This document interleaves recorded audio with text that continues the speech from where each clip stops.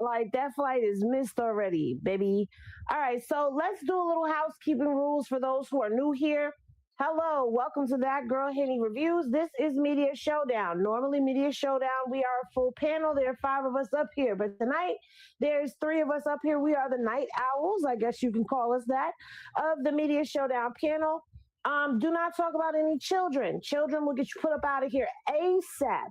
But as I am finding out from the snipers that are in the chat, because that is what I call my mods, they are snipers. There are snipers and there are bouncers. You will get bounced up out of here, which means you are timed out and sent to the water table, or you will be helloed from the other side, which means you will be deleted, banned from the channel or blocked, whatever it is that you do. But if you talk about a child, that's what's going to happen to you. If you talk about Ronnie in this chat, you will get put out of here too. That man is resting in peace. His family has asked us not to talk about him. So over here, we're going to respect that. You can say this is a freedom of speech kind of chat, but keep it cute. Don't be disrespectful. Do not go back and forth with each other, cursing each other out. You will get put up out of here. But y'all disagree in the chat, that's fine. The panel is not going to argue with you. So if you are trying to troll us or any of that, it's not going to happen. You will be put up out of here, okay? Other than that, enjoy the live stream. Lean on the like button, share it up, and enjoy the stream. Enjoy the content. This is the content. I'm about to drop the link down in the chat. This link is only for Goddess, who is in the chat right now, which is one of the Showdown panel members. So she's going to join us up here. Please, nobody else hit the link. You will not be allowed up. Thank you. Super chats, gifts, cash apps, everything is all welcomed here at will. We are not asking you to do anything except for lean on the like and stay active in the chat. Thank you. You can't help it that it's true. Not like that. You feel me? You know? Numbers don't lie. Just look at the numbers, babes. Missy Tiffy Warren, just get the scrubs. Okay, thank you for the Blues Clues donations. 124. I'm gonna be honest, the chat moving so fast. I'm trying, chat. I'm trying. Look, check this out. I'm gonna put my finger down.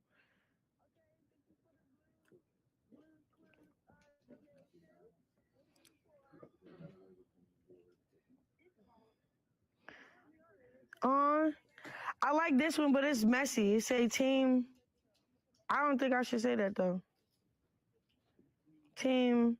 I'm gonna say, all right. I'm only saying it because y'all keep doing it. Team. I don't even want to say it. It's his kids. But team them. You feel me? Like y'all weird. Y'all dragging it. Thanks for the subs, but like y'all messy. Like y'all just be wanting to clip stuff. Like if you see something out of the ordinary and y'all want to see somebody better in certain areas, pray for them. You don't got like play and troll on the chat. Now y'all finna make me mad. Y'all childish. Y'all just say y'all 32, 48, 42, 44 in the chat. Y'all grown women. Where's the prayer warriors at? Hey chat, put all prayer hands in here. Cause y'all are trolling. What you trolling for? Okay, and you know he love his kids. He going through something. Respect the cripping, cuz. It's like, nah, let me stop. I'm joking. Stick to the program, just give this out. Okay. All right, let me see. Y'all so mad at me, but you know what? I like all the prayers because I see the holy hands in here. Yeah, we got flooded with the love. All right. Now let me see if y'all really hear me though. Put all blue hearts. Let me see if y'all really talking to me. Cause I've already stopped talking to y'all. Go to my chat. I want to see. I see prayers, but I need to see more prayers and more blue hearts. Let me see something. Oh snap! Y'all listening? All right. All right. Since y'all got the blue hearts, put the white churches. Put the white church. Like the white church. Put the white church emojis. Let's see. Is Blue rolling pennies to pay for this damn outfit? What is he doing? Chat, and be honest. I bored in 10 minutes. You You done missed the damn. Chat, I board in 10 minutes. But it's cool, because look, ain't nothing to book another flight. But golly. Blue, hurry the Let me hell see, up. let me see. Oh, okay, chat, we blessing the chat.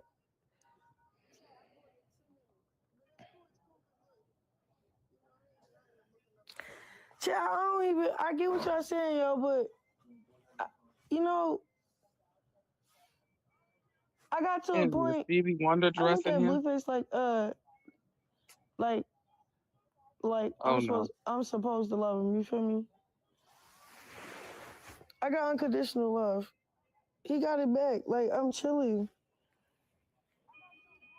I'm okay. Y'all, I get it. I'm not beefing with him no more. The beef up. The beef over with. All right. Y'all keep talking about these other females. All right. Okay. Whoop-de-doo. Chat. He a nigga. He outside. He single. You feel me? Like, drag. You feel me? Big Mama 52, 5 for the subs. So majority of y'all have felt that Blueface is going to definitely go back to Baltimore with Chrisean. There is another poll out just now that I put up where I'm asking you, is the circus your guilty pleasure? Because some people, this is their guilty pleasure, like Love and Hip Hop. You can't help but to watch it. It's the best thing on the internet as far as reality TV goes. So, I mean, people can't help but to watch. Some people are watching because they are just invested. I'm invested in this. And other people, you just here for the crash outs. So if you're on Twitch, you're on Kick, you can't do the poll. Let me just go ahead and say to y'all, let us know, what is it? Is the circus your guilty pleasure? Is the circus, you're just invested in it, but you're not really liking that you hear, like you feel like you being held against your will? Or are you just here to see when everybody crashes out? Like, is that your favorite part of the circus? Is to see people crash out? Don't worry, we're going to keep the polls going. Lean on the like button. Goddess, I dropped the link. Do you need the link again? Let me know so I can let you up. But let's continue on with the live stream because Chrisean has missed her flight. Oh, she definitely missed it. And see, Henny, it's like unsolved mysteries at 2 a.m. when you're trying to go to sleep and then you get stuck to the next day. That's what it is. Soon as you hear that music, you just be on it. Why am I so hard on a bitch? So hard on a bitch. You'd be like, I thought you was gonna go on with the "It's time to go." No, that's my favorite. Now I'd be so happy to hear it. I'd be so happy to hear that shit come on. Time to go. Thank you, Jesus. It's time to go doesn't come on until it's like 15 hours into the stream. Like, bruh.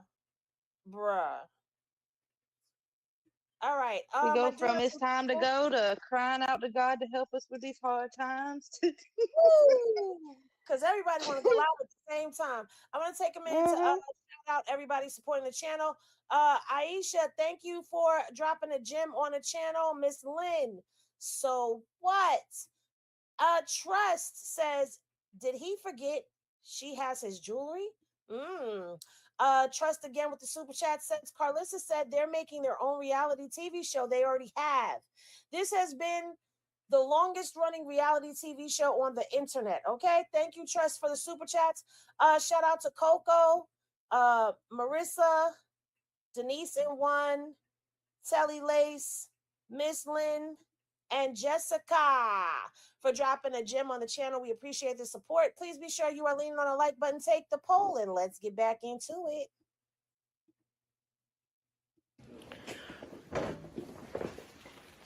I'm done talking to y'all because I don't know y'all like that. Leave the cases, please, guys. Thank ya. You go to cases, please. Here you go. Get him.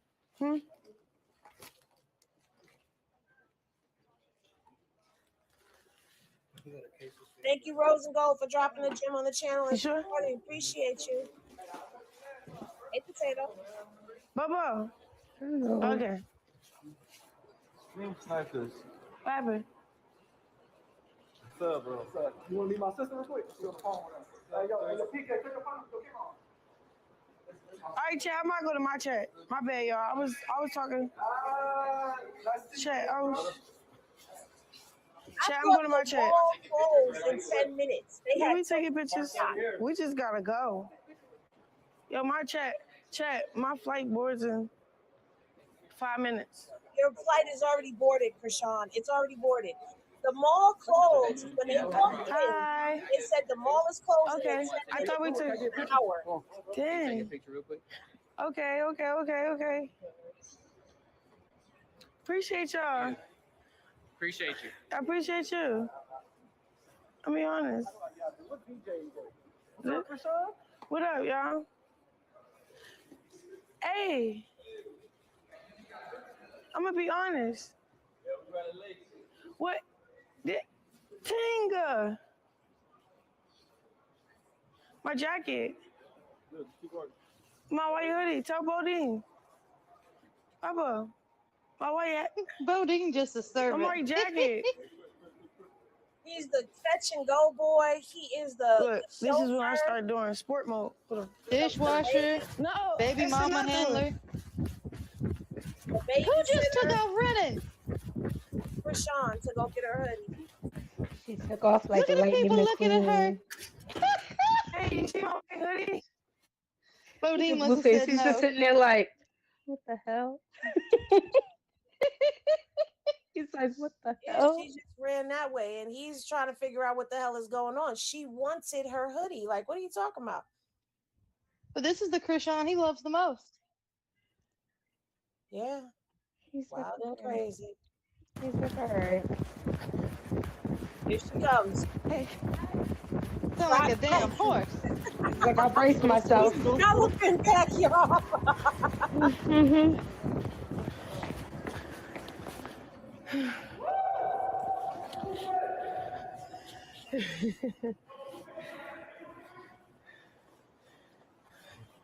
Catch up.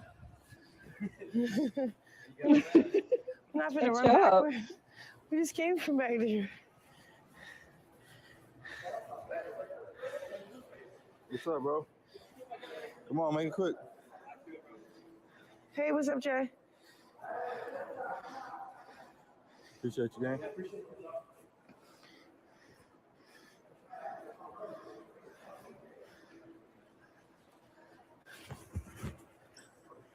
Chat. I was popping it, huh? Hey, see Oopsies. my sweats in one of them bags with my key in it? That's what I was looking for. I ain't even gonna hold you. See my sweats in one of those bags with My debit card. Actually, it's probably what Bodine. She needs a fanny pack Let me see. because that little What wallet. sweats he had on? Should be some sweatpants, I don't know. navy blue.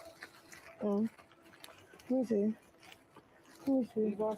Yep, Yeah, I have my car key. got him. Here, take these, baby. Here.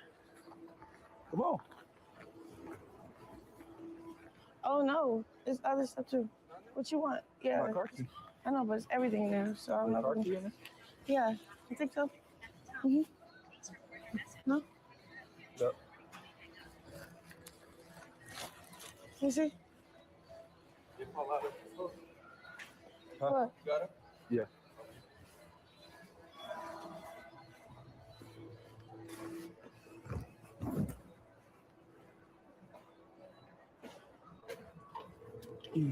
How the fuck you get out? Mm-hmm. White privilege. White privilege. What up? What up? It's crazy. Love, brother. Uh-huh.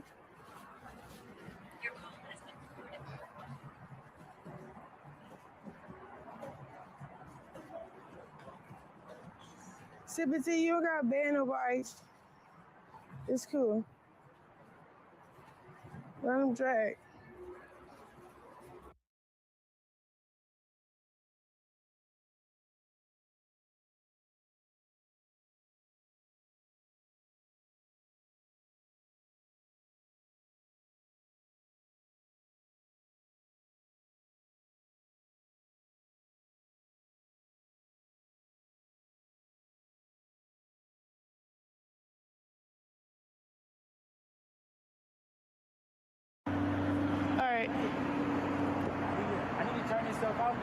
gotta get to the boards.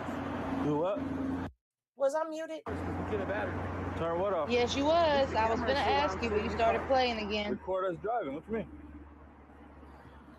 It's good. That's all you gotta say. He probably just needs your help him think. You don't got no battery?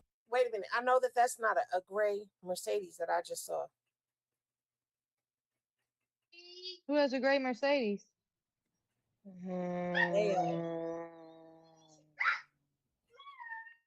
Can we see the bumper?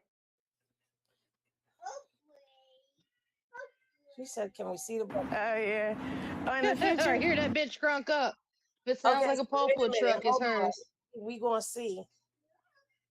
In the meantime, the poll is in. We have not closed it out yet. Is that the car that they in? Is that a Mercedes? Is that a Mercedes? I can't see the bumper. Wait a minute. I don't think that's hers. I don't think that's a Mercedes. No. Is it? No. Okay. So the poll is in. 51% of you said that the circus is your guilty pleasure. It is 25% that said no, but I'm invested. Now it's 25-25. I'm just here for the crash outs. But majority of y'all say this is your guilty pleasure. The poll is still up. We are still taking it, and we're going to get back into the stream.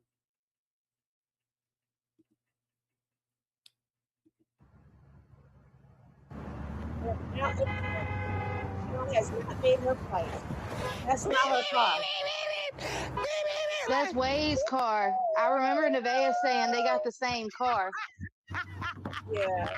They're in his Corvette right there. That's Stevie little remix. He be like, "Hey, yo, got me with the booty all cut."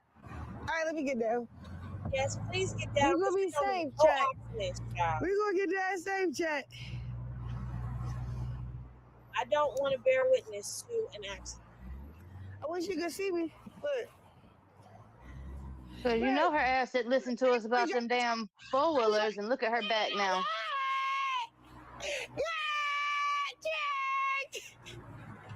Oh, Will.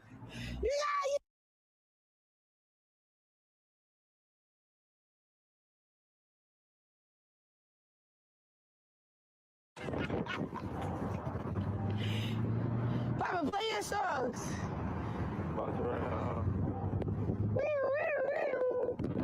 I don't know if y'all heard me, but I said this is definitely the hood version of Harley Quinn and Joker. Absolutely.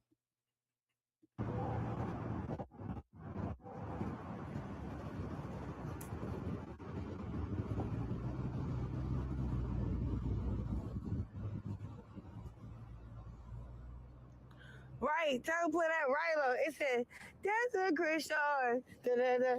That's a Chrisean." Oh, play the other way. It's another song with our names in it. He said Blueface tag with the Chrisean.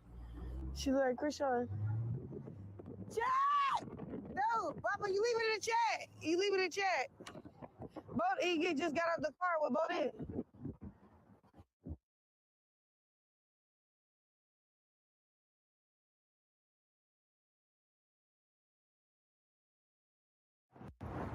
We gotta just book another one. Huh? Because it's bored at 10. It's boring. Yeah, you gotta sit down, man. You got the police on us. Okay, I sit down. They ain't see us. They see Bodie. Probably did see us. They see, bro, they're not us. They behind us. Okay. We put my seatbelt on. Put your seatbelt on.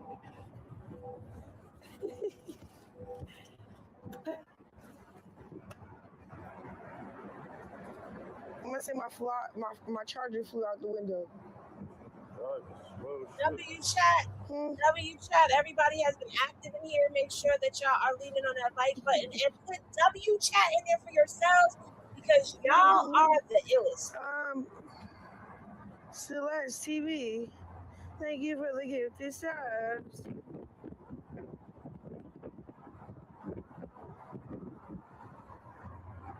Chat, it's not my fault. That's just how it is out here.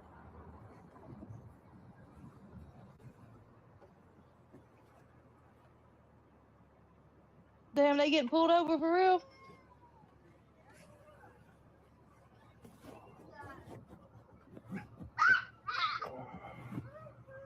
Damn. They said, Blueface, is that How you? you doing? What's up? Pretty good, man. Maxing and relaxing. Airport now. She's going back home. Baltimore. Yeah. Long way to go. How y'all doing? All right, be safe, man.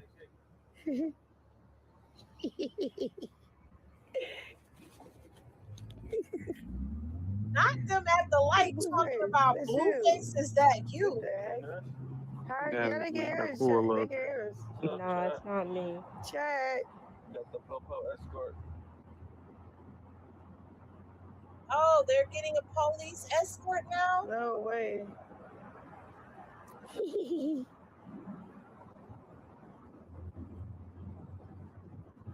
Long as we know we safe. Okay, no, they don't have one. I guess he pulled off. But I'm like, police escort. He was What worried the about the hell? cops, but they just fans. Right. They Chat. said W. You right. They just support us. They ain't fans. They support us.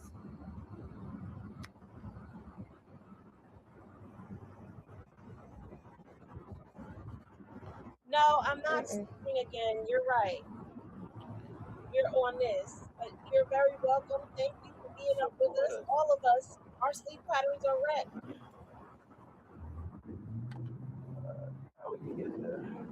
What are you doing? Why you going fast?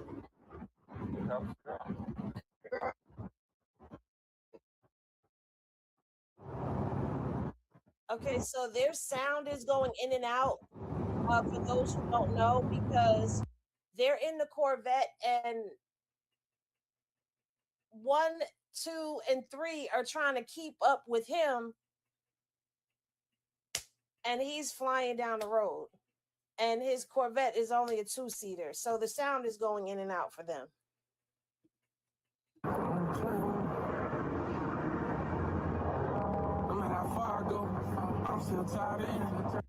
I think the baby's in the car with them.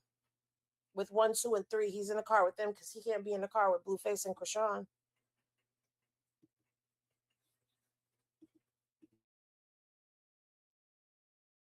No.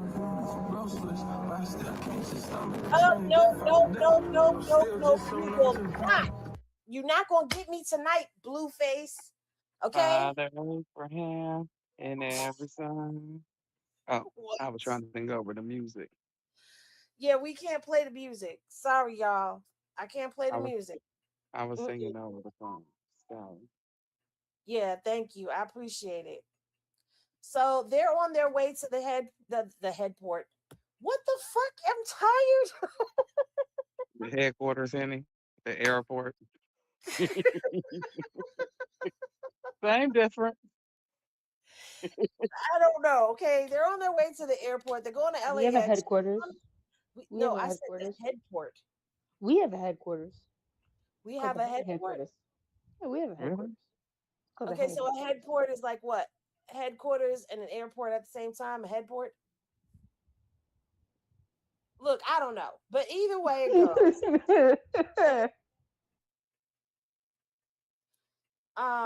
They're on their way there. I don't know. Like, Chrisean is gonna have to get a whole new flight. There's no way. There's no way. He said we're 10 minutes away.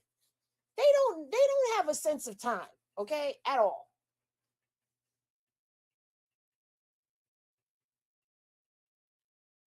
Girl, get in the car. How did you beat me to saying it? Like, if you don't get inside of that car, but I mean, hey, she's giving the best content right now. Yeah, and she said she's still got to add somebody at the front desk.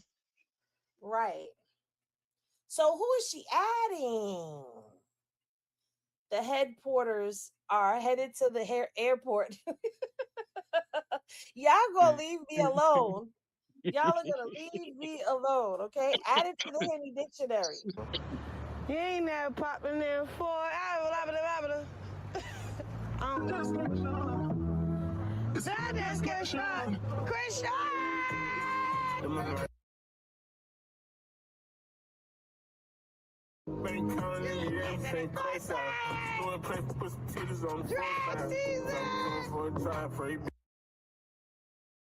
Listen, Lord she Jesus. keeps saying drag season. I don't know what the hell is going on.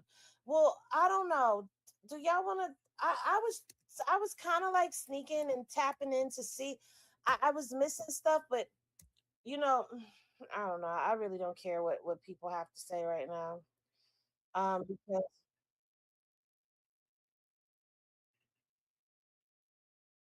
do y'all want to tap in over here? Never go through the phone unless you want to lose weight. Ooh, We're shit, like, Henny, don't go through my phone. I could fill you in. you got That's why I gotta keep two. I be You're confusing missing them because nothing. sometimes some of them are on here and some of them are on this one. You gotta mix it up. I could fill you You in. gotta mix it up. You gotta, you know what I'm saying? This one's long. Okay.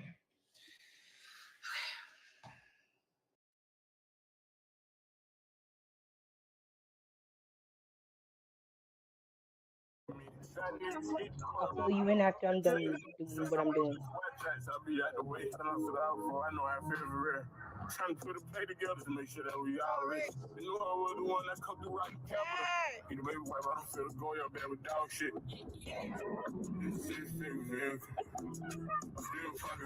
Mute, mama, mute.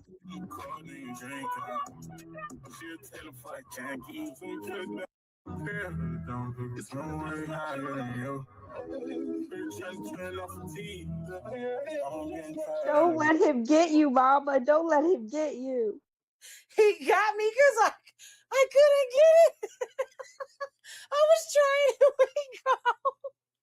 It's like, no, you're gonna listen to this song. You're gonna hear this song. Yeah, he was like, you're gonna listen. I think that was like huge. Okay, are they in traffic or have they reached the airport? Okay, so I could like really fill you in. Basically, they skated around that. They skated around that. They only wanted to watch Blueface's stuff. They only wanted to watch Blueface. Who? Those two. We're not even gonna get those two. How are you only gonna watch his stuff and his stuff Mhm. included both of the other? Uh-huh. Shut up. She came into town and shut it down. You got The kicked out. comments were even they were even like, hello, like, and they were like not even trying to read that. No, they're not. They're not driving to Baltimore.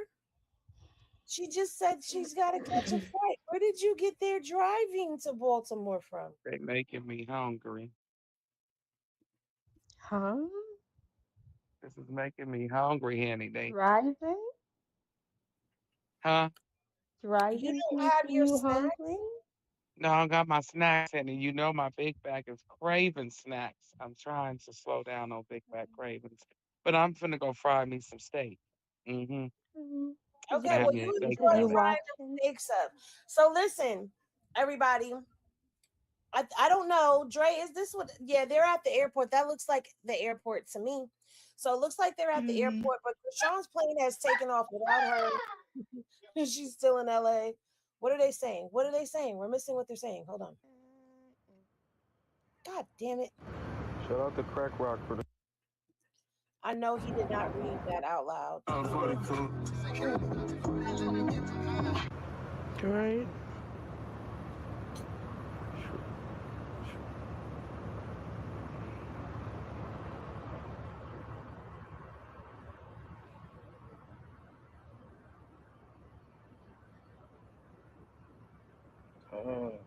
See, we over the sub go chat. Shout out to you guys. Appreciate it. I don't even got nothing to ask for. We over the sub go.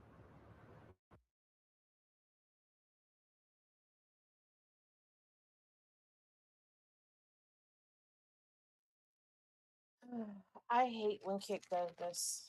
Is Oh,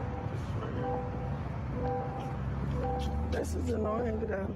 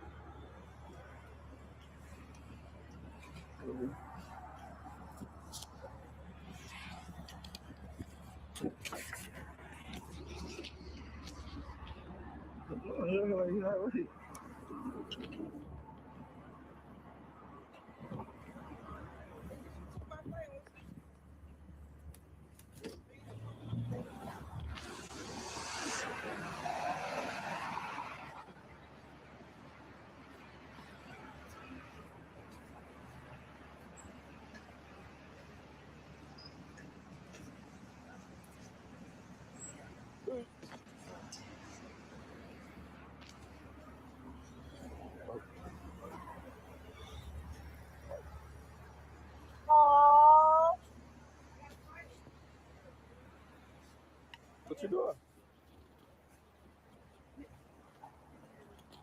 It's time to go. Right here. It's in the back. I'm about to grab it. You grab it. The back truck.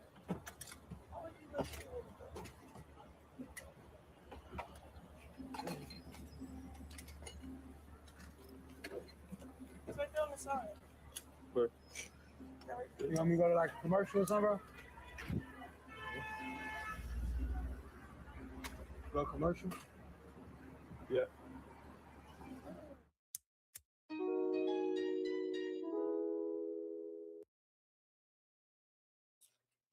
No.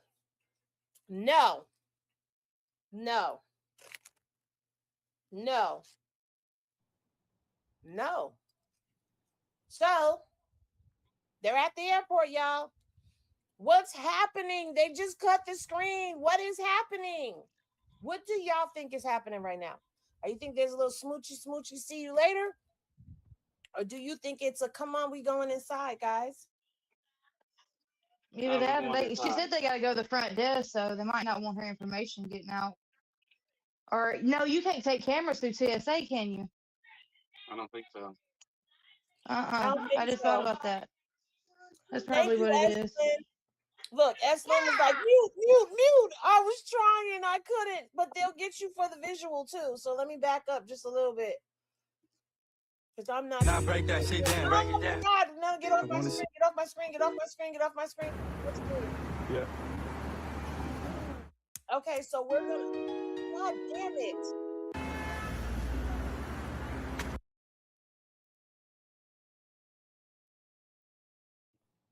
Good, because I was getting ready to sing my own version.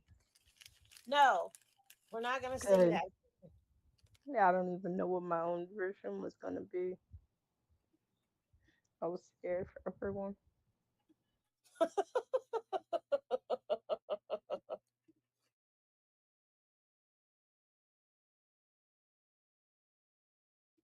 Okay. It's perfect where it is right now. So this is where we are. They're at the airport, and Trey, which is Red Hat or Ninja number 3, asked him if he should go to commercial, and he said, yeah. And so now Bust Down Tatiana is playing over and over again until they come back on the screen. Oh, I think they're back. Hold on. Let's see. Let's see.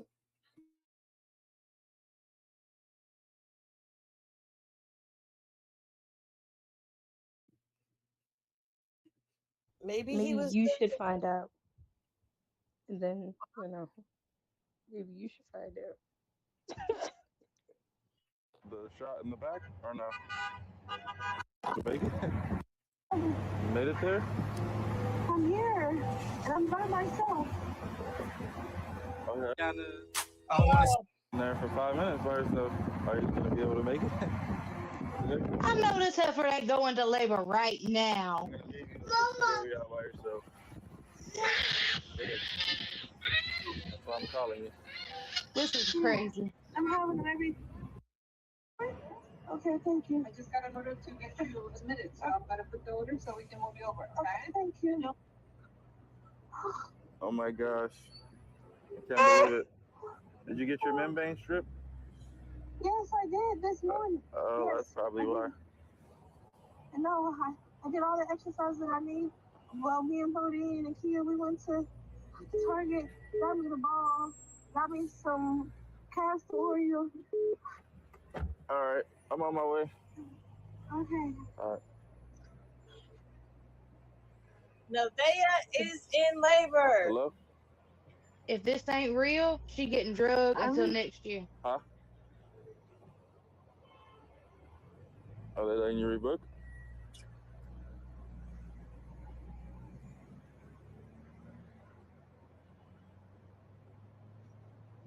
Y'all said taboo there too. Are they letting you rebook? No, he's asking, Are can they you letting read you books? rebook? Krishana's on the phone.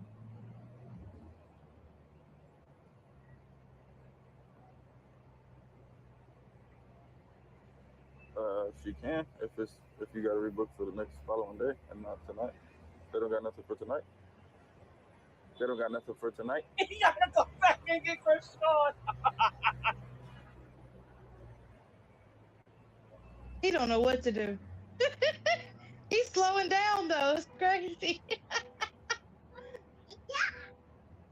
Bro, if he turns around and goes and gets her, go ahead and push Taboo Baby out, Nevaeh.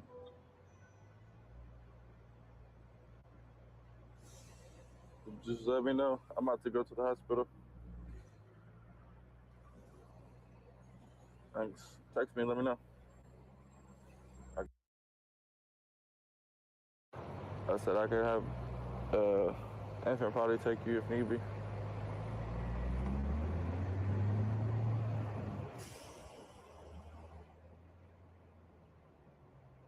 Okay. What do you want me to do? Well, what would you rather do? What would you rather do? In a perfect world.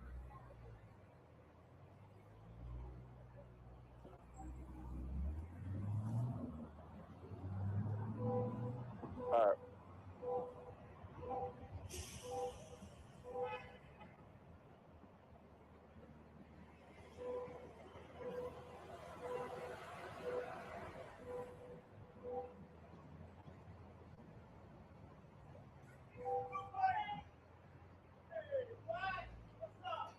How y'all doing?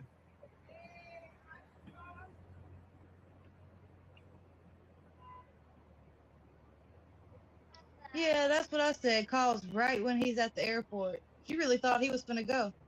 Chat, sub up if you guys are ready for labor. Should we try to take the camera in? Nah, they're not gonna let us. Or maybe they will. We'll try.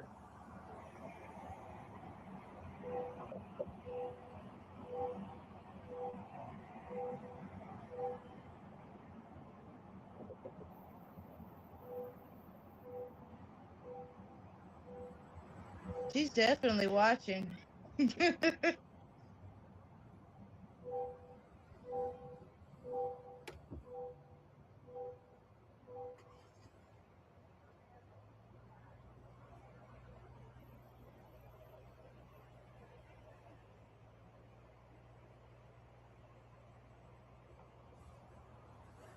Oh, where's my glass? Where's my $650 glasses at?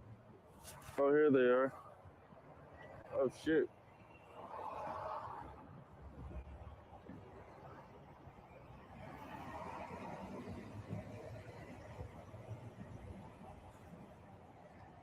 Is he back at the airport?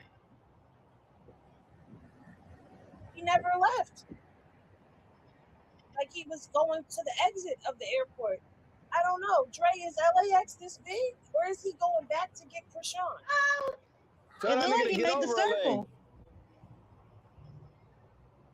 Because that bus was just pulling off from the terminal.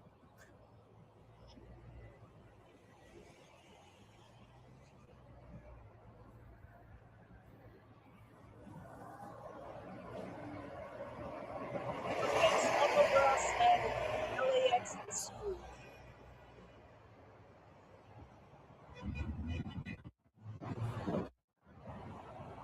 There you go.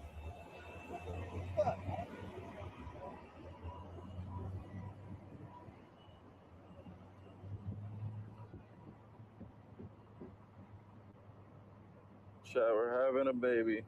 Oh Lord. I guess she went and got her membrane stripped today.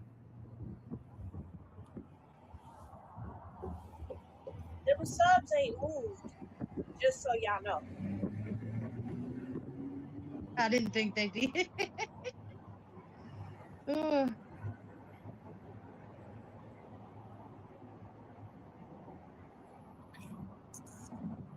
Why y'all calling that girl cornstarch Carrie? That is not nice. It's DNA funny though. test. Oh wow, chat. As fuck.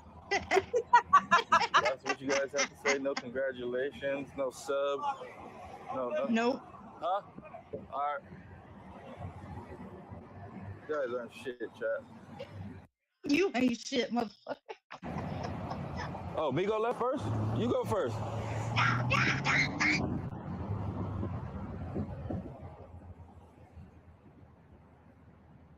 How somebody just dropped off one baby mama to go to the birth of another possible baby mama gonna call us ain't shit. There we go. That's more like it. Congrats. That's right, chat. Sub up for my newborn baby. My baby mama's in labor right now, so I'm canceling all my plans for tonight. I was supposed to go with Dean and AB, and I was supposed to go to the studio with the game, Los Angeles Confidential, but it looks like I will be spending my time in the hospital. You guys want to come? Not really. I bet she's gonna get there and she's gonna say false alarm. She's in labor right now, chat. August 17th. No. What zodiac sign is that? The same as your mom. What zodiac sign is August 17th, chat? I guess she got her membrane stripped earlier this morning. Whatever that means. Leo? Another Leo. So, Damn it. Can't get rid of Carlissa, chat. nope. Hey, Honey Amore. Thank you for that 25 gift. That's what I'm talking about. Okay, so we'll get back to what he's saying, but to get her membrane stripped or swept, rather, it's not stripped, it's swept. So I meant to explain this earlier because a lot of us didn't know what that means. That means that you have to be dilated already, and the doctor goes in with their finger and separates the placenta from the wall, from the uterus wall, so that it'll release the hormones for you to go into labor. So basically, it's another way to be induced without them rupturing her water and her going into labor. So yeah. So it's basically induced labor. It was bound to happen. But I told y'all she was gonna have that baby by Tuesday. I should have bet y'all. Because it is after midnight on the East Coast and it's Tuesday here. And she's probably gonna take a little time to get it out. So yeah, while it's Tuesday here, it's still Monday on the West Coast, but she ain't having that baby till Tuesday. I can guarantee you that. JR, for short. I'm going to call him JR. Or Johns Jr.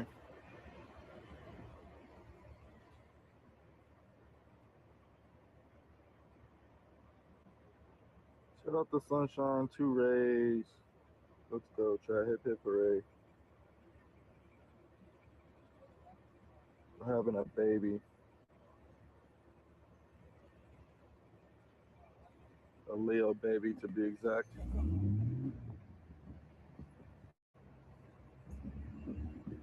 And chat, I will try to take you guys in there. So let's try it. I know I said I wouldn't stream the birth, but it's just happening so naturally. Sometimes just do what feels right, chat. Right now it feels right. Let's see how it goes. Shout out to Alicia Rose for the sub. Oh, chat, stop with the DNA test stuff. Come on. We're going to do that regardless. Shout out to Breeze for the sub. That's what I'm talking about, chat. Appreciate all those subs in this very Did he stop with the DNA moment. stuff though? I hope all you guys stay in the chat and ride with us. Shout out to Goddess Bunny. Ride with us the whole way, Chad. We're about 30 minutes away. 30 minutes away from a newborn.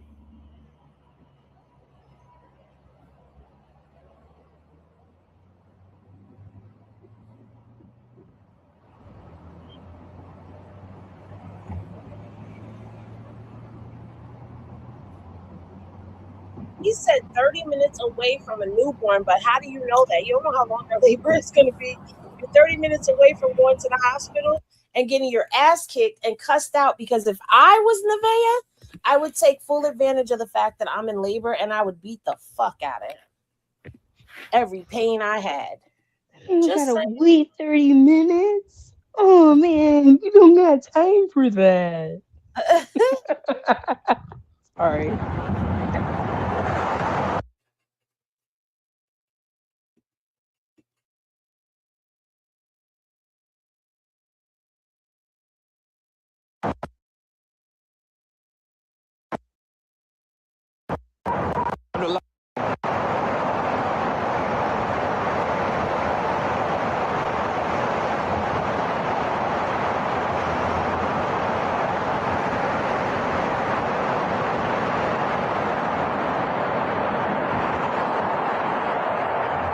Are we gonna listen to Winds for 30 minutes? Jeez.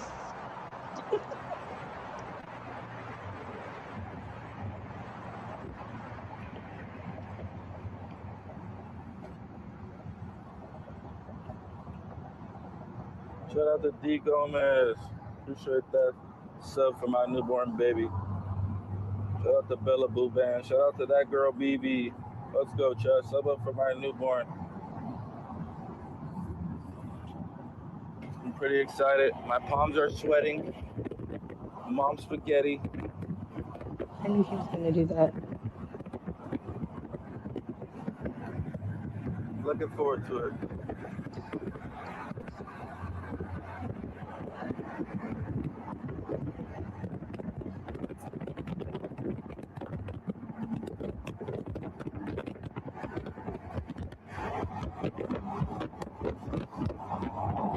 Why don't you tell us about last night? Shout out to all 20,000 of you guys in the chat. Still great. Shout out to Queen Lala. Hey, chat, put some baby emojis in the chat for me.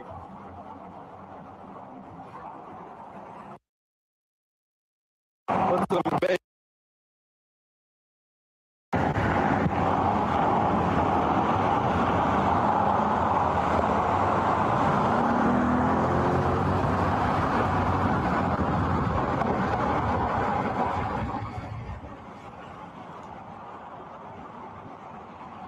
Yeah, put some baby bottles. Whatever baby emoji you can think of, chat, spam it right now. We're having a baby. Woo! What a blessing that is.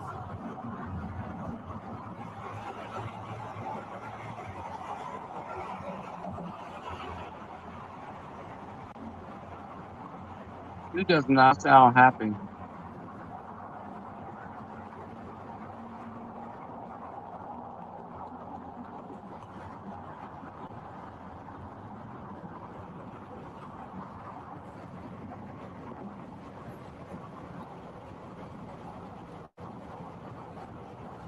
Let's go. Dipset, dipset.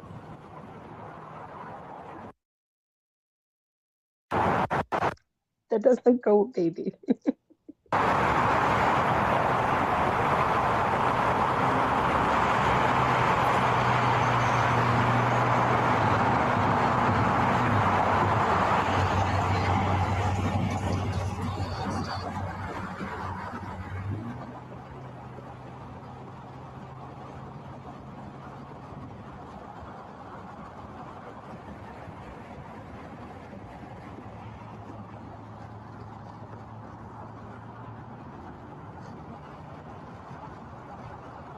Let's go get my baby. Let's go get my freaking baby, chat.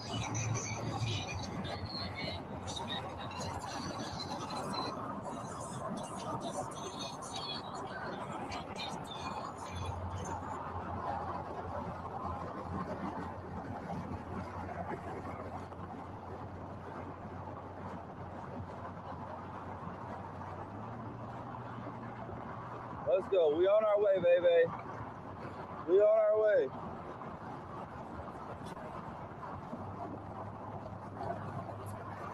I don't know why that tickled me, but new outfits, new baby. Hold that baby in there, girl. Papa's on the way. Your baby father is on the way. I know you're watching the chat, baby.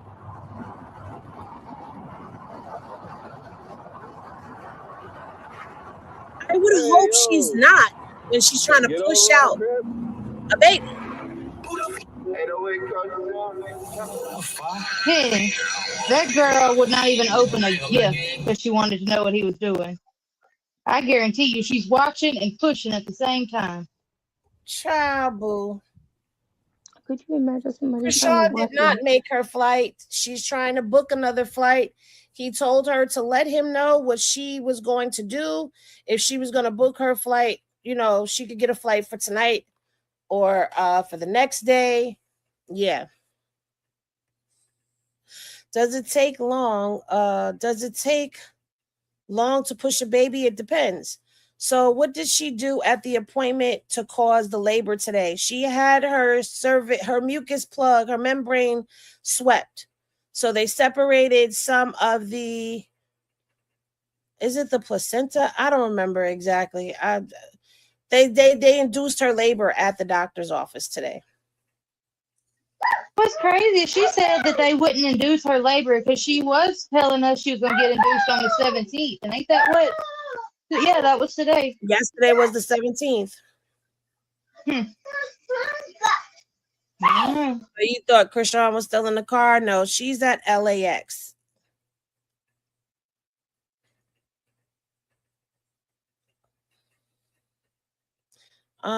If she stays, she'll be casting spells that backfire and send them right to. You know what? Good night. You're going to the water table, Indria. To the water table. Thank you. She will have the baby tonight. Where's the mods? They're in here. Why is she forcing the baby to come out? Because she didn't want to be pregnant anymore. How is Chrisean going to be at that hospital? She's not at the hospital. Chrisean, he dropped Chrisean off at the airport, but Chrisean missed her flight. My first baby was born in 3 hours. Lucky you. First baby, 3 hours? Sheesh. I don't know. Mine was 27. My first baby was 32, somewhere around there. I was in labor for a long time with him. And then the second one was 18 hours of labor. And I'm talking about from the time that I was actively in labor, not the time that I was at the hospital. Because a lot of people don't count that time before you get to the hospital. The whole thing was 18 hours. The third one was 4 hours. 4 hours? Yeah, 4 hours for emo and then 6 hours for apple juice. So all of that, the more babies you have, the shorter. That's not true because apple juice is the baby and she was 6 hours. Yeah, my youngest brother ended up taking like almost 3 days total, like active labor, like, just slow as hell. And like you said, that ain't even me being at the hospital, or I was having contractions for 4 days before they finally gave me Pitocin and broke my water. Yeah, see, they gave me Pitocin with my son. That's not true at all. Yeah, it's not true. First 9 hours, second 2 hours. See, for me, that wasn't like that. Nevaeh said she was in labor for 7 hours with Superior. So, yeah, she might be quick. I don't know. It's going to go from, I'm pregnant, I can't do it, to I have a baby, I can't do it. Oh, I wonder what's going to be after 7 that. hours. God dang. From start Jesus. to being induced. Wow. Yikes. Mm-mm. She was already 1 centimeter a week ago. Yeah, I do agree, Nevaeh, when she says that boys don't want to get out. I was overdue. I had it done. He's so fake. Yeah, he's like all of a sudden he's so excited. Yeah, I'm about to have a baby, but you wasn't doing that while she was pregnant. And just a few minutes ago, you said you was going to go pick up Rock if she needed a ride to the airport, if she went tomorrow. Well, I don't know, because my labor was 2.5 days, but 18 hours laying on my right side. Oh, wow. Labor, same for me. Labor was 24 hours. Well, labor for me was 24 hours.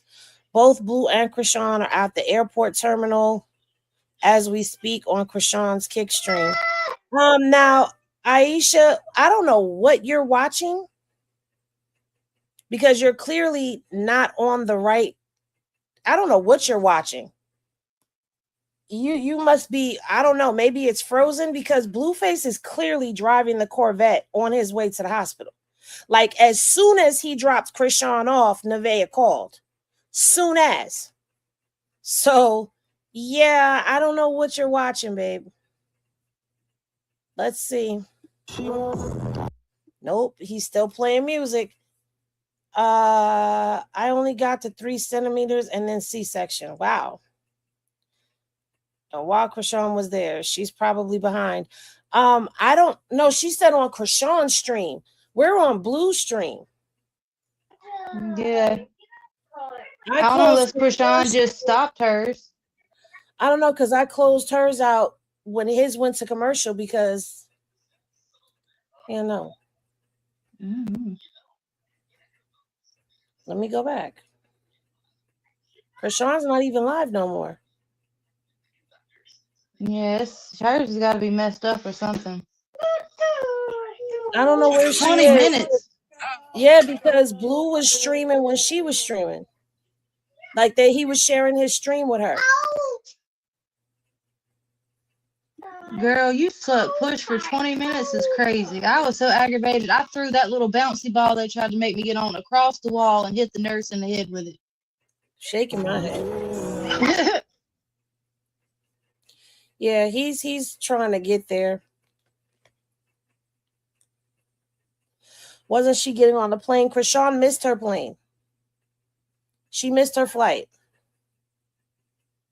So she's trying to rebook.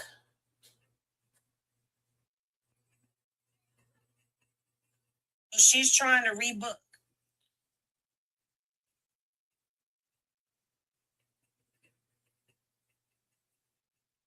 All right, so y'all take the poll. The poll, 44% of y'all are saying that Blueface will make it on time. 30% of y'all are saying nope, he won't. And 27 is saying that, okay, wait a minute. Yeah.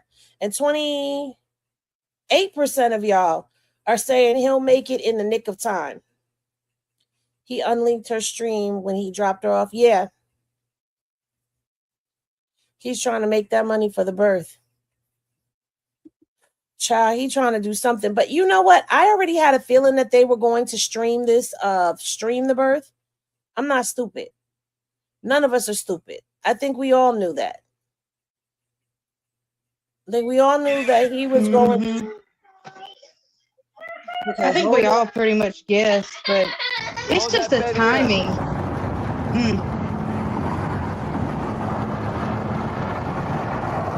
Hold that baby in, girl. I'm almost there.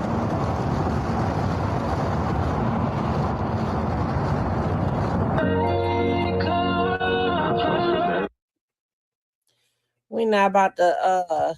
Why did he play this song? Why does he keep playing this song? I don't know. What are the odds, though? Like, literally, the second he gets in the car to leave, she calls in labor at the hospital. Was you waiting until he was done? Did y'all have a conversation about that? Like, what's going on? I'm so confused.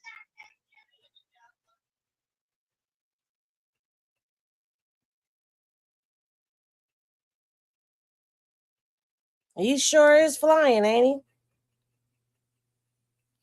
Is he riding the shoulder? Yep.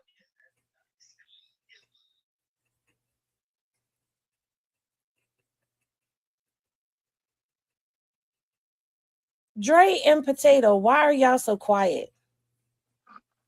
I was smacked. I was just talking. He ain't going that fast if they able to keep up with him. Bodine flies. He is. Look, he's on the shoulder. I don't know what they're doing. They need to get over and get behind him.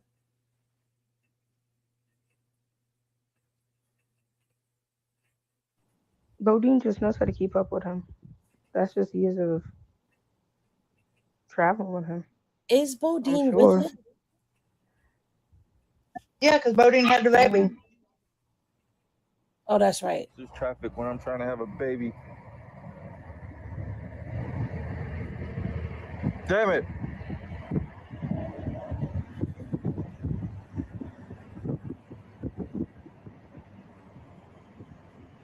I got to be ready with the volume, y'all.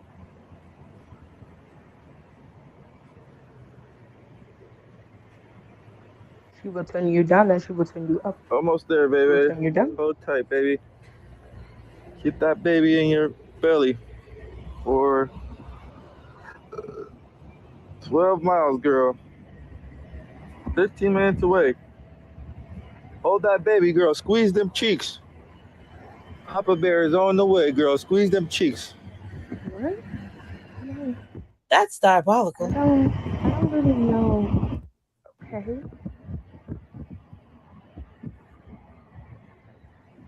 No, I can't say nothing. Devin left, and because he went to go get something to eat, because mine was taking so long, and got back 5 minutes before I pushed Elijah out.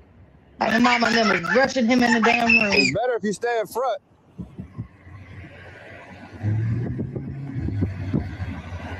Well, it's not so much of like the act of like doing it. It's more of like how he wants it done. What?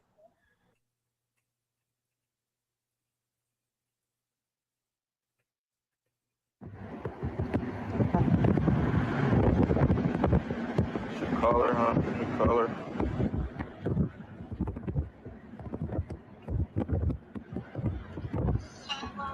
Hello? Are you alright? Hello?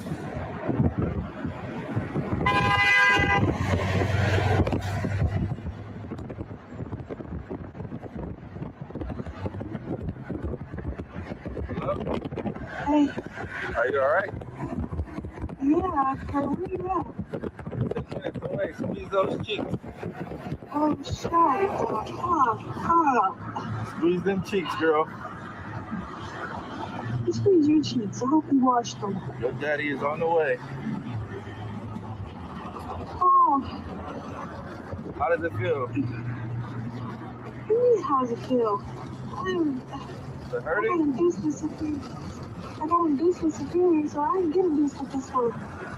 Why? This one hurt me. You didn't get the, This one hurt me. not getting the shot in the back? Huh? Not getting the shot in the back? I'm not doing that till I'm like 7 centimeters.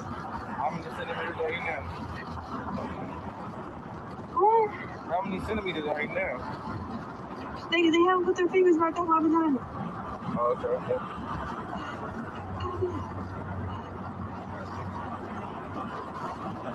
I'm so unhappy, bitch. Can't do this.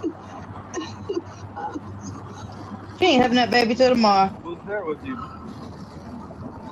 They came to get Superior. So my baby came back here to see me. Okay. But she's about to leave out, so we're waiting on you to get here. I'm coming. I'm almost there. What? I said I'm almost there. Okay. Bring in the chat. Why? You said why? You're not able to do that. Okay, I won't bring it in. You know you're not able to do that.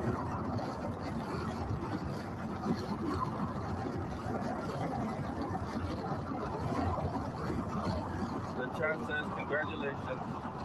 Be strong. Hold that baby in. Oh, that's sad. But I'm going to be sorry for each and every person. Ooh. Ooh.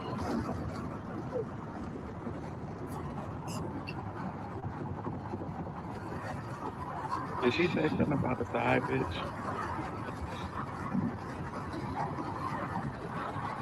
Oh, I'm not sure. I don't know why she's saying you can't bring them in. All you gotta do is string on your phone.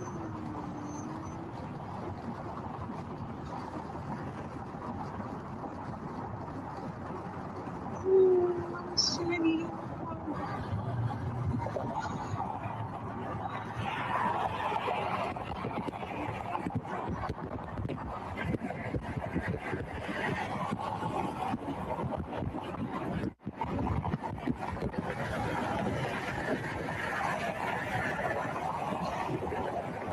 You're not able to hear very much because of the wind, so you can't hear what's going on in the background. We don't know if she said she's 7 centimeters, 4 centimeters. Chrisean is not in the car with Blueface. Chrisean is at the airport. She is at LAX, guys, and he is in the car. I don't know if there's someone in the car or not with him right now. I can't really tell, but he is on his way to the hospital. Nevaeh is in labor, so She said she's 4. She's gonna get the epidural at 7. gotcha. Oh, I'm so glad that I used to.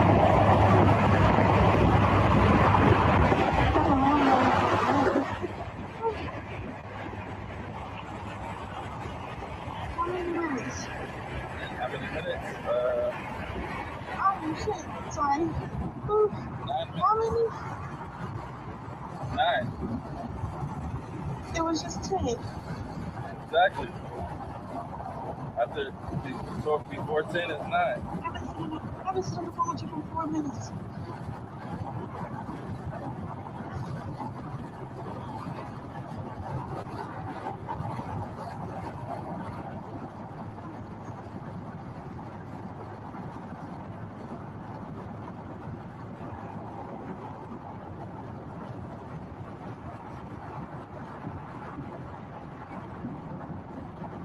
What? Oh my God. For someone who's in labor, I'm Oh my gosh, asking I a think lot I'm of getting a flat questions. tire.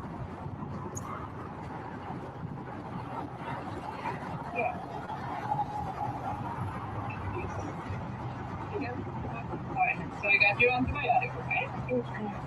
No, you get home now.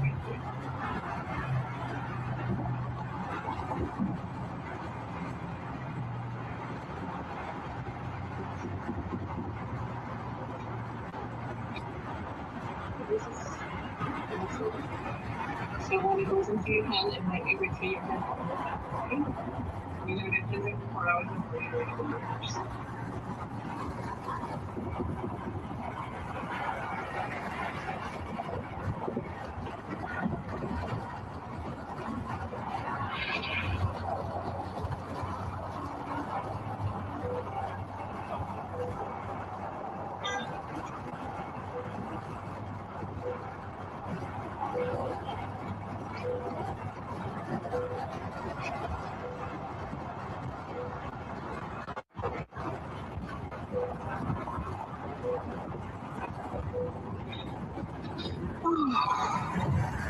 I got a flat tire. Pulling over. He got a flat tire from driving on the damn edge. Just kidding.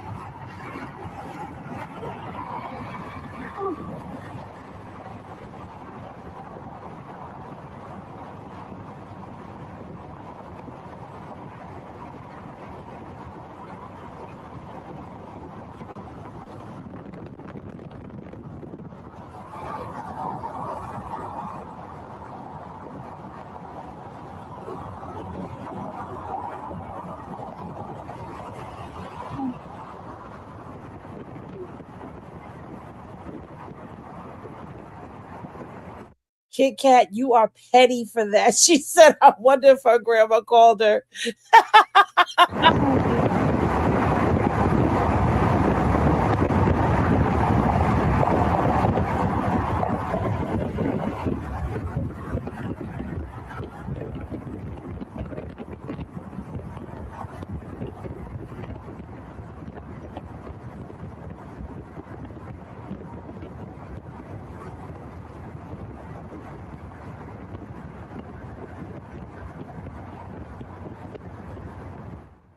Waterboy, great question.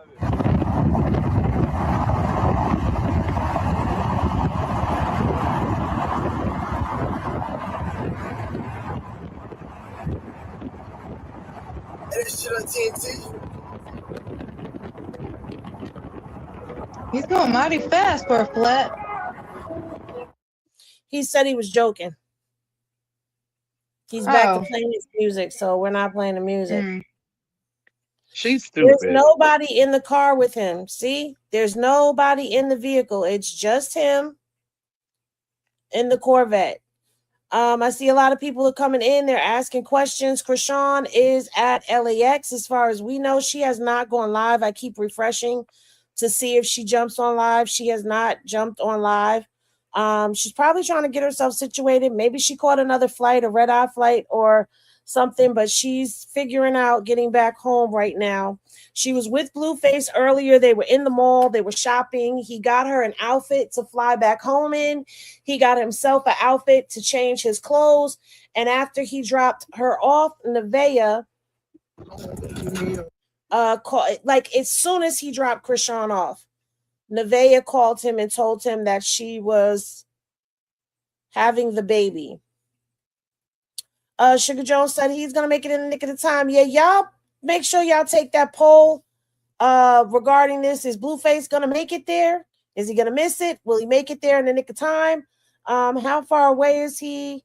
Does anyone know? The last he said was like 15 minutes, probably about 8 minutes, 5 minutes away somewhere, something up like that right now. Bodine is Team Blueface. We know Bodine has something going on with her. With who? With Nevaeh? Yeah, everybody been saying that. When did streaming on your phone behind the wheel become legal? He's not streaming. Someone else is filming him. Trey, who is Red Hat, aka Ninja number 3, is streaming from one vehicle to Blue's vehicle. Blue just has the microphone on. So technically he's not streaming. The feed, the live stream has stopped, you guys. The live stream has ended from what we see. Excuse me, I'm checking now. How y'all thought he was filming from outside the car? But they don't let you bring phones in the hospital out here. In fact, real big on the door and real big on the wall when you come in. You can't bring a phone in the hospital. That don't make no damn sense. No, there's no videos and no photos and footage like that. Yeah, you can't film in California. That's why Blue was saying that, he felt like Chrisean had, planned everything out, found a hospital and all that, but it's not like that everywhere. But see, people who know nothing about outside of their surroundings doesn't know that. Like, there's hospitals that you can film in, absolutely. Mm-hmm. Mine you could, and I could have 4 people in the room with me. I did. Mine could too, and I could have, it was either 4 or 6. I think it was 4 in one hospital. I have 4. It was, and that was while I was pushing. The other one was 6. Because I was only at 2 hospitals. Yeah, you can in Jersey. I gave birth in New York, and I gave birth, in Florida when I gave birth, they told me I could only have 2 people in the room. So yeah, that's I could only have 2 people in the room. All right. What are you talking about? I went to the bathroom. Sorry. We're talking about filming. The passenger was filming. Yes, the passenger was filming, not the driver of the vehicle, because inside of the vehicle that was filming was Trey Mills, which is Ninja number 2 and 3, and Bodine, which is Ninja number 1. They were all in that vehicle. So all the cameramen and all of that, they were in that car filming Blueface on his way to the hospital. So it looks like Blueface got to see Chrisean right before Nevaeh goes into labor. It would be interesting to see if he ends up in a pickle where he has to decide that if he, gotta go get Chrisean. It would be very interesting. I think that honestly, he gonna end up going down to Baltimore. You think he's gonna end up in Baltimore? He's gonna run from her and that baby. Or either So she gonna have the baby and then he gonna take off. But if she's only 4 centimeters, it could be 2 days from now. It could be, a couple That could hours. be that could be a long time. And you Yeah. see, Chrisean, her live ended 2 hours ago, and they were streaming together. Now, my question is, what did he do to earn the privilege to be able to stream with her again? Because she took the streaming privileges away. So I want to know, what did he do to earn streaming privileges with her once again? Now, I know y'all seen this right here, because this is the altercation that happened with Blueface.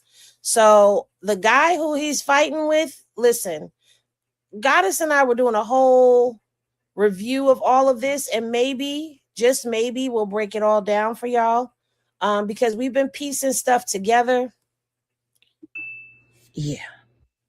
Them berries are slippery. this is Blueface about to get into a fight. The person he's into it with is over there. Now, I don't know what they were arguing about or what led to them having a scuffle, but what we do know is that it went down. And in the midst of it going down, Blueface somehow went down. Yeah. Them berries are slippery. So I Your left video it is at very that. informative. I was gonna ask if he was fighting the dude that drove the car or somebody else, because people have been saying it was Tiny after Chrisean No, fought the niece. no. Okay, so let me see if Oh. I can show y'all on here. All right, so okay, wait, because it But happens very hold quickly. on. You have to. To be fair, he might have just been taking a nap. What? Blueface might have just been taking a nap. We can't hear you. He might have just been taking a nap. You know what? Because Burberry's are slippery. Okay, pay attention to the legs down here. If you can see my mouse, pay attention to the legs. You're going to see a lot of movement happen. Now, this leg right here belongs to the guy with the locks. You see another leg comes into frame here. And then boom, there's another set of feet that's over there somewhere that we can't see, but Blueface ends up on the ground. Now, Goddess, should I tell them? I guess I should tell y'all. Well, all right. Here's the thing. They ain't pink. They're red. They're red. The guy is wearing red and black shorts. I mean, sweats. So let me go ahead and let me export these videos, and then we will get some, we will get letters, we get mail. We're going to have some mail coming in, and then I'm going to show y'all or share with y'all what we've discovered in slowing up and moving and all of that. Where's my Blueface video? Okay, this is my Blueface video. Okay, so let me go ahead and export that. We're going to break this down. We're going to break this down. Well, as best we can. All right. So what we found out. All right. So I'm sending it to myself now. Wait for the prompt. We just got a letter. We just got a letter. There's no proof that Blueface was pistol whipped. I'm going to show you that. I don't know where all of these rumors came from. But they're very saying interesting. that the person's name is Leo? What? Who's Leo? Somebody put Leo in the comment twice. Don't tell us. Oh no, they're probably telling him what sign the baby is. Oh, okay, Because cool. he asked that, remember? Don't scare me like that. Listen, That's if you know confusing. any of these people, do not snitch. They We confused don't want me. to know. We do not want to know. Okay, so boom. Here's said video that we were just talking about. Oh, not that one, this one. All right. So I'm gonna try to show y'all again. So you see the legs, right? You see Chrisean's legs, Blueface's legs here. I don't know who this guy is right here, but this person's legs. And then you see this foot. And this foot belongs to this guy right here with the locks in his hair. So let's try to slowly. Let me move the comments. I gotta move y'all comments for a second. So let's try to slowly move this so y'all can see. All right, there's Blueface. You see?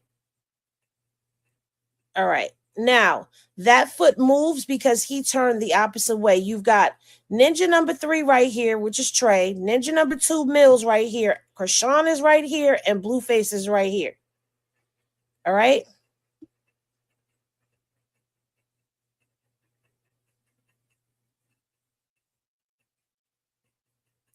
Hold on. Right about... Hold on. Right there. Damn it. Because it's very quick. Right there. You see this right here? This is another pair of red sweatpants. So we were trying to figure out who these red sweatpants belong to, and we figured out who it is. Well, not who it is. See them right here?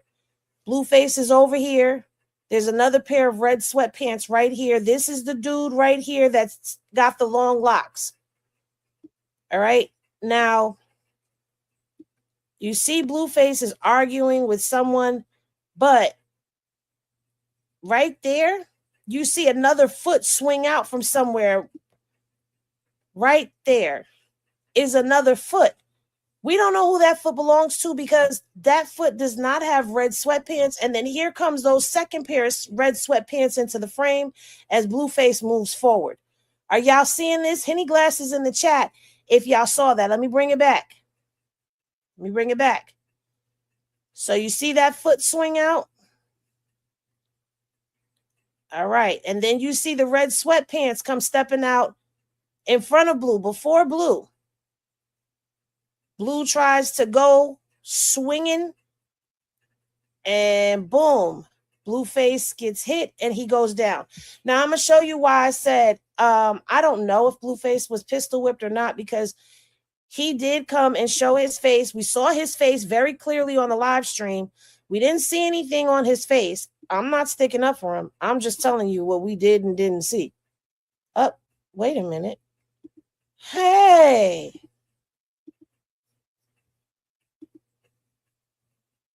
This is what I wanted. Okay. So the guy in the red sweatpants is this guy right here. Now, you may not recognize him, but he was in Blueface's stream when they were at Nevaeh's, not Nevaeh's, when they were at Dean and AB's party. This is him. This is the same guy. See the sweatpants? That's the same guy. Same guy, just a little blurry. Same guy. So whoever this guy is that was stepping in between, that was part of Blueface's entourage. Or who rode out there with Blueface. I have no idea. And what really brought him to our attention was this video right here.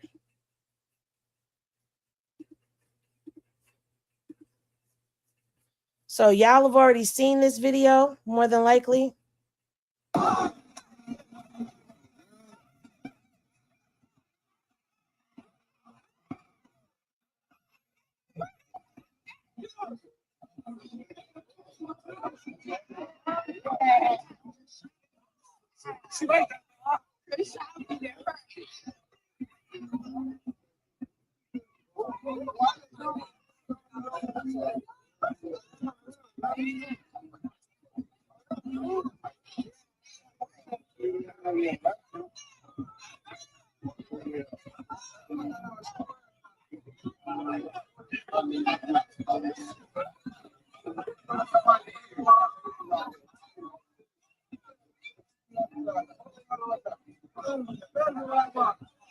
Now, if you missed why he brought attention to himself and all of that, not just because he was in that video, but in this video right here, you see the guy with the locks.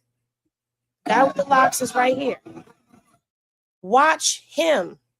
That's the same dude in the black and red. Watch him. He's pulling on Blueface.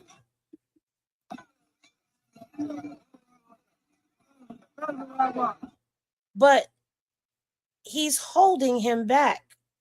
And we're trying to figure out what he's holding. Look, right here. Chrisean and the girl have already fought. The girl don't want no more smoke. Now he grabs Blueface to pull him back, but he's actually, look at him. He's holding him.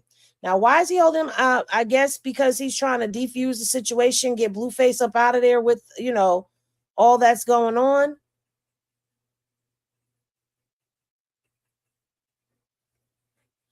And of course, Blueface pushes the girl back towards Rock, or Chrisean, excuse me.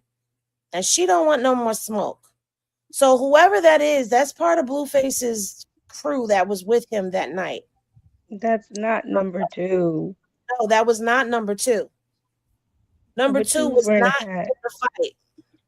None of the cameramen were in the fight. No, they were completely confused. Well, not confused. They were kind of like too stunned to speak. So they were kind of like in shock mode the whole time. You could see them. You can point them out in the video. They're easily pointed out. And Trey was talking about he had one rap that he was trying to roll a blunt with, and then Rock started calling him, and he seen she didn't need no help, and he was just standing there trying to get out the way. Yeah. Looks like Blue has some ops in his camp. She was watching their stream. She was Blue jumped over to stop something. So where was the guy at the shower? That's the guy. According to them, that's the same guy. He was at the shower. He was at the warehouse. I didn't notice him until the warehouse because I wanted to know, like, where did this guy come from? Who is he? Was he with them? He knew Blue Keisha was coming out and wanted to fight that girl. 3 did say the big homies were trying to keep him from fighting. He can send a black truck for Chrisean. That is true. It looks like another person ran up quick and hit Blue from behind, and red pants at the end of the what? Of the video? I noticed the red pants. Yeah.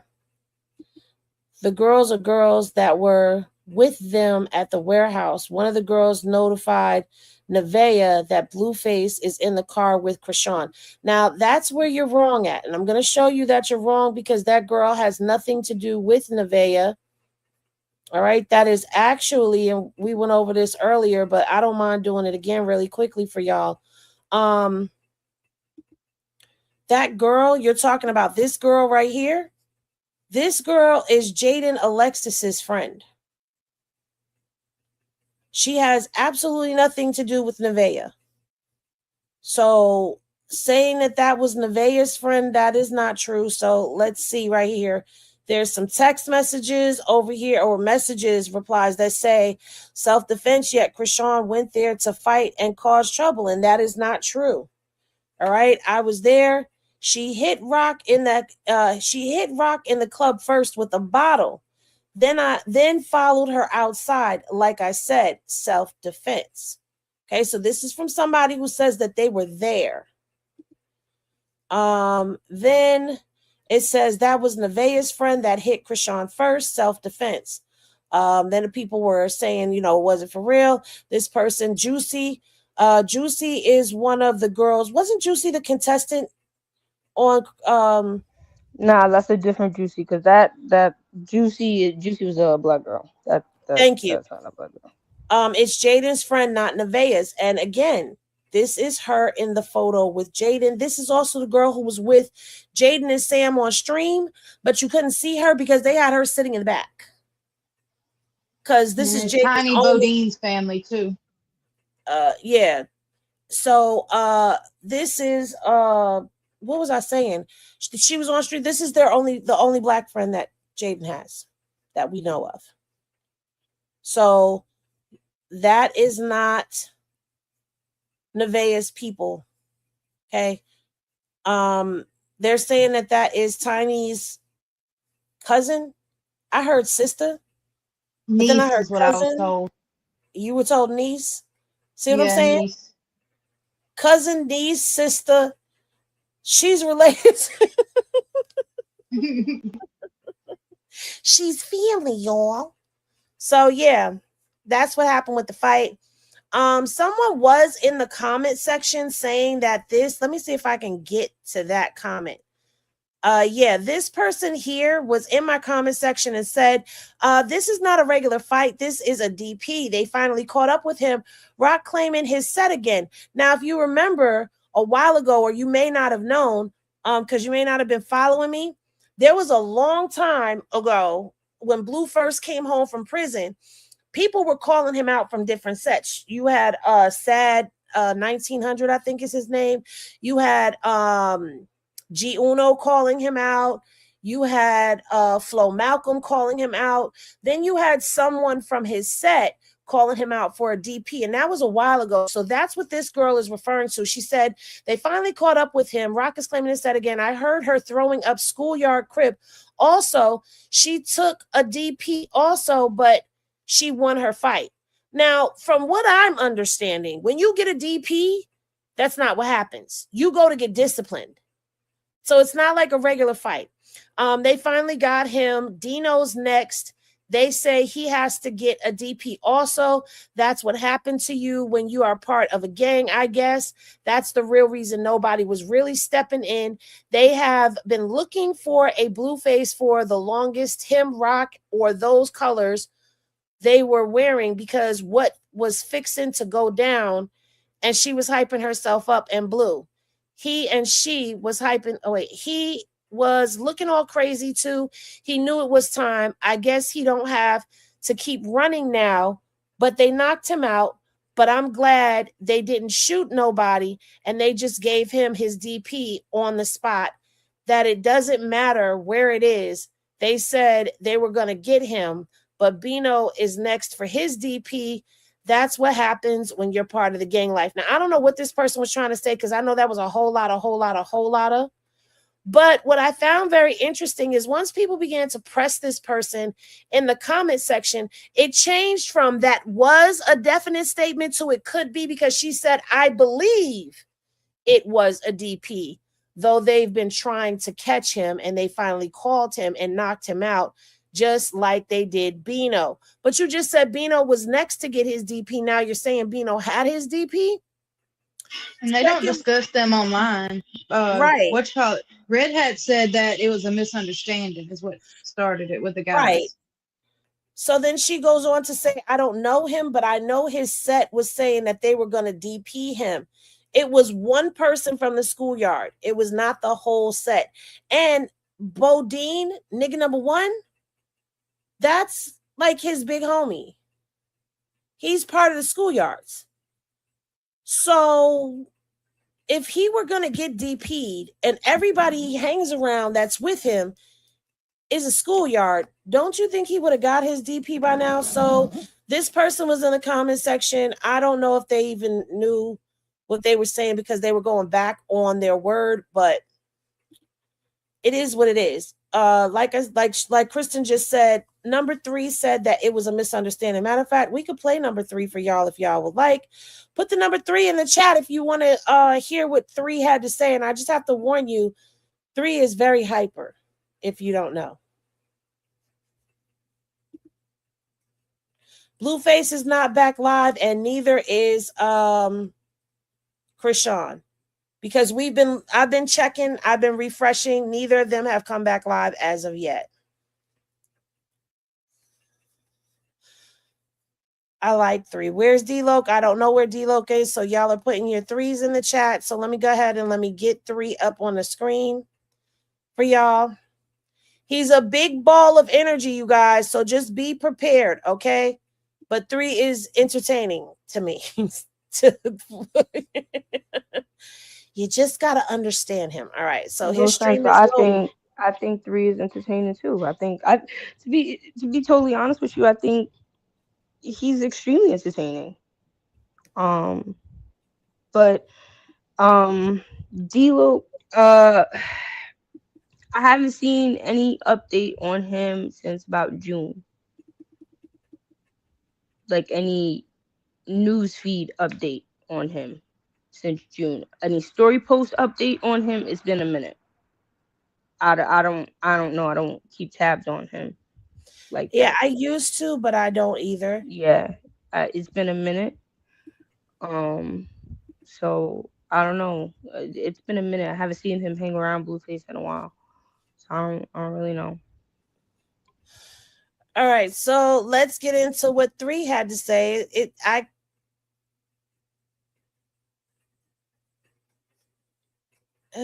God.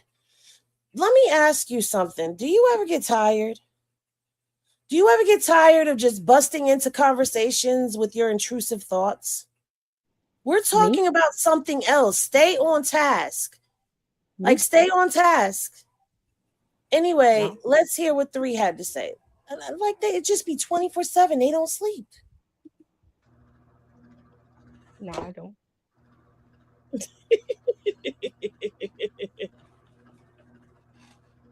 I mean, but uniquely, I told you they can stay. They just are annoying. We're not doing that. They can say what they want.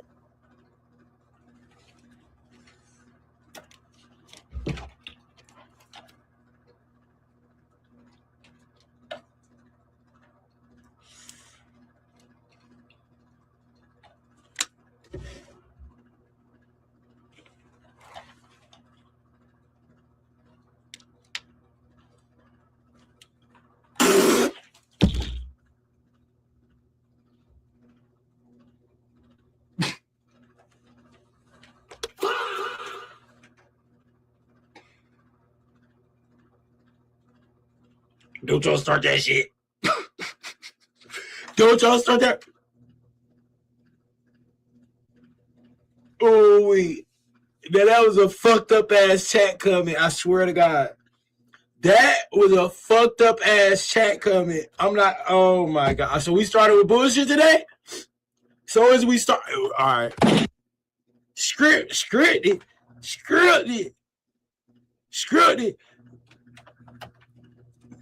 Only thing scripted around this motherfucker is the smile off a nigga face. That bitch got scripted right off. I was like, oh, she had to know. I was like, oh, shit. Listen. Hey, what the fuck, bro? First of all, the nigga already grabbed that boom. We like, yeah, this nigga, well, I mean, I'm boom, pop up. Okay, boom, there he is with the Michael Jackson and the Billie Jean. It's crazy. Billie Jean came back around. It's crazy that motherfucking Billie Jean song came back around. Cause y'all remember they was playing that shit at the masseuse, bro. The masseuse, what was her name? What was the masseuse name? The Lolita? What was your name? Riverlita? A Riverdirty. What was the masseuse bitch name? What was Juanita? Thank you, Teresa. No, not Teresa. Teresa, I ain't gonna lie, Teresa. She was having a little too much fun. Teresa got some history that might be a little mystery, but we ain't gonna talk about that. Teresa know her way around the jungle, I say, because she was overly comfortable with all the bullshit. And you never mind. That's something. Never mind. I'm sorry. Another story with a different conversation. I mean, another conversation for the different story. Another conversation to have about a different story, or a story that we can talk about in another conversation. However the fuck that shit go. But boom. So Juanita, yeah, I ain't got shit on Juanita. Nigga. This nigga, we streaming chat, and then the knock at the door. Me, I'm not thinking another. Oh, hey, I'm thinking it's one of the homies. We got the baby shower.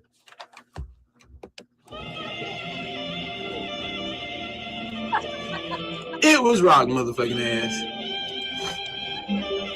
It was Rock motherfucking ass, chat. It was Rock motherfucking ass. Bro, I tripped the fuck out, bro, in the motherfucker. Listen, chat. All right. I know I should have had the camera yesterday. I'm sorry. Number 2 he did a great job.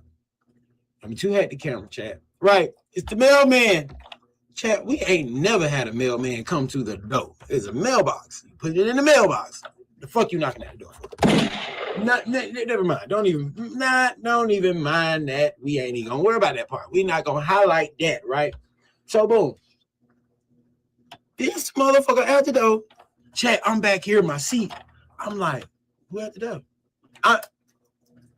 Ain't no script, bitch. I'm back. I'm doing my little production shit. I'm Spike 3 in this bitch. I'm Mr. Director. I'm back here. I'm back. Look, chat, I'm gonna show y'all how I am. I'm back here like, huh? Oh, commercial. Pushing sliders and controlling the lights and shit. Dim stage 3. Dim stage 3. Hurry. Hurry. Pan left. Facial. Get her face. Of rock, it took the show. How much? I'll go back and play it for y'all, motherfuckers. I'll go back and play it for y'all. I swear to God. Chat. It took, you know how much of rock it took to show. How much of us it took to show rock for y'all to know exactly who the fuck it was? Bro, what the fuck, bro? This nigga went at the door, boom, boom, boom. Oh my God, I'm looking at this shit like, bro, y'all gotta be fucking kidding me. You know how I knew it was rock? I saw the mouth. I saw the smile, and I knew it was rock. I knew it. I was like,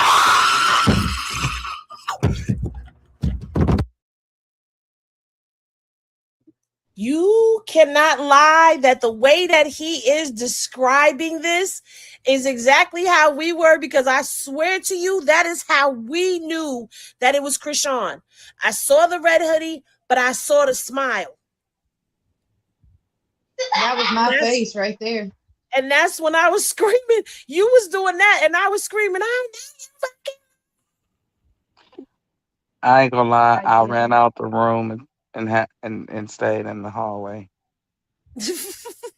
I was letting y'all tell me what happened. I said, no. I walked in the room, started talking to the kids and shit, doing shit I never did.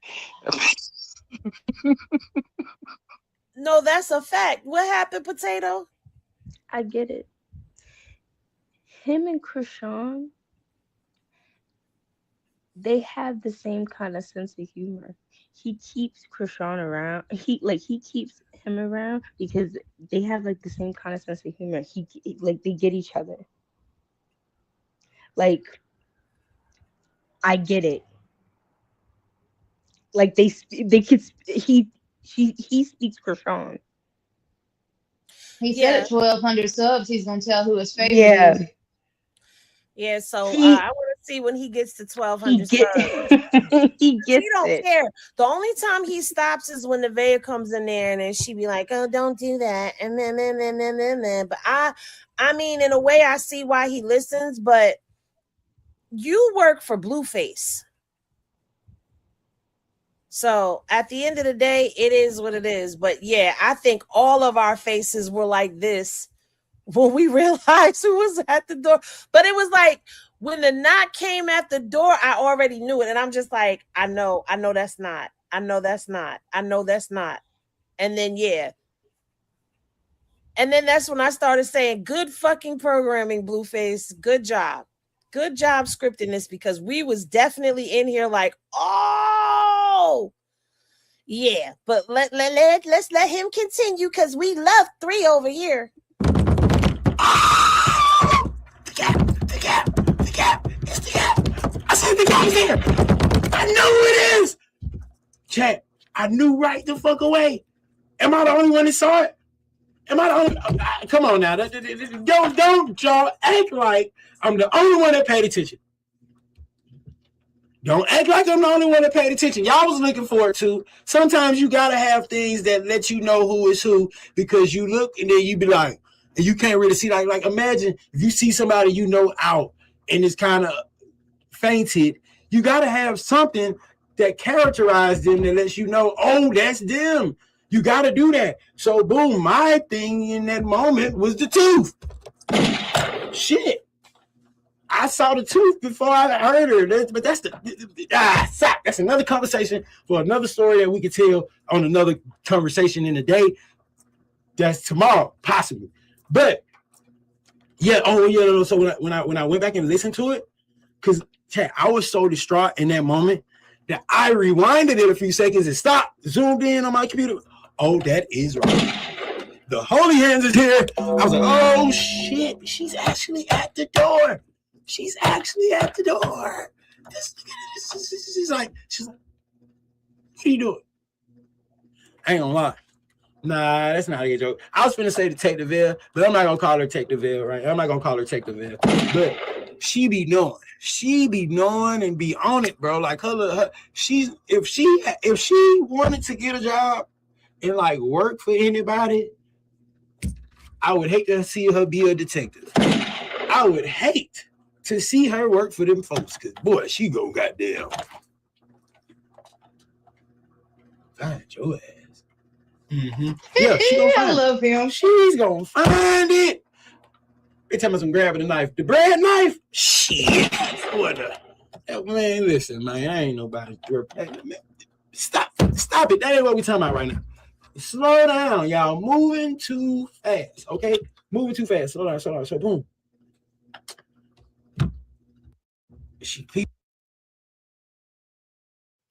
I just caught that he said the bread knife. There was nothing bread about that knife. The shit. What the fuck is he talking about? I was The gonna let first him one was a live. bread knife. No, the first one was a bread knife. The second one, she grabbed, because they said they could see it. She grabbed the bread one first, and then she grabbed the one with the tip on it.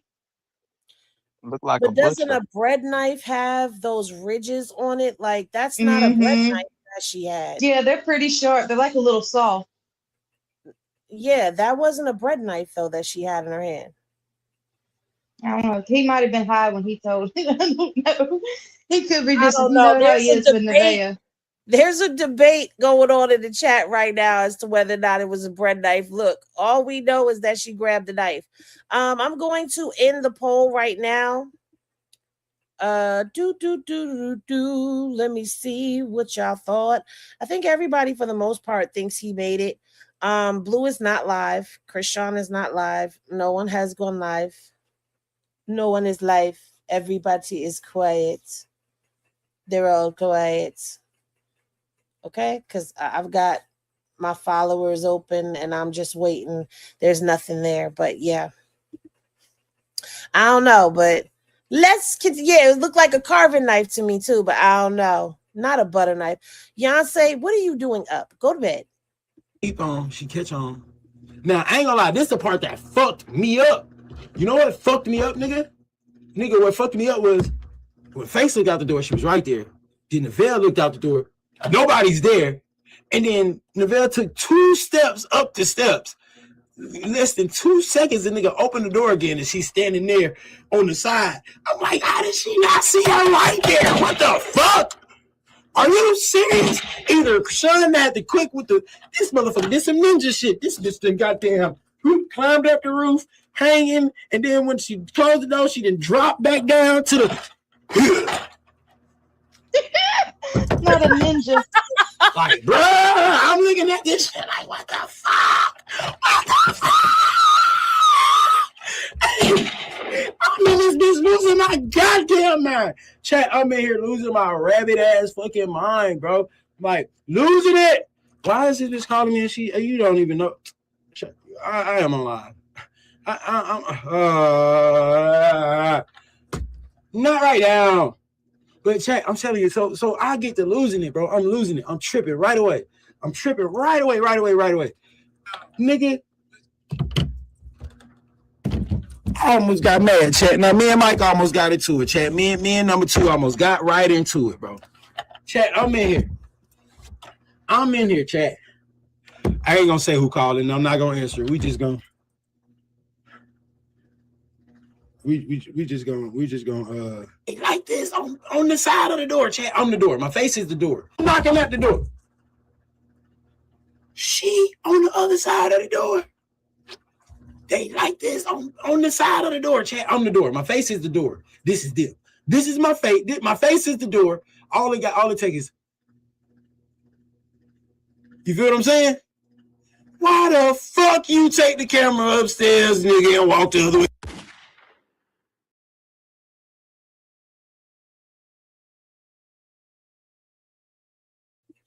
Somehow, I said we want to see the bullshit. We want to see the bullshit. Get to the bullshit. yes, we do. You showing the wrong thing. Man, chat. It was. Oh Lord, it was all kind of shit. It was all kind of madness. It was all kind of madness. Then the car ride. Oh Lord. Hey, y'all know that meme? They say when your homeboy and his homegirl be goddamn getting into it, and you just stuck in the middle of it. You some kind of way you in the seat right there next to it, and you. Ooh. We said that's what he was doing, laying down. Okay, that's valid. That's a valid point. Mm-hmm. Ooh, that's a good point. Like you done became the judge in your mind. Like you're not even in the situation. Like you're not mediating the situation. You just literally just right there, just like you done became the judge. Like yeah, that is good.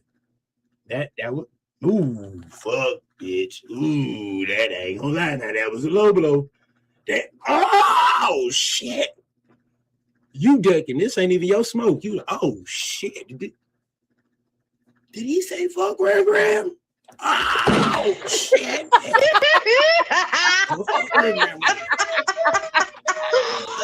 Oh Jesus. Look at this bitch tripping. Fuck Graham. Y'all oh wait. What tea? He knew what tea we was Wait a minute. Wait, what? Hold on. Whoa. Am I missing something?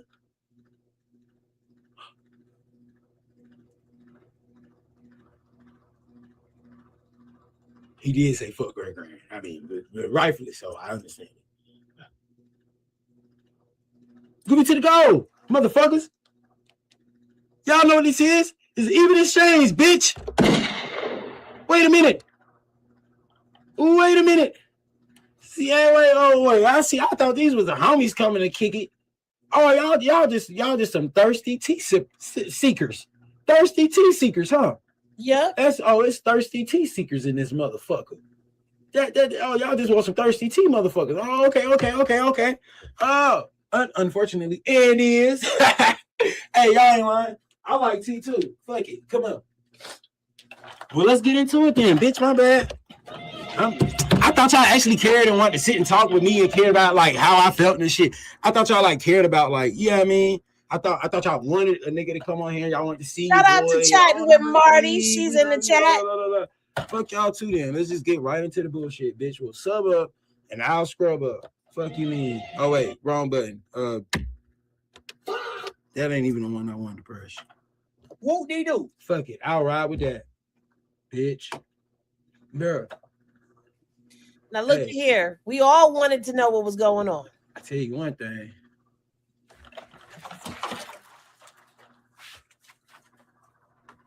Got feet, boy. Holy hands and holy feet. Quit playing. Come on, so let's talk about it. Pause this. Wait a minute. Let's talk about it. Oh my God. You said pause it?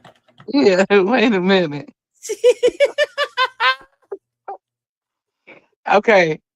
I must admit, well, I thought that the girl hit her, but she ducked and she slapped the floor. Now, and then she moved them feet and you just heard it sound like somebody hit a Mack truck. And I was stunned. I didn't know what happened. It happened. Me neither. That first punch, I said, "Oh my God!" Right? You I'm just like, heard is she still alive? You heard pow. I said, "Damn!" And then you I heard her thought she gonna head. take that scarf off. You heard her head hit the side of that damn that vehicle. I didn't even want to call it a car just now. A vehicle. It a boop. I said, "Oh my God! Oh my God! Is she alive?" She's surely concussed. Somebody If got her. not, like if she's alive, she's surely concussed. Right? Absolutely. Well, I bet you she thought about it after that, long and hard. But then Now she she decided she was gonna get on live and be like, "Oh, let me just get on live and become a llama." let me get Who on she live and is? lie.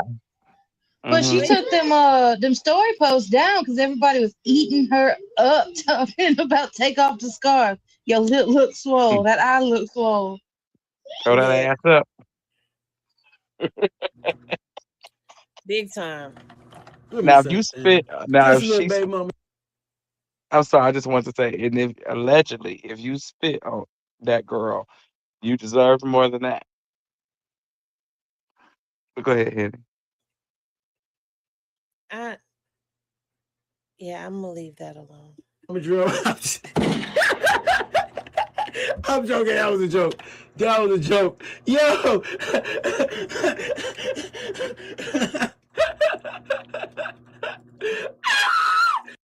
Marty said, "Did Blue get beat up? Not from the looks of things. I don't know what happened. There seems to be no other footage that has been leaked at this moment of the incident that happened with Blue. Don't know who hit him, if anything hit him, but he did show his face. He did a complete turnaround, full frontal, side, and back of his head. And yeah, no, I didn't see anything. So, I mean, maybe he got knocked him right off of his feet. I just know Chrisean had said when she was live that when she ducked the punch, that she slipped because Burberry's basically don't have no grip. So those sneakers, she slipped and she was like, ask my baby father, ask Jonathan. And when I seen the video of him, it clicked in my head. And that's why I put it at the end of the video on the IG page where she said, Burberry's are slippery. Yo, the timing was fucking perfect. Shut up, niggas. Let's get to it. Yo, the timing was... Bro, shut up, bro. Who asked you to do all that? Who asked you to do all that? Why is it 4 of them? I need one, and then they made sure it was only one person because it was before that girl story, it was 4 of them. It was. She ain't lying. She ain't lying.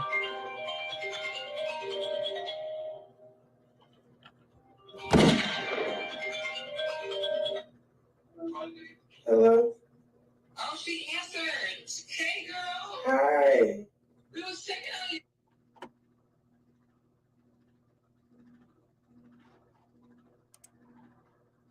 All right. Oh, boy. Oh, who need to follow? All right, I'm going to get him. I'm going to get the follow. I'm going to make sure I follow you back. Bro. Dude.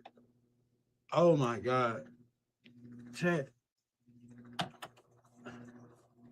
Not even fanned out. Just blown away. Oh, really? Them kids' moms, 50 to get this up. Hold on, my bad. You know, we got some subs today that I ain't get to. My bad, y'all. It's been, bro. Do y'all know how crazy yesterday was, bro? Y'all seen this shit, bro. Like, give me a moment. Can I catch up with y'all? Can I catch up? I don't get to watch it. Chat, I'm in it. I'm there. I'm like, you guys are like, ooh. You feel me? So it's like sometimes my mind still need to like calibrate and like, like what in the fuck?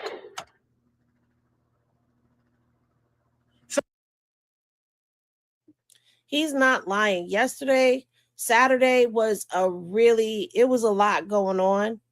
I usually like to put my videos together to tell the story for y'all, and I just haven't been able to. So, I mean, I've been trying, and I might get it out to y'all anyway, because it may be a little late, but I'm going to tell y'all the story. Tell y'all from beginning to end. I'm going to give y'all a story. It's going to be a long video, so I hope y'all watch it.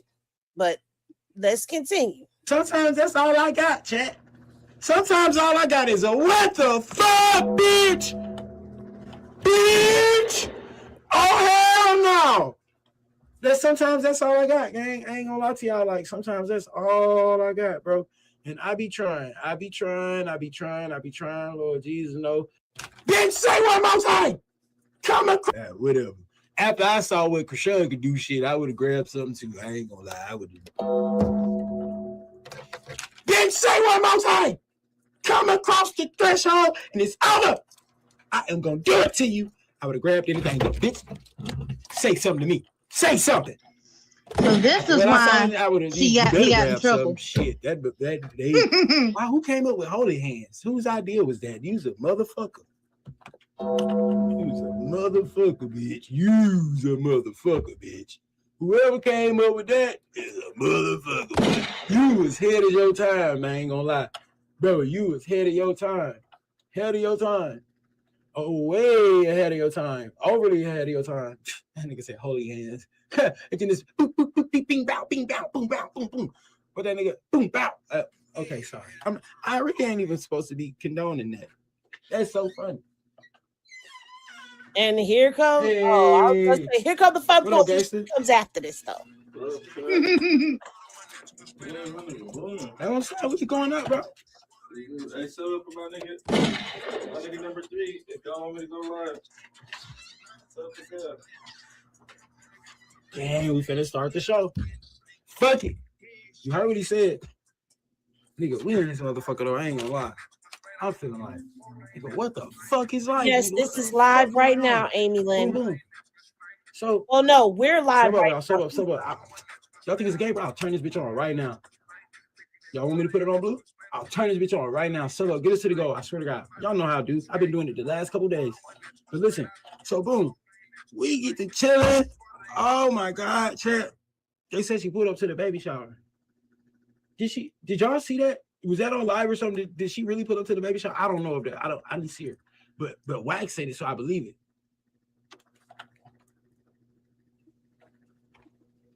I seen it on my face.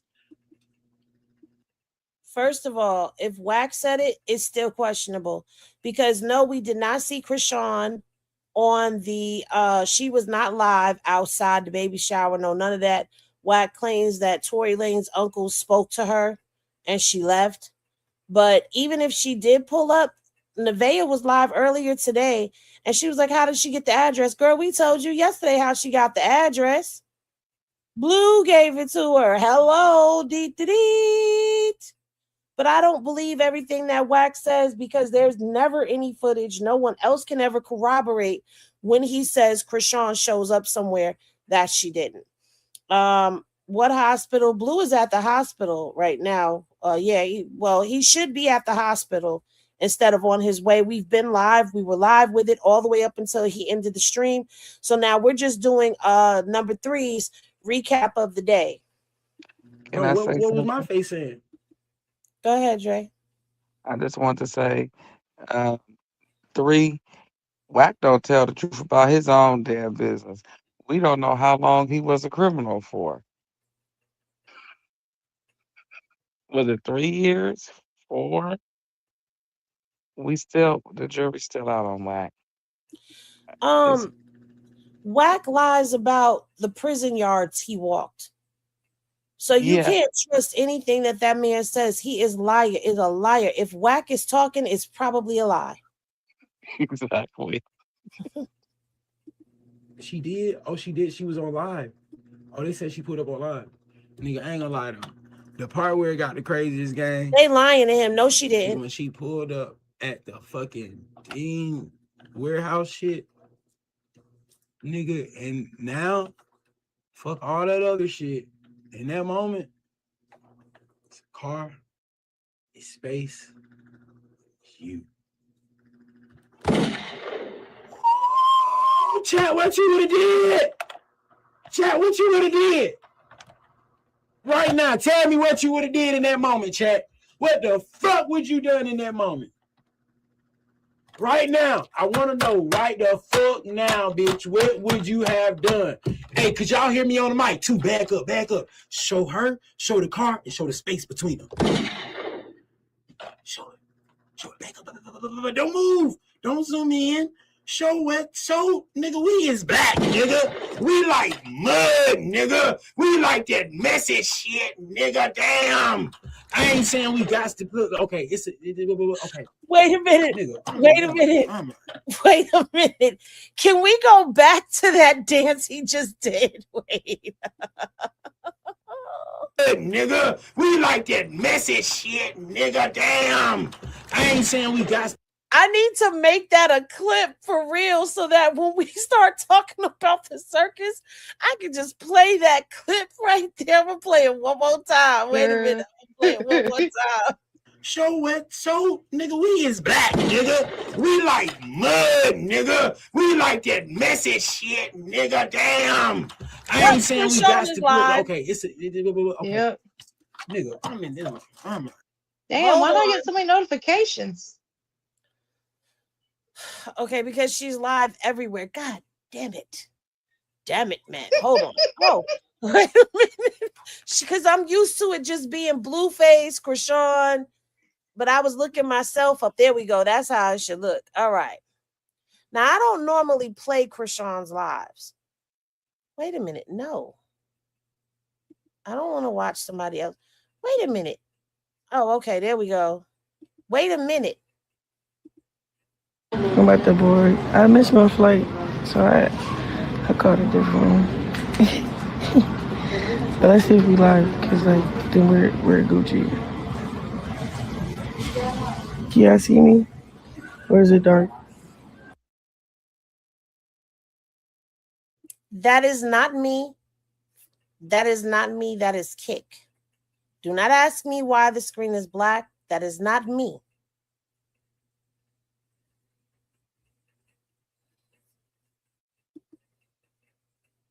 I'm at the board. I missed my flight, so I caught a different one.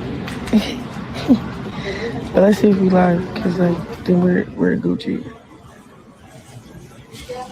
Can y'all see me? Did it end?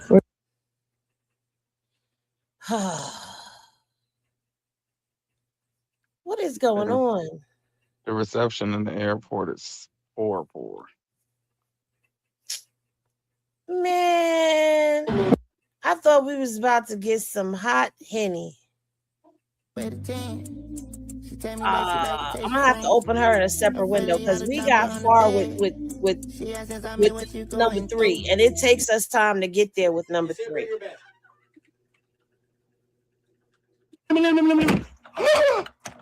That's how that shit was, chat. That's how that shit was. That's how that shit did feeling. You ever had what's that shit called? What's that shit called? Like when you see, but shout out to Lucky for the gift this subs. Let's go. Shout out to 90s baby. Shout out to Nina Love. Chat. Get us to the 1,000, and we go and we get into it. Fuck it. I don't care. Fuck it. Get us there, chat, and we doing it. Fuck it. Get us there and we doing it. It is what it is. It is what it is. It ain't like y'all ain't see the shit. Y'all saw what I saw. Shit. So what the fuck I'ma see and act like we ain't seen the same shit for? Bitch, I'm not doing it. No! Ow! What? Nigga, this shit crazy. Who is that then subbed up? Shout out to Nina Love. Thank you, Nina Love. But bitch, y'all watching this shit like I've been watching this shit. Brittany, thank you. Nigga, is y'all social medias going, is y'all Instagrams going crazy? Is y'all Instagrams tripping? Has y'all got on Instagram and seen nothing but Blueface, Chrisean, and Neville? Is it just my shit or is it y'all shit? Shout out to It's Only Live for the gift this sub. Let's go. Shout out to Luby to L with the gift this sub. Is it just my shit or is it y'all shit? Did y'all get a sneak peek of holding hands with the? Did y'all get the sneak peek? Did y'all, what the fuck is, ow! Listen. Chat, I told Jesus last night I ain't drinking no more after this shot. After that shot, I ain't drinking no more. For a couple hours. But still, ow! Bro, into it. We're gonna get into it. I need some music.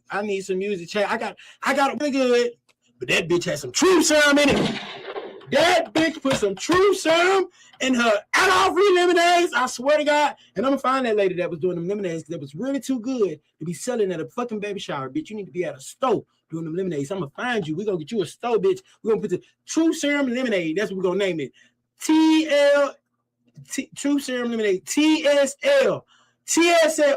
I like it. TSL Lemonade for everybody. That's what we're going to name it, bitch. We're going to get you a stove. Because, God damn it, we need... I swear to God. TSL. Like YSL, but it's going to be TSL. True Serum Lemonade. Tell you something. That's what it's going to be. The TS is going to be for tell you something. Let me tell you something about this lemonade. That's tell you something. Oh, bitch, that's gonna go big in the South. The South gonna love that. You put a lot of sugar in there right there. Let me tell you something. I can see a drunk motherfucker now. I'm gonna tell you something. Look, let me tell you something, motherfucker. Oh my God. Oh my God, that shit was so lit, bro. And then I ain't gonna lie, bro. Okay. No. Y'all gotta get me to the goal. I'm ready to talk about it, bro. I'm trying to get to it, but y'all gotta get me to the goal. Y'all gotta get me to the goal, bro. Y'all gotta get me to the goal. Y'all gotta get me to the goal. On the homie watching? Get me to the goal. Okay, y'all.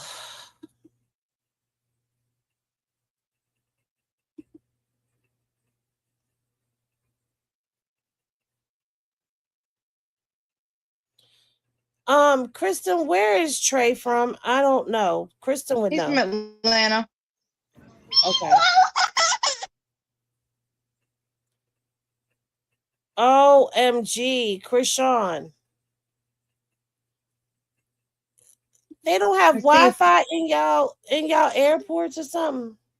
Usually they do. That's what I don't understand that either. It sucks.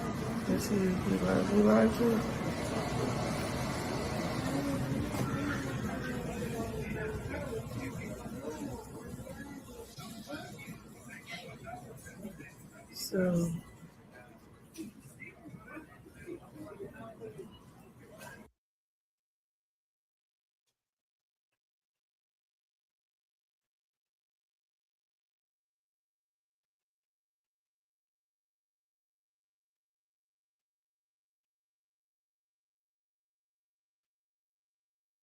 I'm trying, y'all, but it's not working.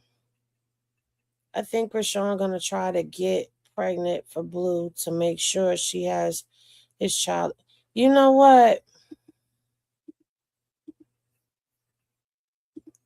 While she's figuring that out, let's go back to Trey.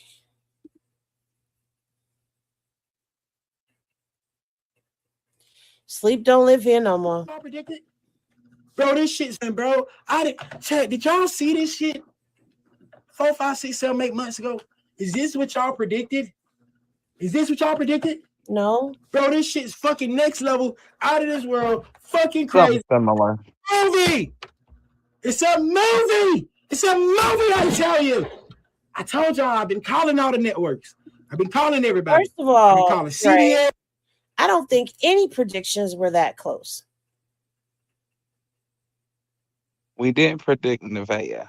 She wasn't a part of the bingo card. But Chrisean and Blue and they shenanigans and shenanigans again. Well, yeah. Because, I tried to tell y'all and warn y'all ahead of time that this was coming, but I didn't know it was going to be like this. And, I think, those of us, we knew. Like, don't be surprised they pop back out. And for all of y'all that was, she not going to pop back out with him, that she's moved on with her. Okay. It's only the 11th time. Right. 11 millionth time to be exact. Yeah, okay. I believe that when both of them are in a stable relationship, then I believe it. Until then, I don't believe nothing. If she's single, he going back. And when she gets somebody and she locked in and she move on with her life, then I'll believe it. Hey, they were still sneaking and geeking when she had somebody. Don't forget Case Wise. Okay. PBS, fucking YouTube executive, YouTube premium, YouTube studio. Bitch, I didn't call everybody. I called Pro Tools. Somebody gonna give us a show around this bitch. Shit, 60 minutes, 60 seconds. I don't give a damn. Somebody gonna give us a show. I'm always right. Ooh, I'm always right. Oh, thank you. Whoever said. Didn't I tell y'all that this is what this was about? We said that. We said it. We said it. We said it. We said it. We said it. Because Blue was trying to get a Crazy in Love 3 with Lemmy. And Lemmy was like, does anybody even know her? Like, it's not so many words. And so, boom, here come Chrisean back on the scene. And so now, maybe, just maybe, Zeus may be interested in a Crazy in Love 3. Because Chrisean is back on board.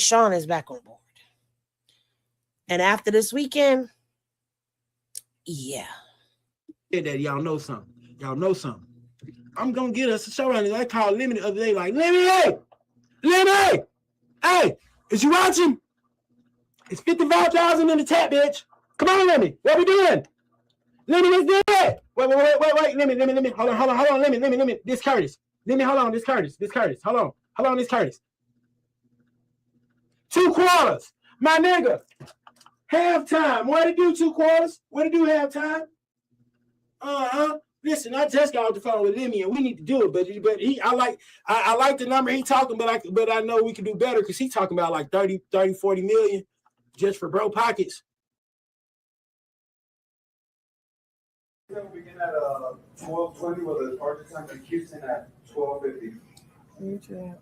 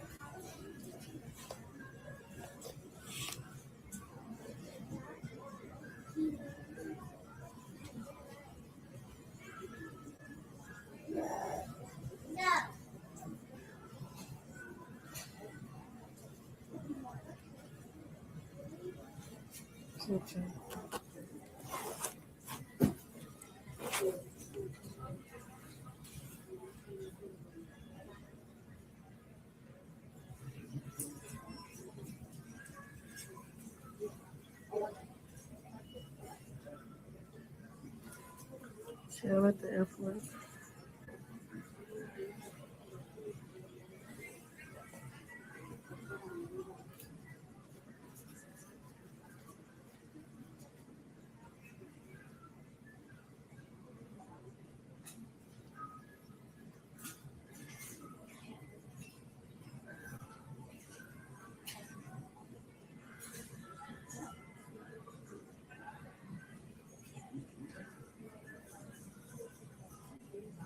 Okay. It's like a whole shift in energy. I'm happy to go home too. To be honest.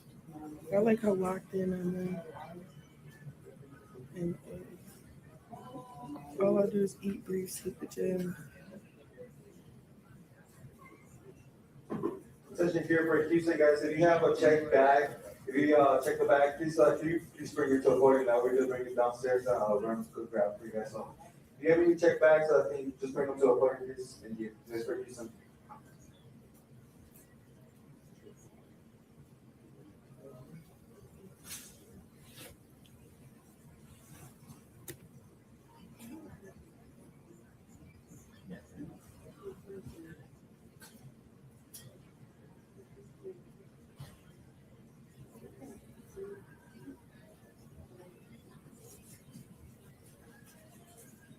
Is she gonna talk to us?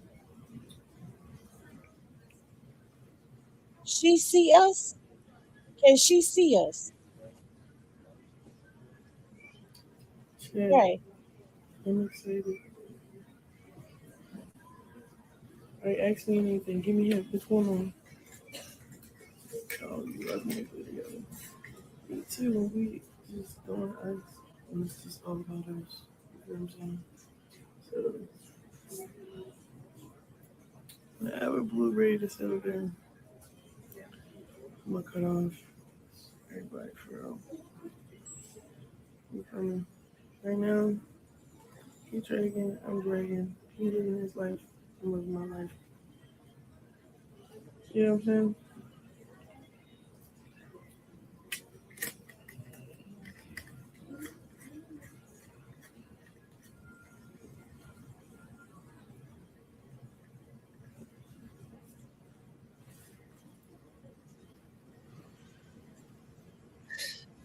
Did you hear her? Yeah, the baby was sleeping.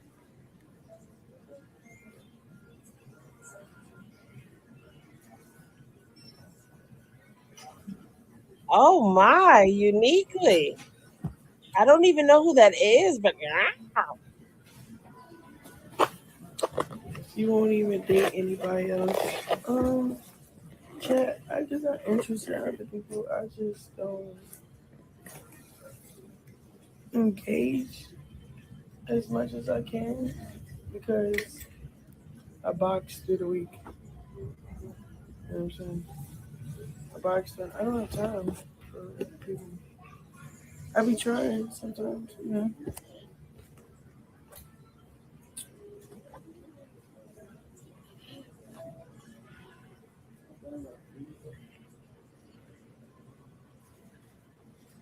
Chat, in that video, he slipped off the concrete. I know what clip you're talking about. He slipped. There's another angle. Should I post it? You could tell he slipped. There was nobody there.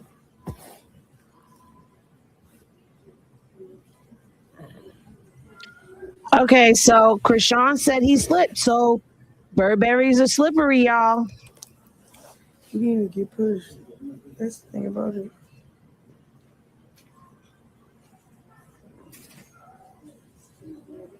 I'm telling you, you seen how I fell back? I fell on the ground. The Burberry shoes were slippery. Me and him was falling. Like he slipped on the curb. Slow it down. Slow the clip down.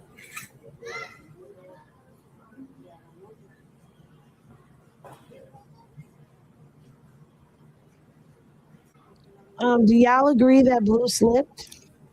Okay, we okay too. Where the hell is Kristen? It could have went either way.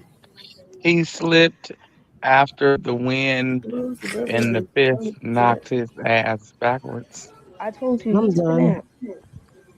I told you he was He taking took a a nap. nap. I told you this already. I told you he right night. He was taking a nap.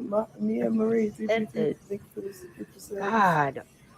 Celebrates the subscription. Listen, all I know is that my man, he won in a boxing match. Yeah, I've seen that. He kept trying to jump in. He wasn't letting me. Top notch low, so pretty good for subs. Yeah, tell me what's happening.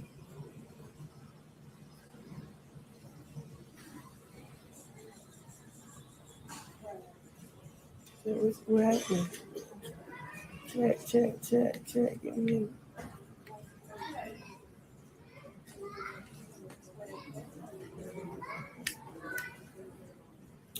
What do he get? What did he do to get back his streaming privileges? He called Oh, us out to disrespect me on camera. You feel me? Like, don't be getting rude. Unless, you know, I'm gonna give him another black eye. I don't play that disrespectful stuff. Like, we gotta be cool. And obviously, we're getting money.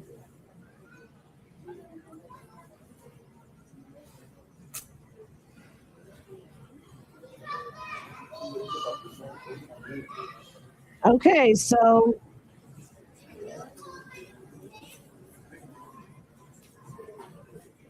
there it is then.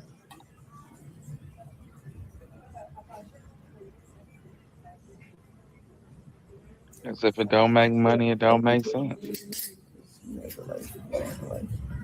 You know, I do me too. It's just y'all don't make people mess with a big deal. I mean, or talk to a big deal. I mean, I don't even know if I even really mess with anybody where it grabs y'all attention. You feel me? You don't really pay attention to Jonathan, which is cool. That is not true, young lady. And that is why your screen just went black. Because when you were with Dino, we was watching. We was paying attention. When you was with Fiji, we was watching and paying attention. So I didn't don't say like them we just neither. pay attention to Blueface. Because I don't that's like not true. Dino looked like a turtle. Hey, And now. You was just mad that Bino was next to her. Knock it off. he was ugly. He didn't deserve it, Henny. He looked like a tortoise. I And he, mean, we watched 33, but not really. and he didn't either.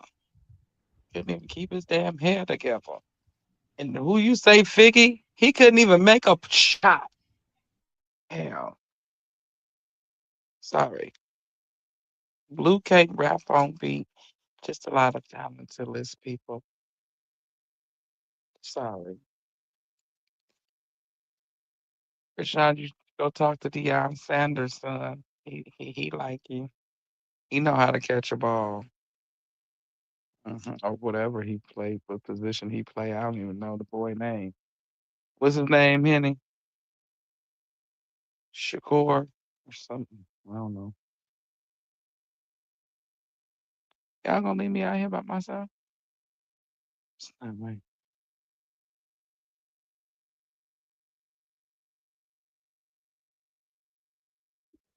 We just kind of know how it can go sometimes. We I was was trying watching, but it was to. tough. I mean, at the end of the day, now y'all would be lying if y'all was sitting here saying that if Krishan had a boo thing, it was da da da da boot up, and Blueface was still with Nevaeh, that y'all would not have been tuned in to see what was going on with all four of them peoples. Y'all would be tuned in, stuck like glue to see, are these two going to step out together behind both of these people's backs? Y'all would. We all would. We would be tuned in. We would be tuned the hell in. It's something about these two that really gets the people going. Tariq doing all sorts of moves in the background is killing me right now. While you're talking, do a motivational speech. Right. No, Motivation. seriously, do it. Wait a minute. No, seriously, do it. Do it. Lord. You should do a motivational speech while 3 is in the background doing all that. Lord. Okay, listen, guys. We all got to get some sleep at some point in time. The chat's not nice. When has the chat ever been nice? Like the chat just be going in. I love the chat. W chat for real. Y'all be going all the way in. I love it.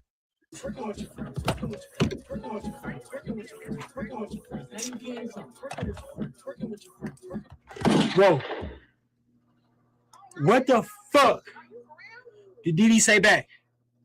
Yo, he missed what Didi said back. He gave an emoji. Yes, he did. He gave an emoji. He gave a shrugging Barack Obama emoji. Hey, that nigga face rolled up and stuff like this. It was a GIF, not an emoji. It was a GIF. Bro, I can't get enough of this shit. It was motion. I can't get enough of it, bro. It's like every second I think it's something else that happened. I swear to God, y'all, yes, he did. He did run up stuff like that when she said, go get ready right now. No, we can't tell motherfucking ass up themselves to put on some clothes. No, he did run up the You stairs just like a eating little turkey ass tonight, nigga. Turkey ass, Norbit. Like that. Ooh, which feature? My favorite part. My favorite part. The turkey ass. Oh my God. He was acting like a bad child. Bro, y'all are funny, bro. Turkey ass. Right up the stairs Oh like my God. Ass whooping. Bring 2 in here. I think 2 at home. I think 2. I think fuck. I think 2 went home. Continue to start. Oh, wait, my bad. Yeah, y'all keep throwing me off. Where was we? Oh, this is just so sad. Well, stop watching it, bitch. If it's sad, if it's disgusting, if it's distasteful, and you don't like it, and you got all these morals, and you too good for school, bitch, turn your TV off. What are you talking about?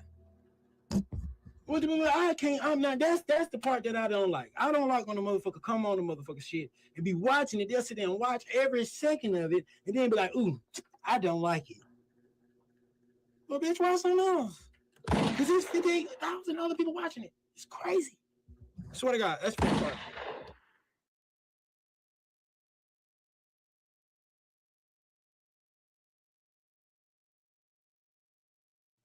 The fun police have entered into the building. Where the hell is Kristen? I have no idea. So that's Nevaeh at the door. Nevaeh Yusef.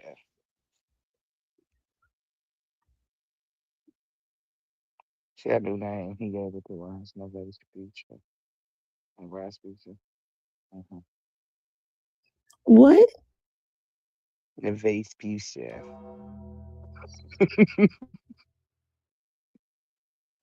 She is the fun police because he was in there just minding his business. We was in there having a good old time with him, and then the door opened, and he got in trouble.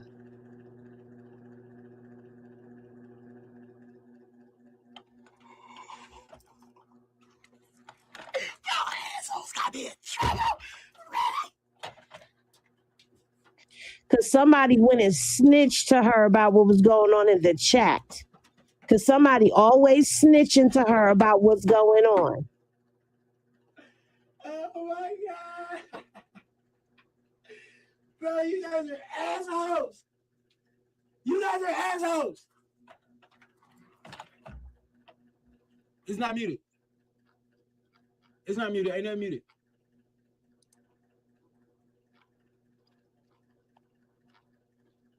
Wait, what?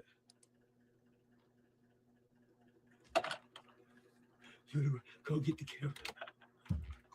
Man, nah, okay, no more joking. No more. I won't. No, seriously. Seriously. I want no.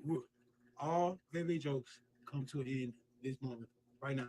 If somebody in genuine and real honesty, somebody say, hey, it bothers me at that moment, I'll stop. I ain't gonna lie. And I respect it. Real shit. Real shit. I have to respect it. As a man, as a grown man, I have to respect it. As a friend, I have to respect it. But the crazy part is he wasn't even saying anything about her at that point. And the jokes he did make were not offensive. Thanks a lot. And y'all ain't even got me to the sub goal yet. Y'all already got me in trouble and ain't even got to the goddamn. You know what? Bye. Fuck this. You guys are assholes. I'm out. Go to the intro screen. Wait, what do I do? Oh, turn that. Yeah, now I go to. Wait, well, before we go to the intro screen, shout out to Jenny Bob with the get the sub. Thank you, Jenny. Thank you, Jenny. I appreciate it. I was just about to call you, message you, and ask you, where is you? I had to put Bubby to sleep. He was throwing a fit.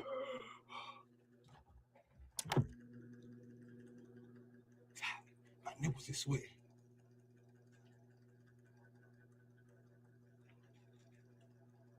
Fuck us? Fuck who? Fuck us? That's a fuck us? Nah, that's not nice. Broncos, mom? Who snitched on me? Which one of you assholes snitched? Is there snitching? Can I say something about this part here that's funny? Somewhere around here. Who's the snitch? Who's the snitch?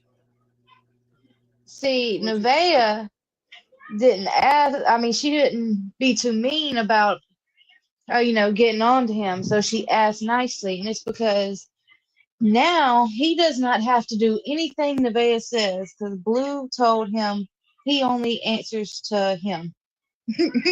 So if Nevaeh calls and says, "Can you get something?" 3 just stands there and looks at her now. So that's why she's on his ass.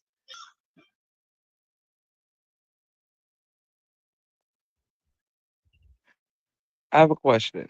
Is it true that Blue told Nevaeh after she had a baby, he not taking care of her no more? No, he just said that what do you call it? The easing up on her is going to end. In other words, he's gonna bleed the fuck out of her. Hmm. Oh Lord, He's it's giving worse. her a break. He's giving her a break because she's about to be in labor. Yes, he's giving her a break, Dre. A break? She had pregnancy grace.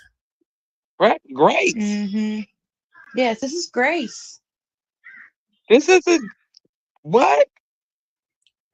Dre, you Oh heard the hell same shit no. we heard. I don't know why you asking us. You heard it. Oh hell Acting no. like you didn't I know. mean, You know. I he try to didn't run pretend I her don't. over.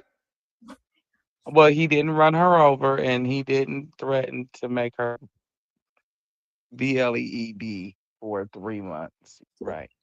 Well, he didn't do that either, but he threatened. He didn't do that, but he threatened it. Oh. He didn't rob her. That's one. He Yeah, didn't he put her didn't put out her while out she was pregnant. pregnant. He didn't put her out Right. pregnant. Well, he told her to leave, but she didn't go. Come in.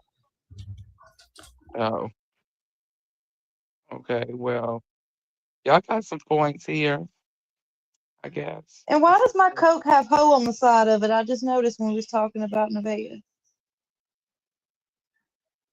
I don't Oh, know. that's Ohio. My bad. Oh, oh, I'm tired, bro. I'm tired. okay. Yeah. But yeah, I just wanted y'all to know why she be watching his streams to get onto him. Please don't talk about me and include you in your jokes. Because he called us Rasputia. How Mm. you doing? Who the hell did Chat, that? y'all almost got me to say my number out loud. Me. Who's snitching? And niggas ain't bought it not one time. Niggas don't have not one bot in the chat. Niggas don't have not one bot in the chat. AB, I love you, brother. Shit. Face told niggas stop playing with us. Face told niggas That's stop crazy. playing with the He circus said, game. AB, I love Face you. told So they niggas got stop bots capping. in the chat. Ooh. Honestly, in all honesty, slow down. You speed it. I go real big. Niggas ain't bought it not one time. Niggas don't have not one bot in the chat. Oh my God, bro.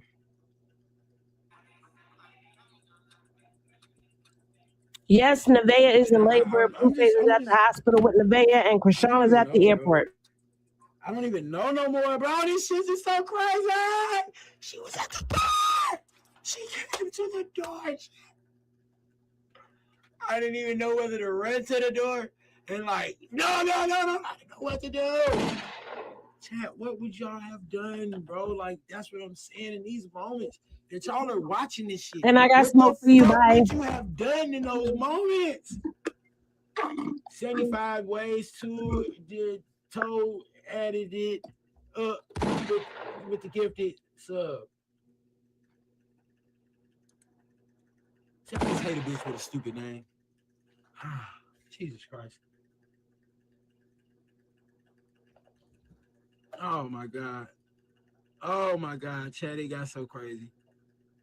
It got so crazy, bro. Who is that? Who is that? I mean, I don't feel no type of way that she asked me, bro. I don't have a horse in the race. I don't really care. It's not. None of you are my partners, so it's like, you know, I don't care. But as a friend, you know, I do respect it. And if you funny hell, you can tell a joke about any goddamn thing and get it popping. I be around this motherfucker like all this shit. Shit, I be joking to my goddamn self, bitch. I'm around this motherfucker lost as a motherfucker. So let me just say this to those in the chat because I just put somebody hello from the other side. Let's say this really quickly.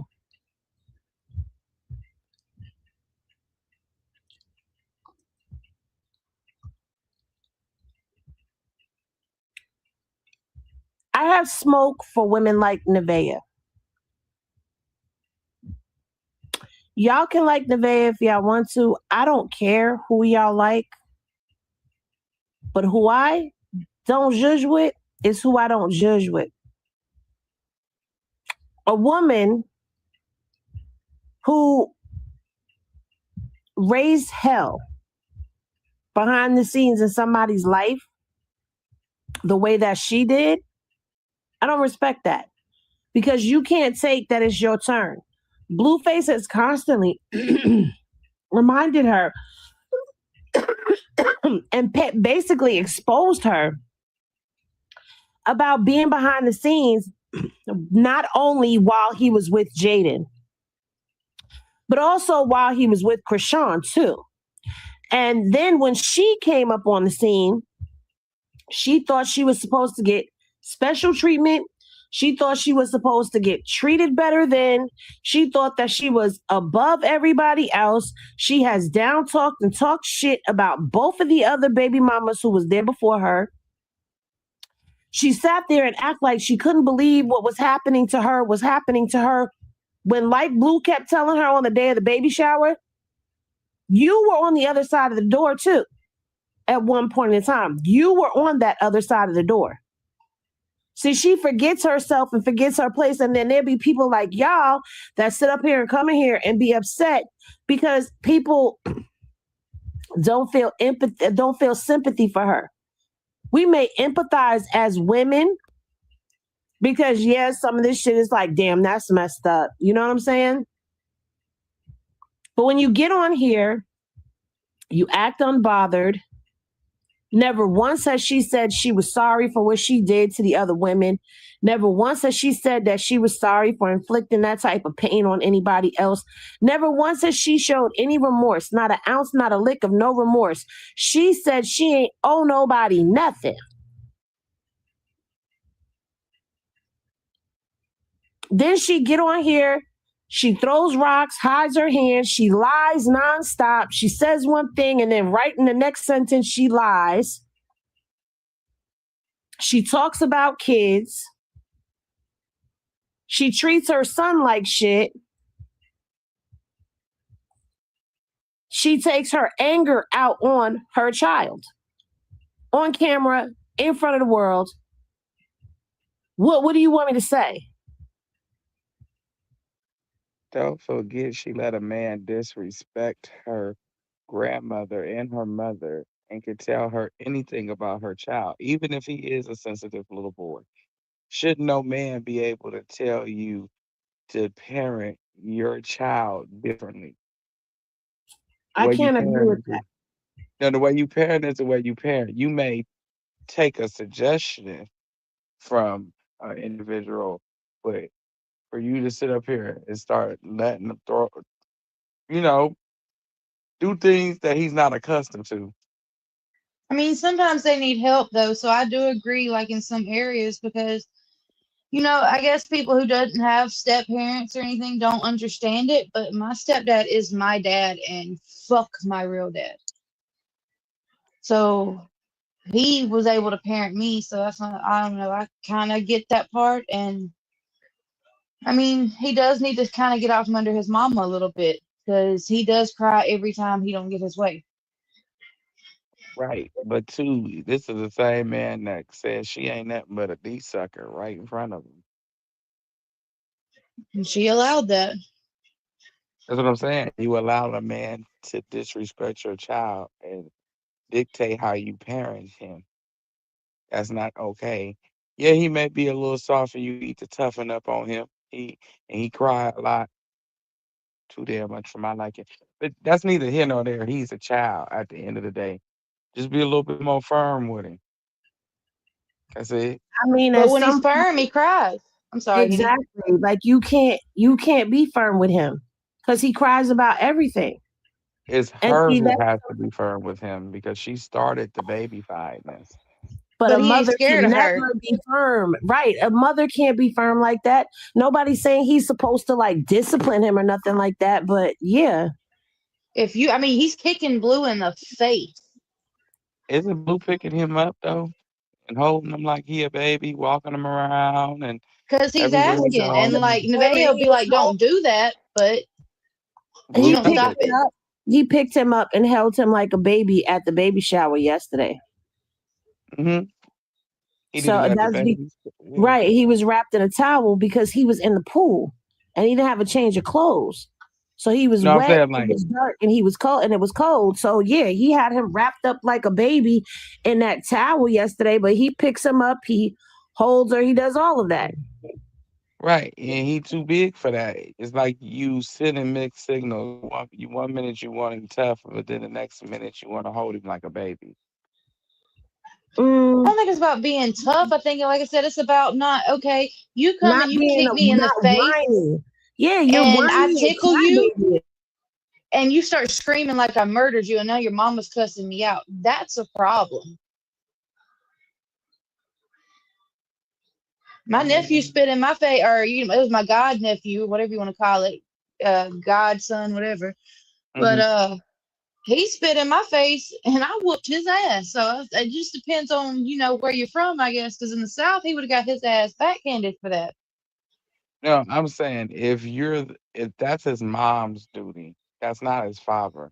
I'm one of them ones where I feel like, okay, as stepfather, you have a role, but if you ain't been there from the beginning, don't come in trying to discipline my He child and has tell been me there from what the to do. beginning. But he has, exactly. He's been there from the beginning. But not only that, you're speaking from a perspective of a parent who's there.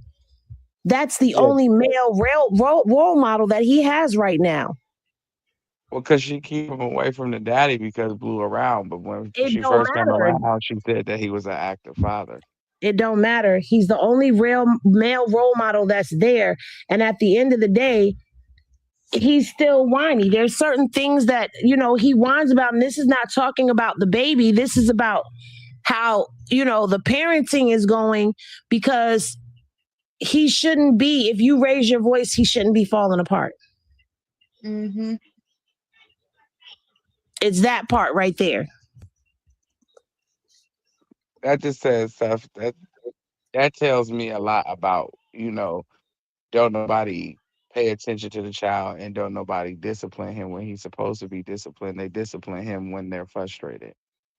Like Nevaeh, she screams at him. She tells him not to do anything. But her whole thing is not to parent him, it's to keep him occupied so she can focus on whatever man she's with at the time.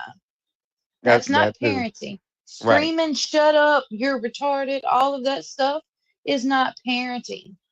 At So all. he needs to Hmm. learn how to be reprimanded, like Henny said, without falling apart. And I don't see no like I said, because it don't matter if it was my aunt, my grandma, whatever. You go kicked one of them in the face, grandpa especially, you was gonna get maybe Your 5 or 6 ass tore up. switches.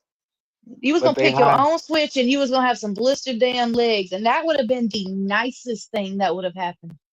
but they high five the stuff that added up to it. Don't forget about the things that they were applauding that added up to it. The cursing, the disrespect. And when he used to hit Blue when he first got there, wasn't a problem with it. So why is it a problem now? Okay, if you keep on doing it and it gets worse and worse and worse, like I said, he wasn't kicking him in the face with shoes in the beginning either. No, it started with hitting and it started with little small words and then Blue finally got him to curse. And then he started cursing like a sailor and cussing him out and started really hitting him. Because he was cursing when he first got there. It Hmm. just got worse because all they do is curse in front of him. Yeah, Oh, he I was didn't cursing in understand them. Nevaeh's story post before she even moved in. Oh, I didn't watch her. So I She just she was started. cussing Blue out, and she said, "What the fuck?" And he said, "What the fuck?" So yeah, you high five and laugh at him when he cursing you out and saying rude things to you, and then he actually does something that offends you. Now you want to reprimand him. That's confusing, but it's cool for him to do other disrespectful things. I mean, like I said, it's not about play fighting. It's about, like I said, getting too rough. I mean, if one of your kids kicked you in the face and then started crying to their mama, what are you gonna do? My kid wouldn't know not to do it because it's How would steps they that know? come because they know not to. If I'm not allowing you to disrespect me by being disrespectful in front of me, you're gonna know not to kick me in my face because I reprimand you about everything else. You're But gonna you got to be know, taught though. I mean, if right? a 6-month old kicks you in the face, it's not the same as a 4-year old kicking you in the face. Right, but when he got there, he wasn't 6 months. He was 3. It's really no difference. I Couple mean, months. yes, it is because the older you get, the more you're gonna start. Eventually, you got to learn. Here's the Well, problem. Here's the problem. He doesn't get attention. So he's hmm gonna get attention. But at the end of the day, he has to toughen up a bit. He's 4, about to be 5. So at the end of the day, I shouldn't look at you and make you cry. I shouldn't raise my voice and you start falling to shambles. That shouldn't be how it is, but that's because he needs attention and he knows he gets attention when he whines and cries. And with kids, it doesn't matter what type of attention they get as long as they're getting attention. So that's how children learn that if I act bad, if I act out, if I do these things that I know are going to get me in trouble, I'm going to get attention. So I'm going to hmm keep doing them to get attention. He doesn't get enough attention. They're on stream for hours at a time. He's not on the stream for hours at a time like that. So he's Yeah. off somewhere else and somebody else is watching him. Then Bodine or when he Blue. does get attention, if his mama's going at it with Blue, she's not the nicest person. And then not only that, I get it. You're pregnant. You're uncomfortable. You don't feel like being bothered. He wraps his hands around her and she doesn't want him touching her at that moment. Mm-hmm. So it's like he's doing things. There's multiple different things that are going on. And I'm not here to police anybody, but I just feel like it's too much. He needs attention. He needs a male role model in his life. He needs a hmm parent. And it's gonna get to me. My thing is, there's a new baby coming in. When it's a Mm-hmm. newborn baby, who gets all the attention? And The kids newborn can sense baby. it. So if you're not already putting attention in, and he's already acting out, chances are it's gonna get worse if he's still not getting attention. Because here's my fear for what's about to happen. The baby is gonna come. It's gonna be Blueface, the baby, Nevaeh. To her, that's the unit. Where Mm-hmm. is he gonna fit in all of this? And acting nice occasionally is not gonna get it. He's a sweet boy hmm and he has needs like anybody else. And if Blue's gonna be the male role model, then he needs to figure out a way to be a male role model where it's not so rough. Because like he said, he's not going to do to Superior what he did to Javon. Because you saw he was Mm-hmm. pushing Javon down as they was playing football. He was rough with Javon. Yeah. And that was at the same age as him. And he wasn't crying about it. If he pushes him over, he's going to cry. Even if he pushes him on the couch and it's a soft fall, he's going to cry. hmm At I some feel point, like he's going to too, come out of it. he sees a little bit of Superior what happened to him as a child, like with Carlissa and the men and the stuff like that. I feel like he had a little bit of empathy for him, but the longer you live with a kid, you like I said, you're gonna get more comfortable with them and you're gonna have to start parenting them or they're gonna run all over you. Because at first, when you first start living with them, of course, you're not gonna do as much. You're gonna kind of just take a little bit of it. You're gonna be the fun one and stuff like that. But eventually, like I said, they got to be parented. And even though Nevaeh says, "Oh, I'm not gonna, cut out. That's my first baby," but when it's just them two, he gets her attention. She does stuff with him, SeaWorld, all this stuff. But when she and Blue are cool or she's trying to watch him, whatever, she cuts him back out and it's all, "Oh, I'm ready for my baby. I'm ready for this, that, and the third." Superior sees all that. My child is 3 and his feelings get hurt, if I say certain stuff to him. So I know Superior at 4 can tell it too. Right. Because you could say something to DJ and he just gives you this heartbreaking little look, and you be like, "All right, I was just playing," you Mm-hmm. know, because they understand what you say and what you do, and then when you are rude to him, when Blue piss you off, that's mental trauma. And then I don't know what's his relationship with his father, but when she used to let him go with him, he used to come back. He used to be the nicest, coolest little kid. And then he became rowdy. Well, like I told you, what kid during summer, the only time we've seen this kid go to the pool or, like I said, SeaWorld, anything else is either when Blue took him with Nevaeh. You know, they went to the, what was it, the little medieval shits. He's Mhm. only went with them. The only time Nevaeh took him anywhere is when she went home to Indiana. Her family took him out to do stuff. And when she took him to SeaWorld with her and Blue, well, she got kicked out the house for Ashley and Joanna. See, now that's not right. And Well, My then kid's been Blue, outside every day for summer. for those who are asking, Blue is at the hospital. Nevaeh is in labor. Push that shit out. Screw crib. Let's see. Come on out, Cass.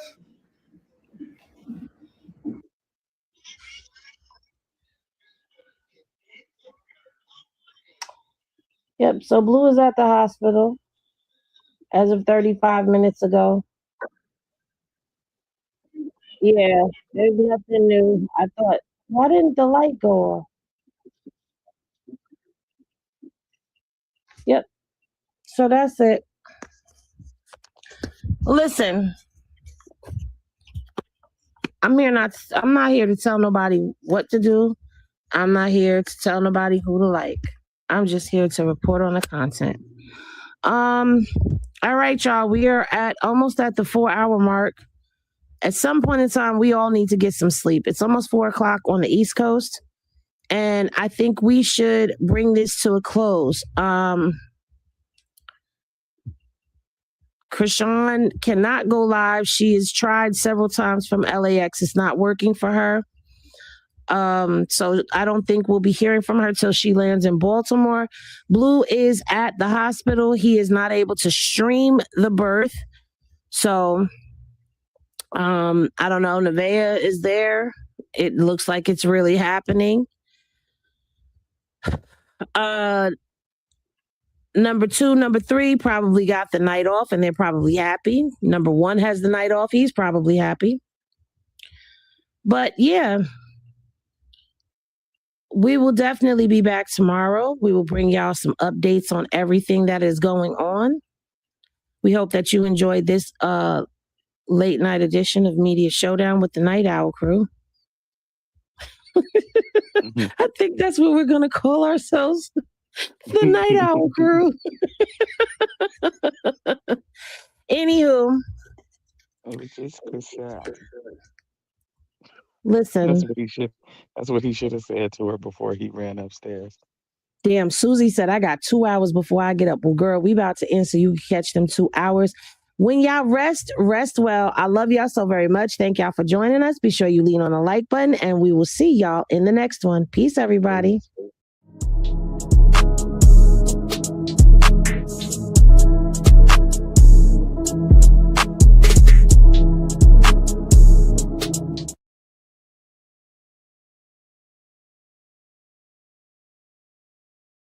At Roadway Inn in Canton, Ohio, the FBI, state, and local police coordinate to arrest alleged murderer James Von Est. The cold case murder of Debbie Miller stems well over 40 years prior, in 1981. Newly discovered DNA evidence linked James to several notable items, including the weapon he used to bludgeon her to death all those years ago in her apartment in West Virginia. Officials also obtained a weapons warrant and will now attempt to take him under arrest.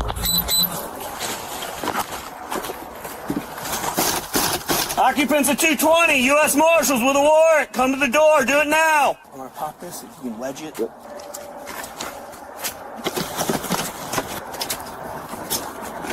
Am I doing something wrong here? Master key's not working for room 220. Maybe he locked from inside. That's why it's no work sometimes. So he's locked? I had the one master key. If his latch closed, then It won't work. Yeah. Thank you. Appreciate it. He said it's set, but if the latch is closed, it may not work. Some of us in there. Police, come to the door now. James, we know you're in. He's got a gun. He was pointing a gun at us. Call for SWAT. I should have shot them. Subject inside does have a gun. They're calling for SWAT. We can get everybody here en route.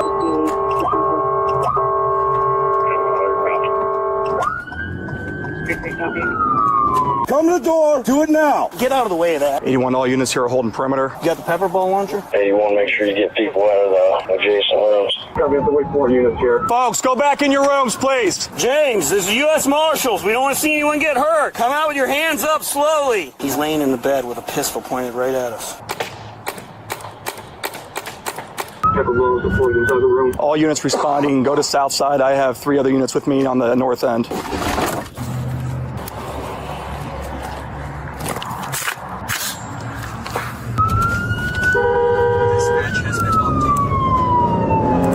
Have additional units come from the county. Do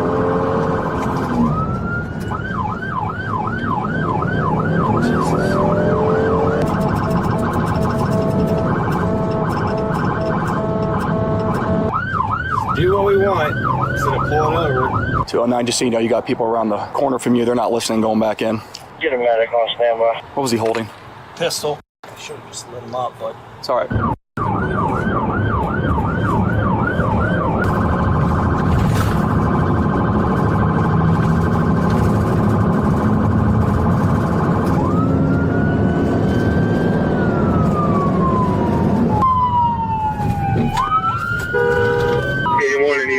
Negative, they got him on the bed with the firearm. They're on the phone with SWAT right now. Unit over there, we need to have somebody come down from your end and start clearing the rooms if possible. the place is surrounded. We don't want to see anyone get hurt. 9-1 and 24 come to my side by mattress firm, so we can work on clearing these rooms. I'm out with you.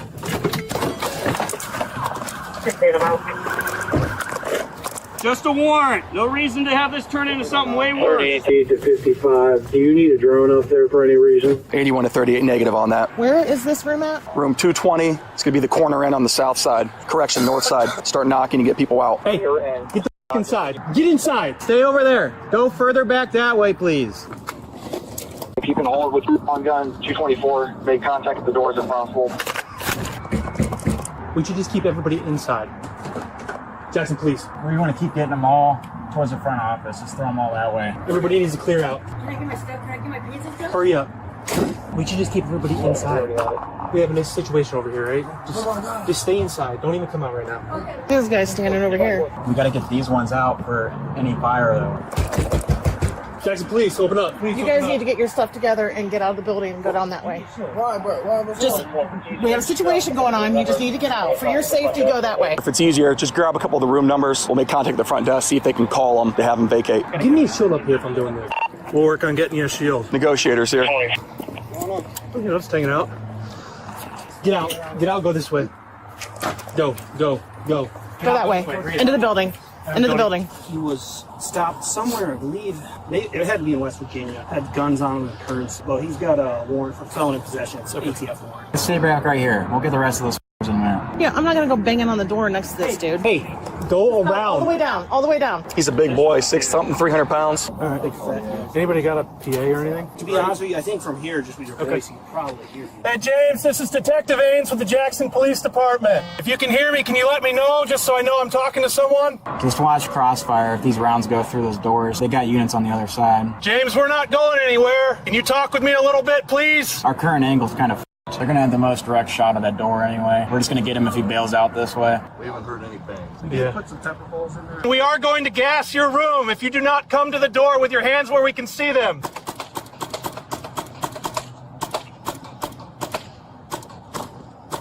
Be ready, that's gonna blow towards us. Hey, do me a favor, step back so you don't get hurt.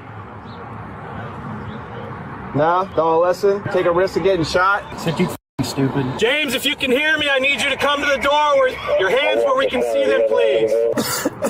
Love pepper ball. Clear your sinuses. A whole bunch of bodies popping up on the other side, just be aware. In my back right pocket where my phone is, there's gum in there if you want it. Is it from, are we coughing from the... Yeah, it's from that pepper ball. Go down that way. They don't want to see you. They're busy. We don't have a shot. Not at all. Hey, this is Detective Ains. I'm outside of the room where we have this person. Are you able to put me through to his room phone number? We're trying to call in now. James, that's me calling if you could answer it. If you don't answer, we're going to pepperball you again. Great. It was super effective the first 2 times. For all we know, he could have retreated to the bathroom as well. Hey, is there anybody that's registered for room 221? It would be nice if these people over here took cover, right? Yeah, I would think, but it's not my go-to rope. Somebody's 222. Are you able to call 222 and see if they're in the room? Okay, I thought Frank 222. Okay, thank you. Can you drive a patrol car up this way? Yeah, pull it up right here where I can get on top of the hood. My rear sight just moved. That's not good. I don't feel good about taking a shot without knowing what's behind that building. Every time there's somebody who walks between the car and the building. What? Why are you behind us? Hey, won't you shut the up right now, okay? James, we need you to come to the door with nothing in your hands. Keep them Keep them visible. Did you want to send more pepper in or no? Yeah, I'd say go ahead. There we go. Get ready to breathe it. There's a way to get from the bathroom up into the crawl space. Can you get to other rooms from that? Oh, not this guy, Jeff. He's over 300 pounds. He's too big. Okay. Yes, you could get to other rooms. If he's in the bathroom with that plugged with a wet towel, it's not doing anything. Where do you want it, Ryan? Just get it so the engine block's in front of me. Back it up. Back it up. Back it up. Back up. James, if you can hear me, I need you to let me know. Towards to the right. Come back. Perfect. Sit there. Let me know. He's probably not on the bed anymore, though. I'll probably hear him coughing. 81 to 24. Can you just have those people behind you go to the other side of the building, please? Stay on that side, just in case fire, okay? Keep turning to the right. Wondering if I could take it up to the side just to hear if the phone's even ringing. Like I told you before, we're not going anywhere. Hey, get the back. Get back. Get back. Go. No.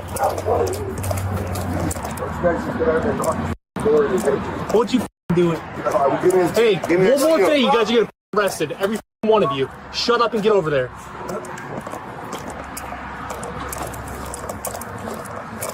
Get the behind the corner now. Get behind the corner. Go. Get your hands up. I know you're holding, but are you able to do the same position, back up the cruiser? Come on, dude. Can you jump in and back this up some? Just straight back? I don't know what they want. Just listen to Anthony. He'll get you back somewhere. Keep it coming. Have her go up over that hill, because they might come in through here. That's good. If this guy pops out in the middle of us, you guys are in a bad tactical spot there. If that's what you see, I can move, because I've got a good spot. I got the whole windows covered here. I don't have any of you in my sights, not even close. So if this guy comes running out that door towards his truck, then what happens? Yeah, I see what you're saying. Yep, That's what I'm saying. Use the corner of that building. Perfect, I'll back up there. Over there. Plywood building. That's nice of them. Yeah, right here is what he's saying. You got a drone? Yeah, but not with us. I don't know what the drone would do right here. So it's latched. We would have to breach it first. We're probably going to gas it out of it first. Yeah. Folks, can you go back in your rooms, please? Thank you very much. Appreciate it. Okay, that's good. So, we don't want you getting hit if a bullet ricochets. Nowhere good to stand. Oh, they got the fucking Bearcat. SWAT's here. Why don't you get these people the out of here? I got flex cuffs in my car. They'll all get arrested. Officers evacuate the motel rooms to the south, while those to the east are ordered to stay barricaded inside. It appears officers haven't yet contacted the western rooms directly behind the suspect. Notably, the individuals who were watching the scene unfold begin recording, capturing a rare first-hand view of this multi-agency standoff from inside the danger zone. Look, they're all backing up. They're moving that car. He's like, oh, they're going away. Yeah, they're just bringing in the heavy artillery. My God. Well, I feel a little exposed now. That's crazy. Oh, no, they're just getting out right here. He's already got the door open about 2 inches. My God. Yeah, they're getting ready to storm it. He's got a weapon out here, so let's go behind the truck. Can we leave, bro? I got kids in here. Like, if something goes down, like, I'm not trying to be here. They're not going to let us leave. Back up. No, they're not going to let you leave at this point. You try and leave, they'll arrest you. Back up. I need you guys way over there by the door. Yeah, they're getting ready to breach his I need help. Mask it up! You say mask up? Yeah. Mask it, yep. In between the two trees. They got snipers and Thought it'd be a little more simpler than that today. Right. These med cases are always an issue. There's a possibility you could pick up. Sit down. Yeah, I don't like our legs hanging out under the shield. I'm so glad I took the kids out of school. Down! Just so you know, SWAT's on scene and they're getting ready to gas the room. You got Webb up there home perimeter. His first day training. He was so excited. He's a good kid. He'll be all right. Oh, they're getting gas mask on. They about to gas that bitch. James, this is the police department. You need to come outside with your hands up. If you don't come out, we're going to insert chemical munitions into your apartment. They want this whole parking lot cleared. This agent just referenced the entire Cracker Barrel parking lot to the north. Officers will need to keep pedestrians inside or evacuate them on the opposite end. We need to get everybody clear out. Can I have you exit out that way, please? On that side, guys. Thank you. You guys, if we can move our cars back. We need everybody to get in their cars and exit out this lot, please. Do so as quick as possible. I'm not going to go inside and get everybody else out of the restaurant. I mean, just if they're in the lot. Yeah. Can everybody else move their car? What about ours? What's up? These cleared out? I have no idea. No, there's definitely people in the windows there. We have a right to know what's going on at a hotel we're staying in. Yeah, especially we're being trapped in here like prisoners. I mean, Billy probably put 30 rounds of pepper balls in there this whole time. Let's put the 40 millimeters in first. All right, go ahead and get to it. All right. Hey, when we get ready to move, you guys can take this. James, this is the police department. We need you to come outside with your hands up. We're just going to be right there in front of you on the left side of that truck. I'm just worried about you finding a hole because the Dodge truck covers most of the front of that house. So just give you a heads up. You do you, boo. Yeah, if he did something that heinous, just run this shit. And go. Run. Pick them and go. Run. Hey, glass breakers on the pepper ball gun and port that window for the drone. Gas is moving across.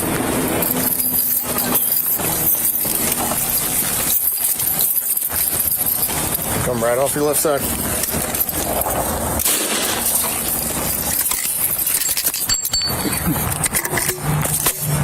Movement. Moving up the front window. You can do one more and then you can throw a couple shotgun in. Yeah.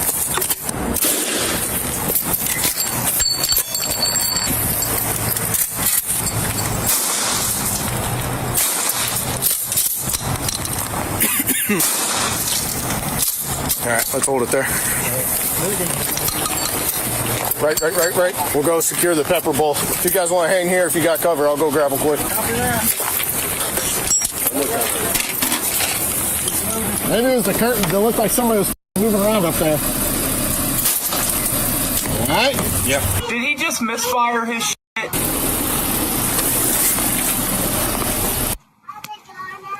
No. Nope. Hopefully that's enough. I'm ready for some glass breakers when you guys are. James, this is the police department. We need you to come outside with your hands up. Let's let him get that drone up and then we'll move up. Just be aware you might shoot at it. No. Go for alcohol. Now get out. Get the drone. No. Go. Out. All right.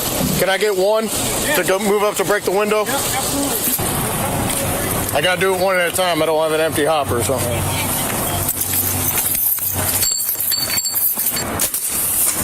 Oh, that ain't going to be nice.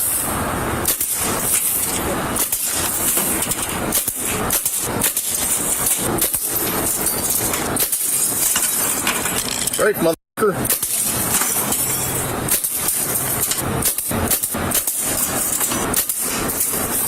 We got a couple left.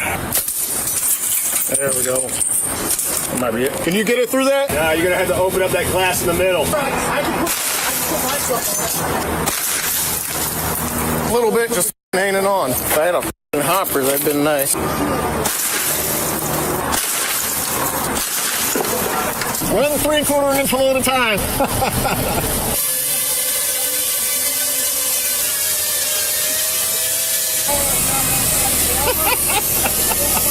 Oh, shit. All right, there's a chair, blankets. Be ready for shots if he shoots at it. There it is. She shoot? Someone just shoot? Hey, someone shoot!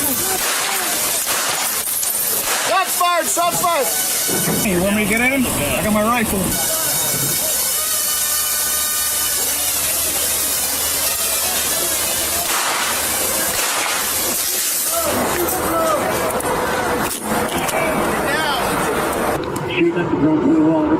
He's right here on my laser! On my laser! Shoot through the walls. I saw it coming out the side. I don't like this. Let me go out, bro. You alright? I know something came by with the face. You can hear it whiz past. I sure did. Jeez. Hey, give me cover. I need to go get that gun. I'm moving. I got it. Good? Where's the launcher? I got it, bro. These idiots back over here. What, because I didn't move because there's gunfire? What am I supposed to do? They're not shooting at me, they're shooting at you. Can you launch from right up here on the front of the truck? He's shooting out the side, bro. Hey, he's shooting out that side wall. State. Line of fire from the room is right towards the interstate. Want to let OSP know to shut down 77 South. Come on. Drone is down, gas deployed. They're about to blow something out in that room because he started shooting at them as soon as the drone started. Got the whole parking lot blocked off just for this bullshit. If this was Akron, they would have already been in that. And you know they would have. This guy really wants to smoke. Don't move forward. This is why we need helmets. LT, can we get helmets next time? I would love to get helmets.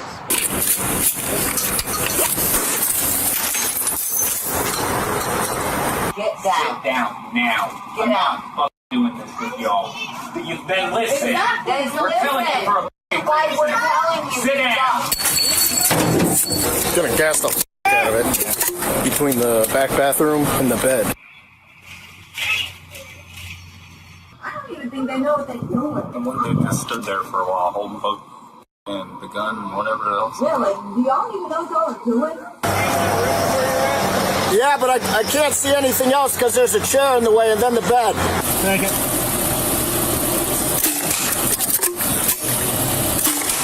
They're putting it through the door now. It's just seeping out because there's so much gas in there. Hey, James, come on outside with your hands up. Just come outside with your hands up. You haven't hurt anybody. Come outside with your hands up. Just told them to go and crackle barrel and get everybody out. What about us?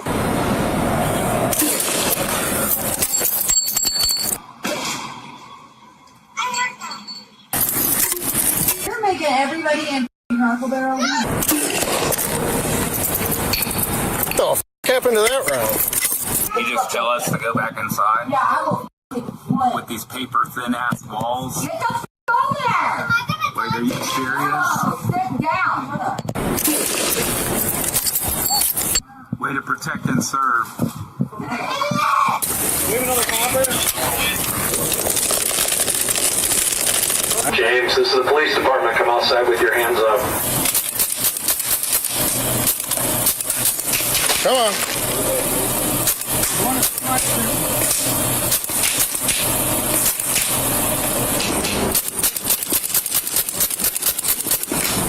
That smells nice. Any movement to the right of the cylinder. Coming right here. He's on you. Right behind you. He flips the shield. He can lay like a barricade.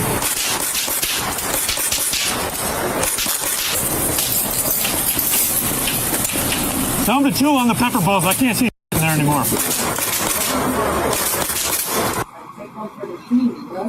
What's all that body armor for? For show? Yeah, he's in there coughing. I can hear him. I can sell this footage to the news too. I got the exclusive image. Well, if you send around with me right here, I will never forgive you. Sorry. I can go lower if you want me to. It's up to you. I'll work around you. If you want to push up on the car, I can switch you out. You want the shoe? I can push up. Want to push up. All right, take my spot. All right, go for it.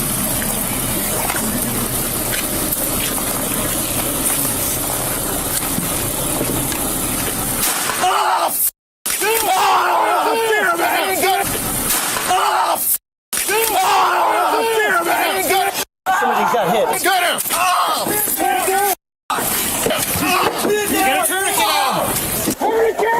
Oh my god. Oh my god. Oh my god. Oh my god. Let us out, bro. Oh, I'm shot. Get a tourniquet. Damn it. You got hit. One down. You're good, bro. We got you. Okay, stay down. It's okay. Guys, get back inside. Back inside. Give me that shield. Give me the shield. You want them down? Set this up in front of you. You're all right, bro. You're all right. We got you. Go back. Go back. One more. I'm giving one more. Go for it, man. Get me out of here. All right, medics are on the front side of the building. All right, guys, this is now beyond ridiculous. 45 right here. Can y'all just go? Like, I got kids in here. Get in this. Hurry up! One, two, three. Stay low, stay low, stay low. Back behind this car. Come here. Look, they're all running. Can y'all? They're moving them. Keep an eye. Right here. Go. Get the death away. Let's go, brother. Come on. Stay low. You're good. We got enough tourniquets? This way.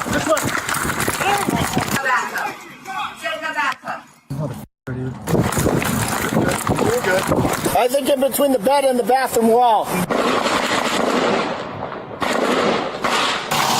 Guys, get in the car! Get in the car! Shots fired. This freaking guy. Oh, we're locked in the room. They're clearing everybody out. Got shot. And then just got shot, bro. I got it on video too. And James has it all on video. Like, this is ridiculous. Go! Get out of here! Go! Go! That way, go! Who was on the long gun? Lewis. Can we have everybody shelter in place? Yeah, I got everybody out of the dining area, at least to the north side. We got a lot of elderly people in their 90s in here. Get on that sniper rifle. Hold back as far as you can. You guys see anything over there? I can't see. Shot twice. Where at? Arm and knee. You said the arm and knee? Mm-hmm. And it's funny that I dude can shoot y'all, but y'all can't shoot him. Finish it. Finish this.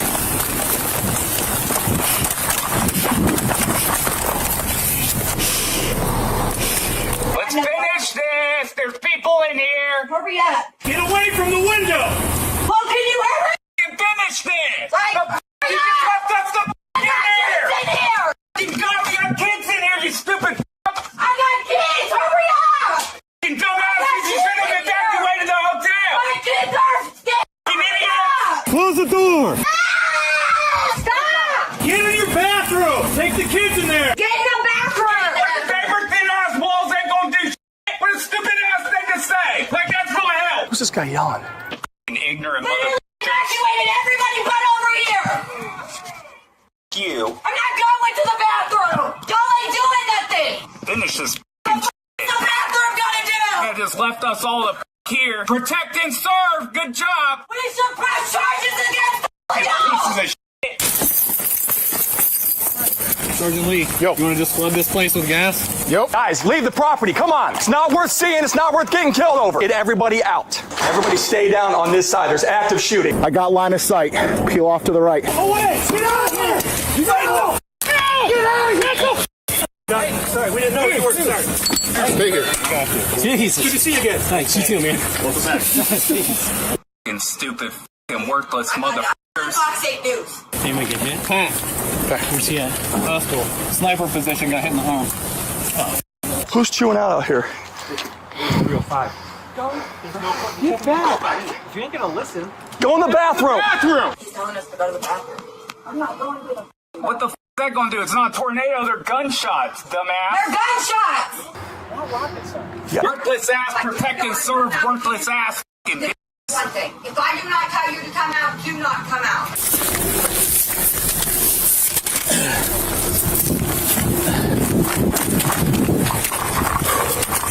Activate the drone light so we can see in there.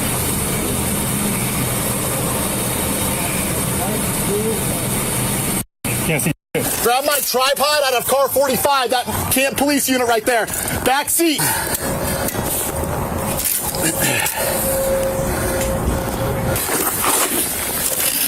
By now, officers have shut down surrounding roadways and are working on evacuating Cracker Barrel. An MRAP, short for Mine-Resistant Ambush-Protected Vehicle, is called in to join the Bearcat already on scene. Additional off-duty officers are also ordered in via their personal vehicles to assist. The new sniper also takes an alternative position in this corner of the parking lot. Notably, any shot from here will have to thread between fellow officers before reaching the suspect, believed to be barricaded in the corner of the motel room, behind the bed. Yes, MRAP to that door. Oh, yeah. Through that wall where he's been shooting through? Wouldn't hurt. Call me on the radio.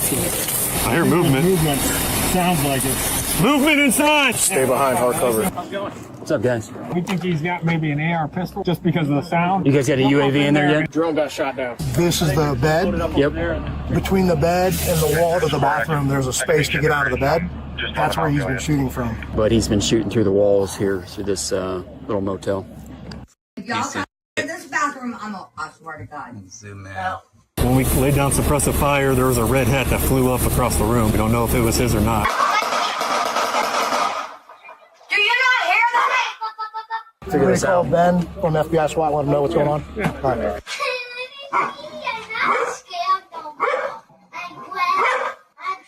You know what?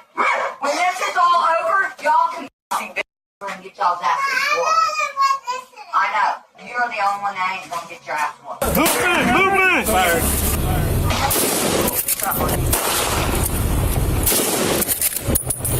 You see anything? The pillows are moving.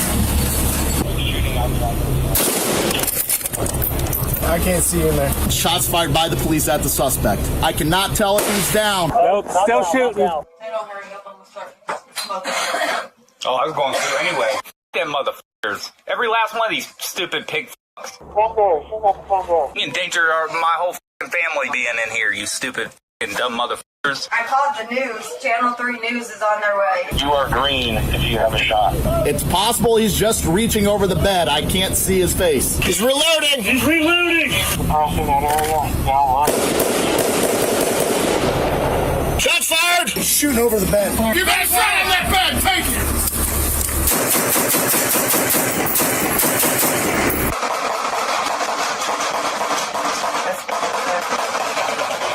Did you hear all that?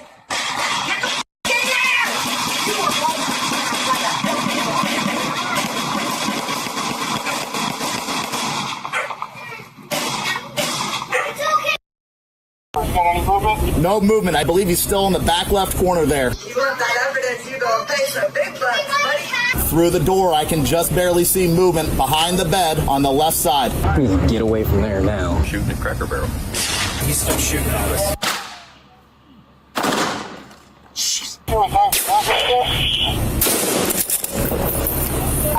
209, he's shooting at me. He's shooting at me. Just finish him off. How the f*** did he... That seems crazy. That or he's seeing the muzzle flash, maybe. Do we have people outside of the hotel? All the rooms on the backside should have been evacuated, and all the rooms over here. Okay. He's reloading! Okay, so we don't know if he has a hostage in there or anything like that? Just stay low, bro. Hey, come stack ammo for me. Reloading. Yep. Hey! Stand back. Watch out. You see where those rounds can fire them at the truck. Hey, he reloaded! Yeah, my suspect's reloading his weapon. Bunch of coward ass motherfuckers. Hey, dude. Oh, yep. You good? Yep, I'm good. Suppress it. Suppress. Suppress.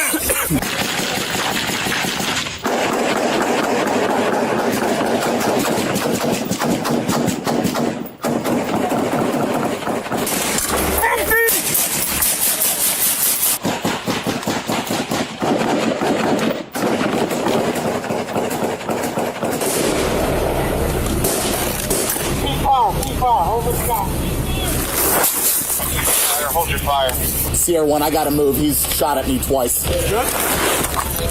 We can give them suppressant fire. Tulo, load that thing up, get those guys in there, and let's get it over here as soon as you guys can. No, I'm behind cover. Not everybody out. We got everybody to the north side. We got a lot of old people in there. One of these raggedy ass out here pulled in with us. Like, I pulled in and he pulled in beside us at 303. We're in 305. He just said, hey, don't go down. Do you want any people in the bear? Let's just get it up in front. We have the bot. We can insert the bot once we're ready, but he shot at the drones down. It's the only thing we have. Like I said, right here, right now.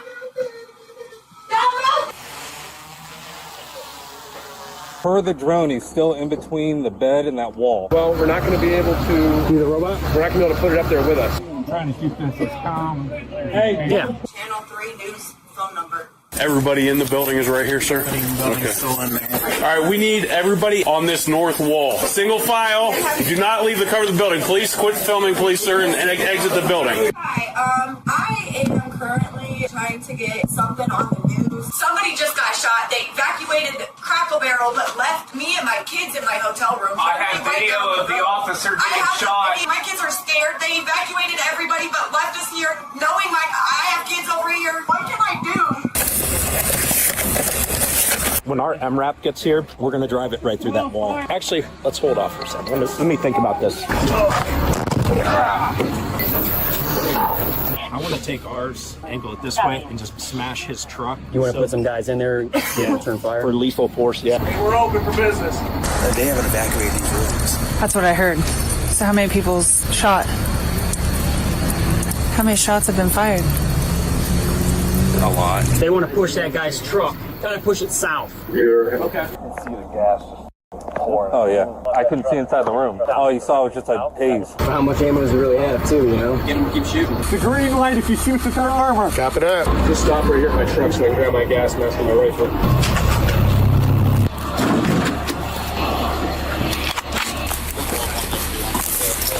What's up, boys? Come on in. Fellas?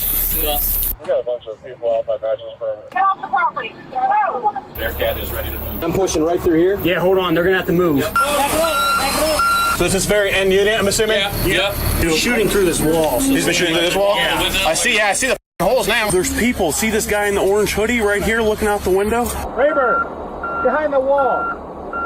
Get out of there. Stop! I'm telling him to get out of there. He needs to get out of there. Jesus Christ. How are those people not out? Oh, they're pushing. Hit it. Yes. Yeah, move this motherfucker.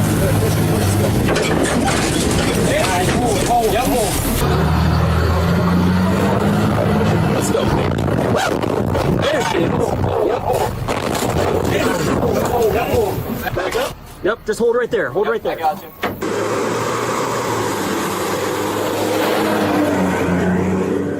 And their MRAP, I think what they're planning to do is push in that north wall.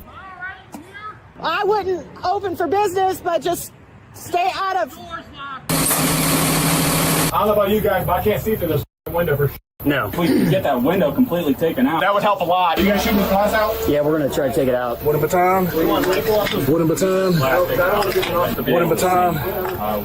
Wooden baton.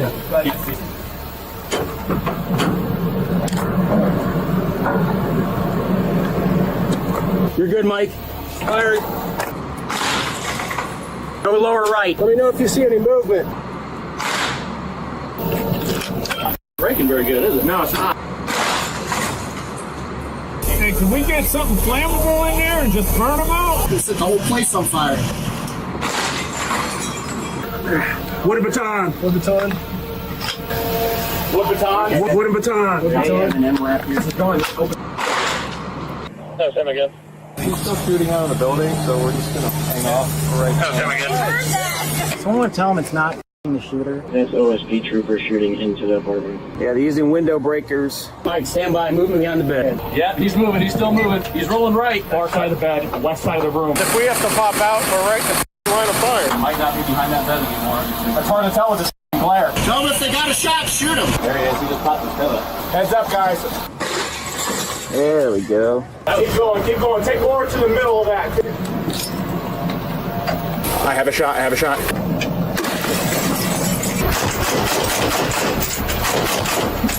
All right, you moved the pillows. That's good. Just pointed a gun at me through the port. I engaged with a handful of rounds. We could technically have casualties in those rooms right now and not know. Where are we at class-wise? What do you want? Take that big chunk in the middle. In the gutter. It's got a bunch of clothes and piled up. Those rounds are completely ineffective. Where'd I hit? Nothing. Trash bag. Wooden baton. This is not taking that big chunk, Mike. I got you. Wooden baton.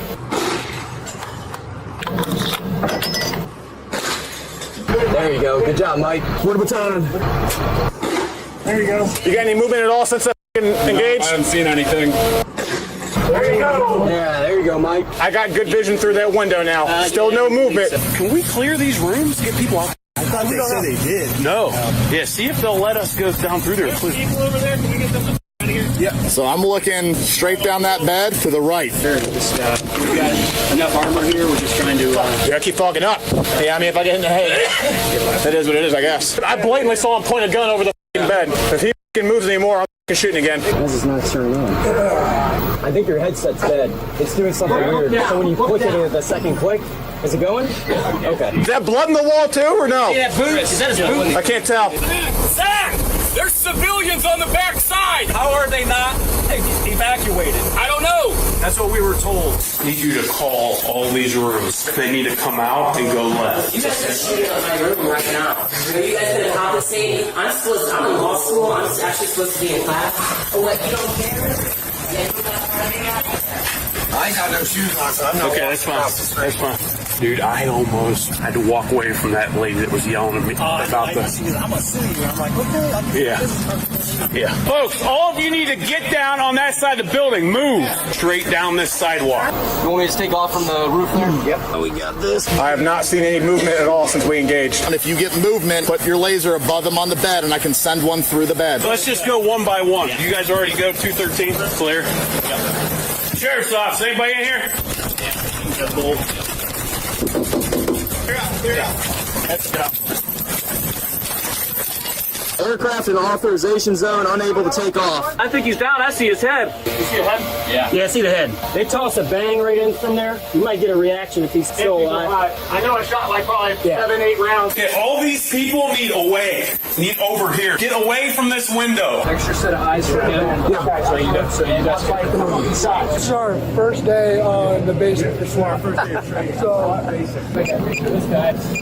How are you? The door. We have the door. What does it say on there, Skip? Aircraft in geozone unable to take. I'm assuming off. He cuts it off. We're geofenced from the airport. We're trying to get it up. They're waiting on confirmation from the airport. Tell the airport this is life-threatening. Is he punching a hole in the wall? Okay.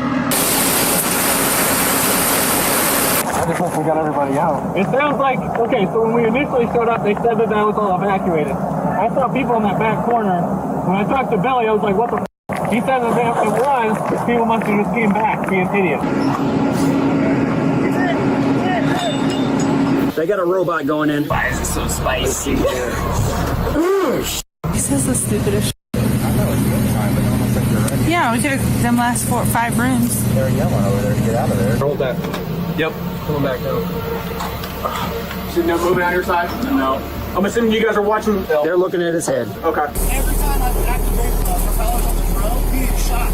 So he's going to pop up, verify he's still there. What do you want done with these? We're going to shoot him when we get eyes on him. Yeah, he did. I did. Dan did. How many rounds went in and out of that line? I don't know. So you're telling me all those people were sitting in there? Oh, that's what I'm worried about with that room 200. They're firing into that. So I'm knocking on that room 200 right here on in. That could be laying in there dead. That's what I'm saying. Yeah. He's going to throw a bang through there, see if he gets a reaction. Right now.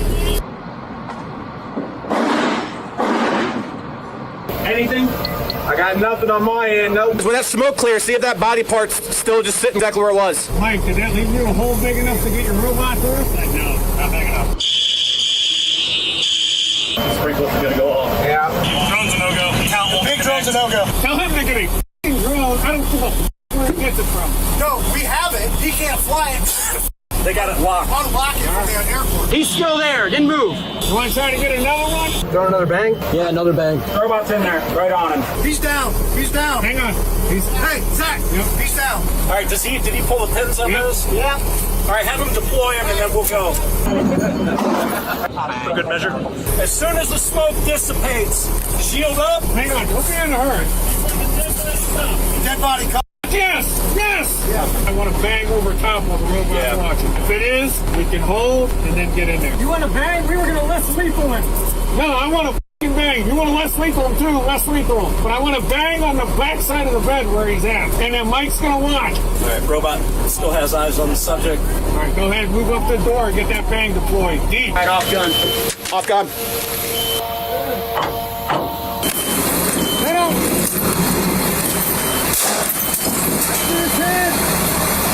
No movement. No movement. You want to make entry? Yeah, let's go confirm. Jesus Christ.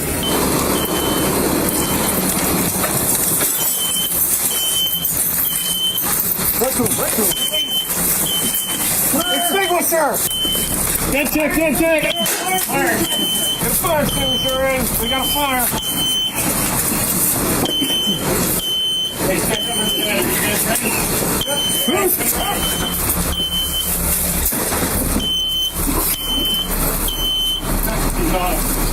Right here. Is the bathroom clear?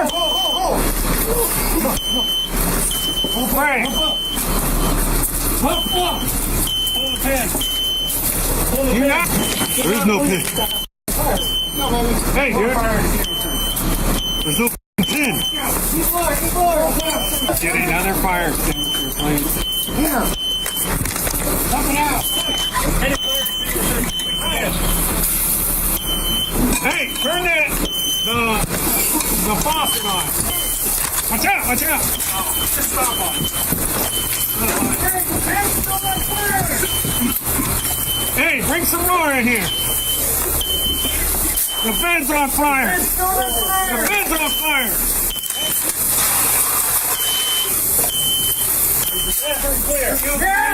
51 in plain view. Suspect down. Another 51 under him. Right here. Yeah, I'm getting some fresh air. Space secured. He's got multiple pistols here. I want all those apartments on the backside checked to make sure nobody's hurt in any of those apartments. You got the gun there. You want me to lift it or just... No. Okay. You getting the gun? Just hold. Lewis is good. He's got hit in the arm, didn't break anything. So Lewis, other than our Lewis? Yeah. Oh no.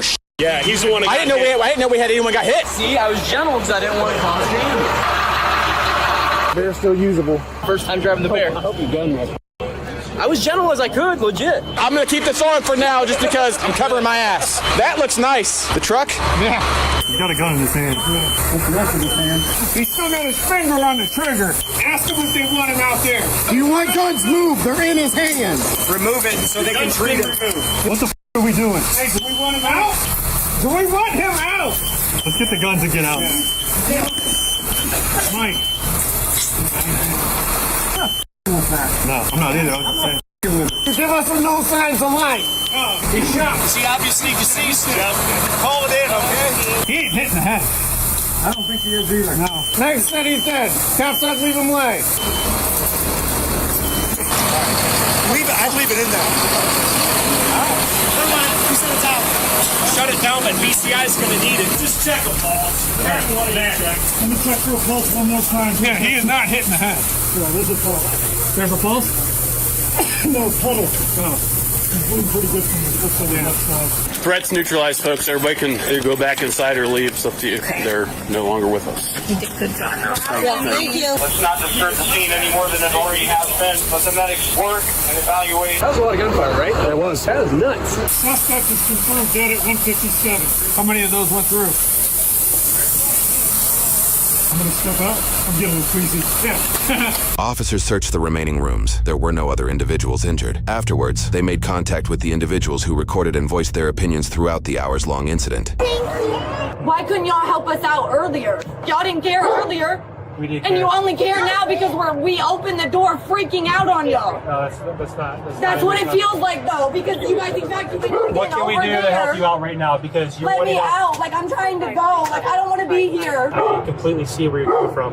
Okay? In a situation like this, we did the best we could for a little bit of time that we had. Let's just be thankful that everybody's safe. I send the city a bill for me not being able to get out and work. And before anything even happened, I haven't been able to get out and work all day. If you and your kids were to come out right here while he's shooting out his door right here, how could we have saved you? The easiest thing and the safest for you guys and your kids was tell you to take cover. We had officers right here getting shot at. Oh, we know. We've seen everything. Okay, do you understand what I'm saying now? Yes. I'm just trying to leave. Okay, that's fine. Security footage shows these bystanders remained in their room for at least the next few hours, during which it appears their dog got loose, ran under caution tape, and among officers before going back inside. Regarding the suspect, James was killed during the exchange of gunfire. However, the publicly provided BCI summary redacts the coroner's autopsy as required by Ohio law, concealing the details behind his cause of death. The report does detail that 9 officers fired their rifles during the shooting incident. Investigators recovered 147 rifle casings linked to officers, 15 casings from inside James's room, and at least 39 identifiable less lethal rounds, excluding the dozens upon dozens of pepperball ammunition. BCI cautioned the true number of shots fired may have been even higher. Investigators found James with 2 handguns and 4 additional loaded magazines in the room with him. In his truck, he had 3 additional firearms, along with magazines and ammunition. BCI's investigation found James fired first, continued shooting toward officers and the public, and was given multiple opportunities to surrender. Reports indicate officers were legally justified in their use of deadly force, and no criminal charges were filed. As far as we know, it has not gotten onto a freeway. but it is extremely dangerous, not only for the passenger inside that car, but for people around this area as well. We saw him going up onto lawns. We're seeing, again, making these really scary moves in traffic, driving on the wrong side of the street often, and just refusing to pull over. And he is continuing now eastbound on Firestone. You see some damage there to the front of the car. That was caused when he crashed through a chain link fence. An indication of the desperation with which he has chosen to conduct himself during this chase. And also an indicator that he's going to do whatever he can to try to get away. He's certainly been doing it so far. He's been driving on the wrong side of the road. We're going to see what he does here to try to get this person to move out of the way, with police in close pursuit. We believe the agency directly behind him is Southgate PD. They're in their city and pretty much staying within a fairly close radius of the city of Southgate. Have you noticed, Mark, how quickly people have been getting out of the way? We've had so many pursuits recently. It seems like people just kind of have a sense for it now. If it's happening near them, they see a car coming up on them. And, oh, my gosh, okay. There he's trying to making get on the freeway. An erratic move there to get onto the freeway. And this is the first time we believe that this individual is getting on the freeway, but seems to be having a tough time doing it. Getting on the road to get on the southbound 710 freeway. Southbound 710 freeway at this time of day. I'm not too familiar with it at this time of day on a weekday, but you can bet because it's an LA freeway, it's going to have a certain amount of traffic no matter where you are and what direction you're going, and that appears to be the case here. He's weaving in and out. There is some room for him to do so. You see him heading southbound on the 710 freeway now in Southgate. This, to our knowledge, as Michelle reported, is the first time we've seen him get on a freeway. So we don't know whether the CHP will get involved. We are sure they have been alerted already that this pursuit has now entered the freeway. That is their jurisdiction. That is their bailiwick. They know how to deal with things. They know how to close off-ramps and on-ramps in advance of a pursuit to keep traffic to a minimum. They know how to do those kind of round-robin things to stop traffic to the rear of a pursuit to keep people from coming alongside of it. They're going to do whatever they can to keep people away from this guy as he continues to try to evade police. The original want, we do not know, but we know there's appears to be some sort of domestic violence situation involved here because of reports that the driver is hitting his female passenger while he's been driving and evading police.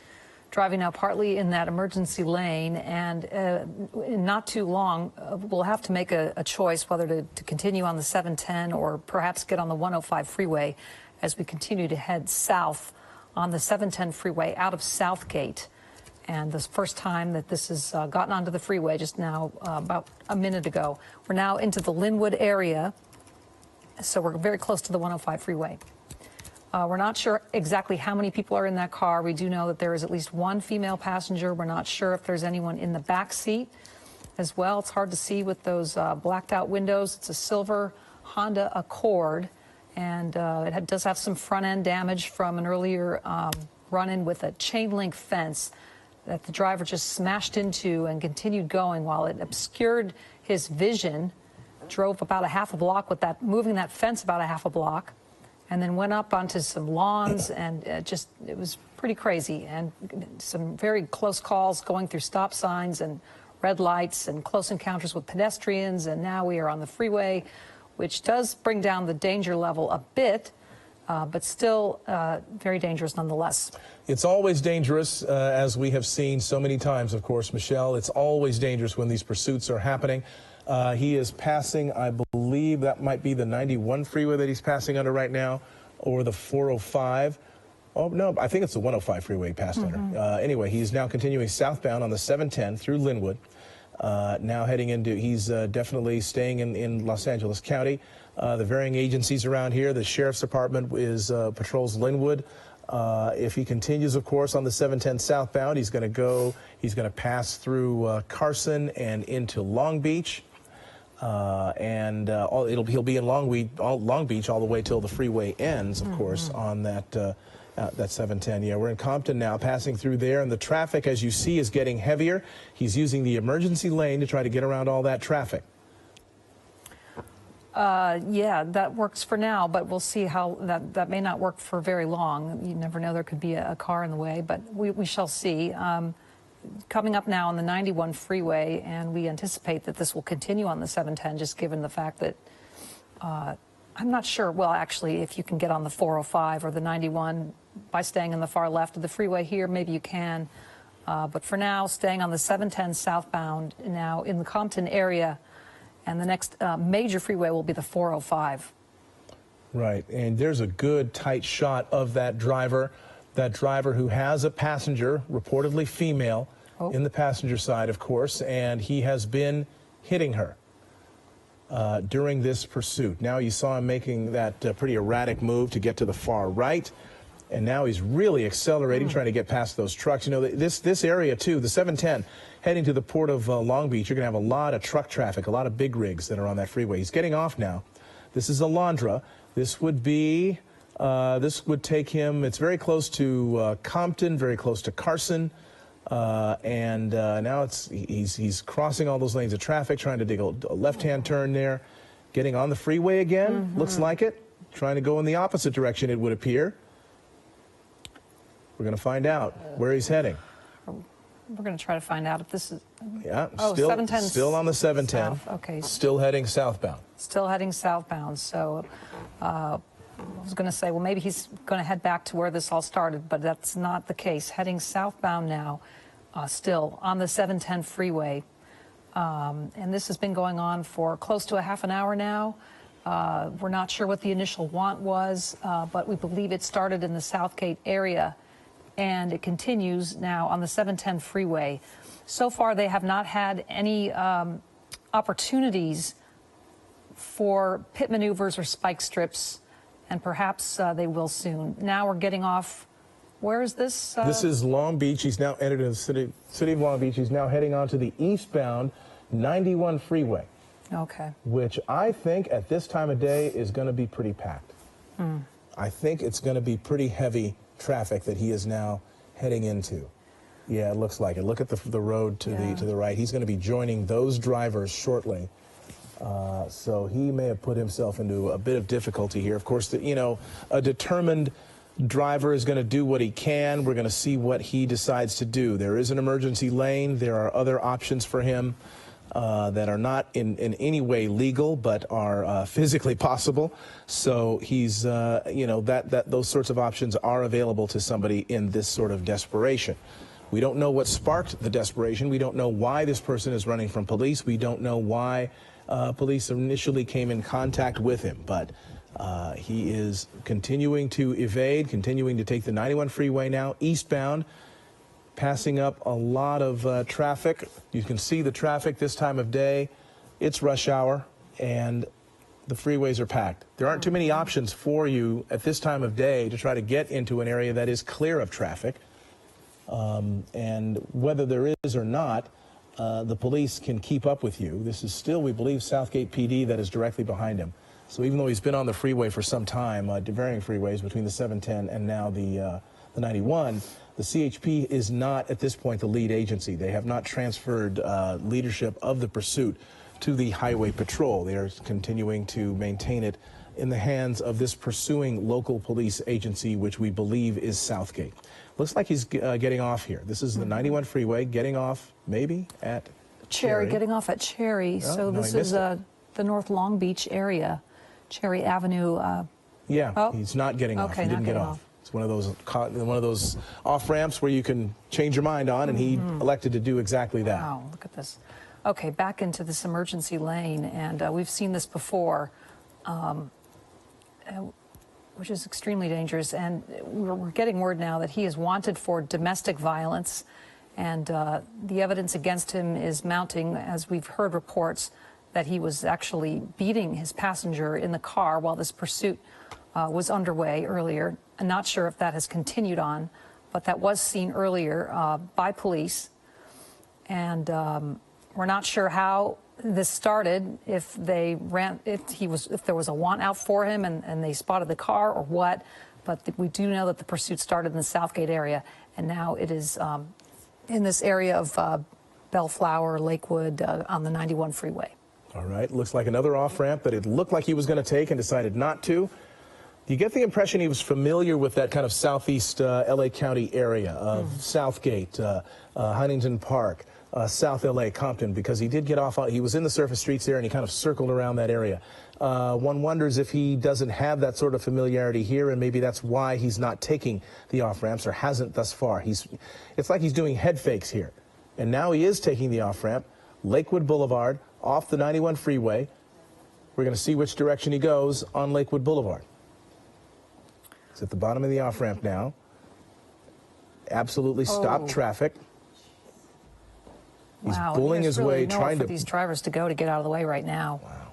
Yes, very scary. Looks like he may have hit that red car, that Mini Cooper. Hard to tell, but coming up on really thick traffic and putting a lot of drivers in peril right now. The police following very closely throughout this pursuit. We haven't seen it go into tracking mode. And that is probably because the passenger is in extreme danger, so they want to stay right up on it. They do not want to go into tracking mode knowing that that passenger could be in extreme danger. Absolutely, and they're going to do what they can. They have to rescue somebody. They're going to have to rescue somebody at the end of this pursuit. However this thing ends, this is involves a rescue of someone who is in dire straits. Our signal's breaking up. We apologize for that. He is heading northbound on Lakewood Boulevard from the 91 freeway. And this is a business district, not residential. You're going to see a lot of traffic signals, and that one was green, which is good.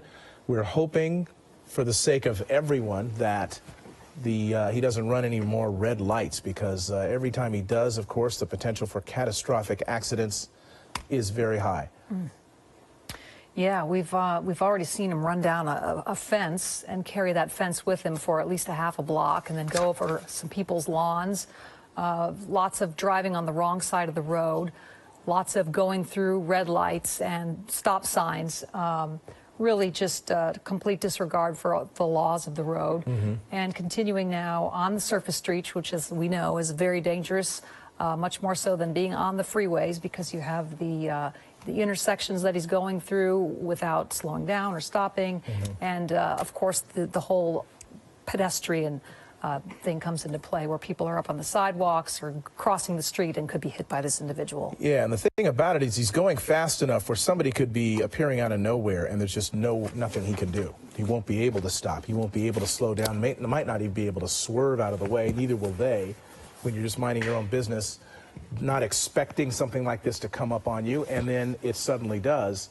Catastrophe can occur, and we've certainly seen that. We saw one last week where somebody in a minivan was broadsided, or an SUV was broadsided by a pursuit suspect. A woman was ended up being taken to the hospital in that case, and we're hoping that doesn't happen here. This is continuing now on in Lakewood, now going northbound. Okay, and very limited options as far as the police go, because it's on surface streets with traffic, so it's very hard to just suddenly put out a spike strip when the driver is making a lot of moves. It's hard to predict, track where this individual is heading.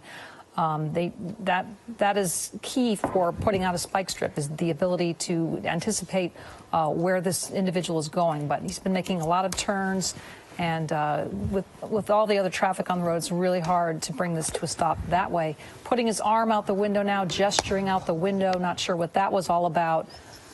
Eastbound Rosecrans now, still in the Lakewood area. And if he were to get back on the freeway now, I believe it would be the 105. But right now, it continues now on the surface streets as we approach the 6 o'clock hour. And I'm joined now by David Ono with Eyewitness News at 6. Hi, Michelle. And as we continue to cover this pursuit, a very dangerous pursuit at that, it's been reiterated that this is a potential domestic violence suspect, as this person once again runs another red light. Very dangerous driving by this person. Obviously, it's somebody who is extremely angry, extremely heightened. There are witnesses saying that they have been seeing him beat the woman that is sitting next to him. There is a passenger, it's a female passenger in that car. This potentially a domestic violence case right here. And when we pushed in from Air 7, when we had the opportunity to actually see inside that car, you could see the two people almost tangled with their arms. I don't know if he's holding her or she's holding him, and he seems to be extremely agitated, looking at her, looking back at the road, looking at her, back at the road. We've already noted the fact that he's driven on lawns, driven through chain link fences, very dangerous driving. And it does seem, though, that with his heightened sense of alert, anything could happen at this point. He's in Bellflower now. We're being told he's going about 40 miles an hour on surface streets. He's running into occasional traffic there. And Southgate police are right behind him. We haven't seen, there's a little bit of signal breakup there, but bear with us. We'll get through that as he continues through Bellflower. Ellen Leva joins me right now, as well as we prepare for Eyewitness News at 6 o'clock, 5:59. Going into the next half hour, Ellen, and this is one of those pursuits that you just don't know how it's going to happen. Yeah, very disturbing to watch, because we know that that woman already is in danger. Man wanted for domestic violence. It started about a half hour ago, and we've seen evidence that perhaps he has been striking the woman while he's driving. So obviously this woman is deeply in deep trouble with this man. Right, and we probably need to say that we're going to handle this very carefully. Police will as well. We cover the news every day, and when it comes to these extremely violent acts, many of them do occur in situations that are domestic. Just this irate, this rage, this heightened sense, and they become very violent. Officers, obviously, they know that. They're going to try to handle this as best as they possibly can. And it would be great if they could somehow bring this to an end. But it is the afternoon. There's a tremendous amount of traffic out there. A pit maneuver, when you're around all that traffic, is out of the question. A spike strip, sometimes it's very difficult to get into a position to actually lay down a spike strip. So as they go into Norwalk from Bellflower, entering Norwalk now, officers are just content with kind of staying behind and watching for an opportunity and try to keep things as safe as possible. And you can see him weaving in and out of traffic. He's been going on the emergency lane. He's been going the wrong side of the road. And a very delicate operation for these officers, because they want to stop their man, but they also want to protect the woman that is riding in that car. And hopefully, you know, she's wearing a seatbelt. We don't know what the situation is, but they have to be very cautious to protect the woman's life. Right, and as there's been a lot of physical activity inside that car. We don't know if she's being hurt or not. Maybe they're just wrestling over, you know, the car. We just don't know. But there is a tremendous amount of concern. So there is a look at the suspect he's driving with. See how he was always looking over? They clearly are talking, maybe yelling, maybe arguing. Constantly moving, moving, looking at her, looking at the road, looking at her, looking at the road. There's his arm waving around, too, as he holds on to the steering wheel. So watching that activity inside the car gives us some indication that this suspect doesn't appear to be willing to calm down and pull over. He is angry, he's agitated, and with that woman in the car, it really complicates things. And right now we do have, we're joined by Bruce Thomas. He's a law enforcement expert, and thank you so much for joining us. Are you there, Bruce? Yes, I am. Go ahead. This is an obviously a very different type of situation in a pursuit with this woman in the car with this domestic violence suspect. What's the best way to handle this, and what's your take on this? Well, it does present different challenges to law enforcement, because you have a suspect and a victim in the car. So you have to take that into account when the pursuit at the terminus, the end of the pursuit. What they're chasing is a felony domestic violence suspect who's agitated and angry. Right. And so, okay, there he goes. Continue to drive erratically, very fast. Keep in mind, Southgate police are staying nearby. He's northeast on San Antonio, which is there in Norwalk, really accelerating right now. I don't know if there was a light there or a stop sign or what, but he is flying through there. So, and he's in a Honda. It looks like a Honda Accord. You can see her legs too. They're up on the dashboard right now. Oh wow, that is interesting. Yeah. Okay, so yeah, pointing out that maybe she's bracing herself or something. Maybe so. Maybe so. She's bracing herself for potential collision. She might be just scared. Really scared. And Bruce, so this complication, you said there's a suspect and a victim inside the car. How does that change things when this comes to an end? Well, what we're seeing from Air 7 HD is it seems like the female, the victim, as we'll call her, doesn't seem to really be afraid of the suspect to some degree. So there may be a little more to this domestic violence story than what was put out over the radio. As you can see from Air 7 HD, when they zoom in, she seems very complacent, very calm almost. With the problem, David, as you said, at the end of the pursuit is you're going to have to call the suspect out. They do have some sort of relationship, so how willing is she going to be to have her spouse, significant other, boyfriend to be taken into custody remains to be seen. It's such a difficult situation with a domestic violence victim because you don't know the fear that she's feeling, how afraid she is of her partner there, and what she's going through, because a lot of times it's just fear that holds them back. It's complicated, though, but also if he's a loved one of hers, you don't know if she's going to be ally of his or an ally of police officers when this thing does come to an end. And you don't know if she's going to get in the way of them taking care of business and doing their jobs, or if she's going to welcome them to try to get him into custody and get him to calm down. Yeah. And we have seen people interject themselves into the law enforcement officers bringing the suspect into custody by holding on to him or basically saying, I love you and want you to go to jail. So there he is. He's flying through the streets of Norwalk, cutting corners. I guess now it's Santa Fe Springs, 5 southbound Santa Fe Springs. And again, as they believe, he's getting back on that 5 southbound, and traffic is relatively light right here, but he has come into some places where he's come to a stop. Look at him just go across 6 lanes. Yeah, he's coming across some traffic, and then he does a really dangerous swerve there. He's not even on a lane right now. Okay. And whoa. That was an illusion there because it was the overpass that we suddenly saw. It almost looked like there's a collision that's going to take place, but his driving is really erratic right now, Bruce. Yeah, running rush hour traffic, freeway traffic is back. It's heavy. At some point, South is going to have to turn this over to a bigger agency such as California Highway Patrol, as they just don't have the manpower. They are asking for mutual aid from LA County Sheriffs to have their area step up and call the pursuit for the officers, for their safety. Right. All right. We're having a little bit of an issue with Bruce's phone right now, but we got the gist of that, Bruce, that Southgate, this is becoming such a big pursuit that perhaps maybe they should turn it over to the CHP, but there is Southgate still behind him. However, every time he goes surface streets, then does that throw off the CHP, and who should take this over?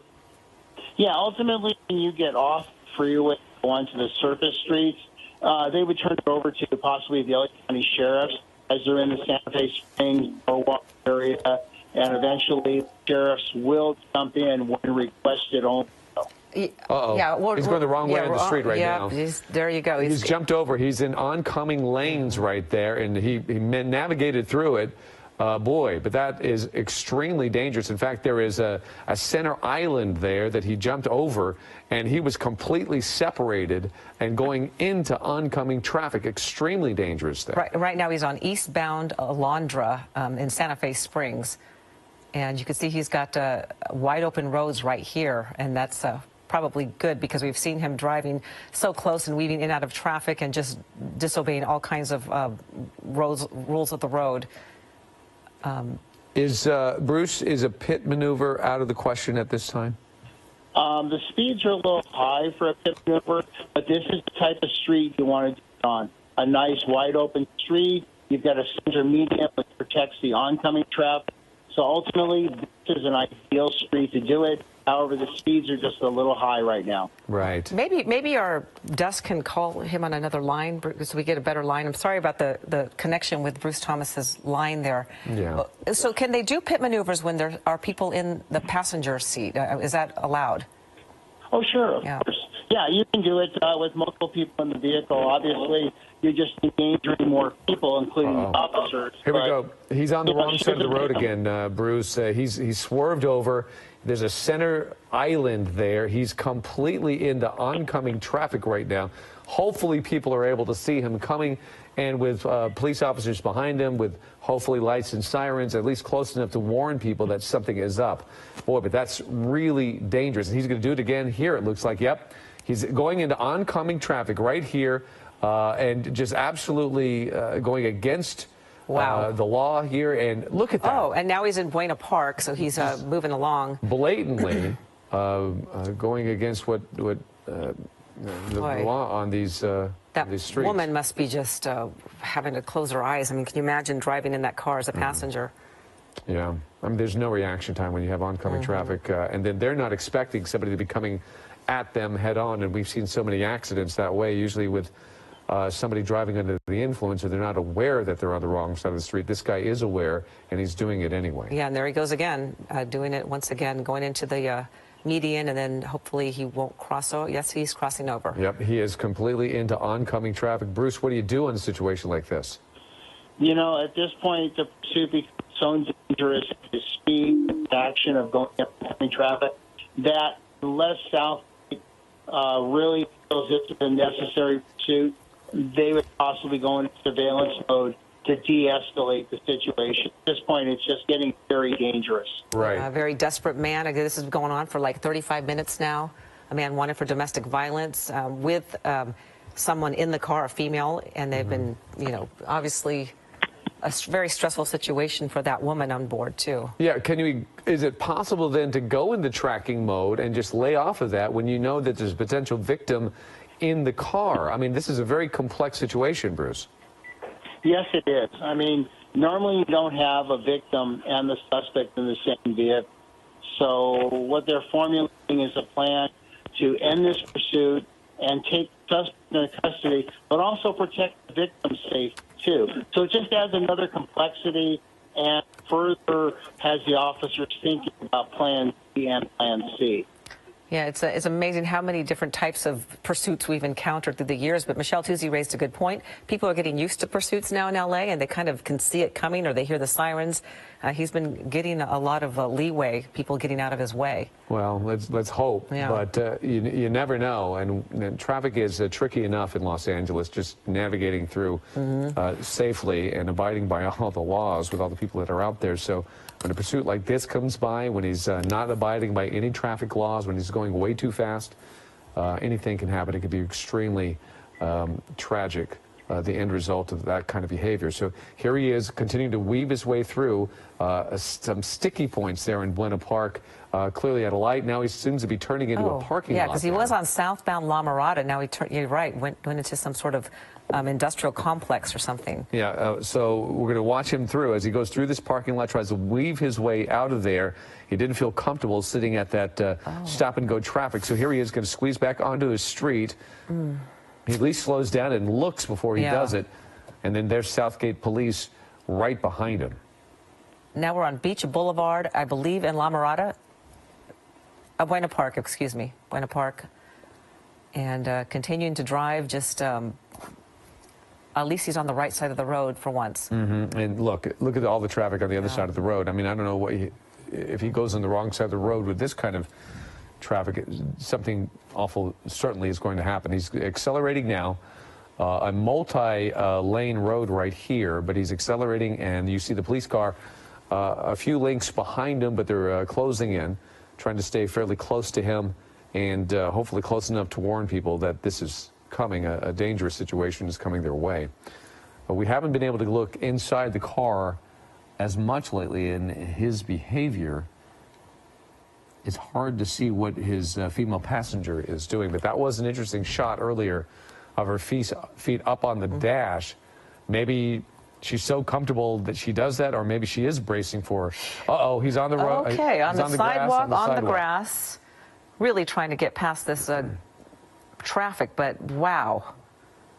Just blatant. It's incredible. Okay, so this is in Buena Park. He's literally, Artesia. So he's entered Artesia, driving on the grass and the sidewalk, now cutting through a parking lot. Let's see where this brings us. Hopefully it's a dead end with any luck, but nope. Found his way through, and now he's back on the road. We'll try to figure out which road this is. 2 lanes.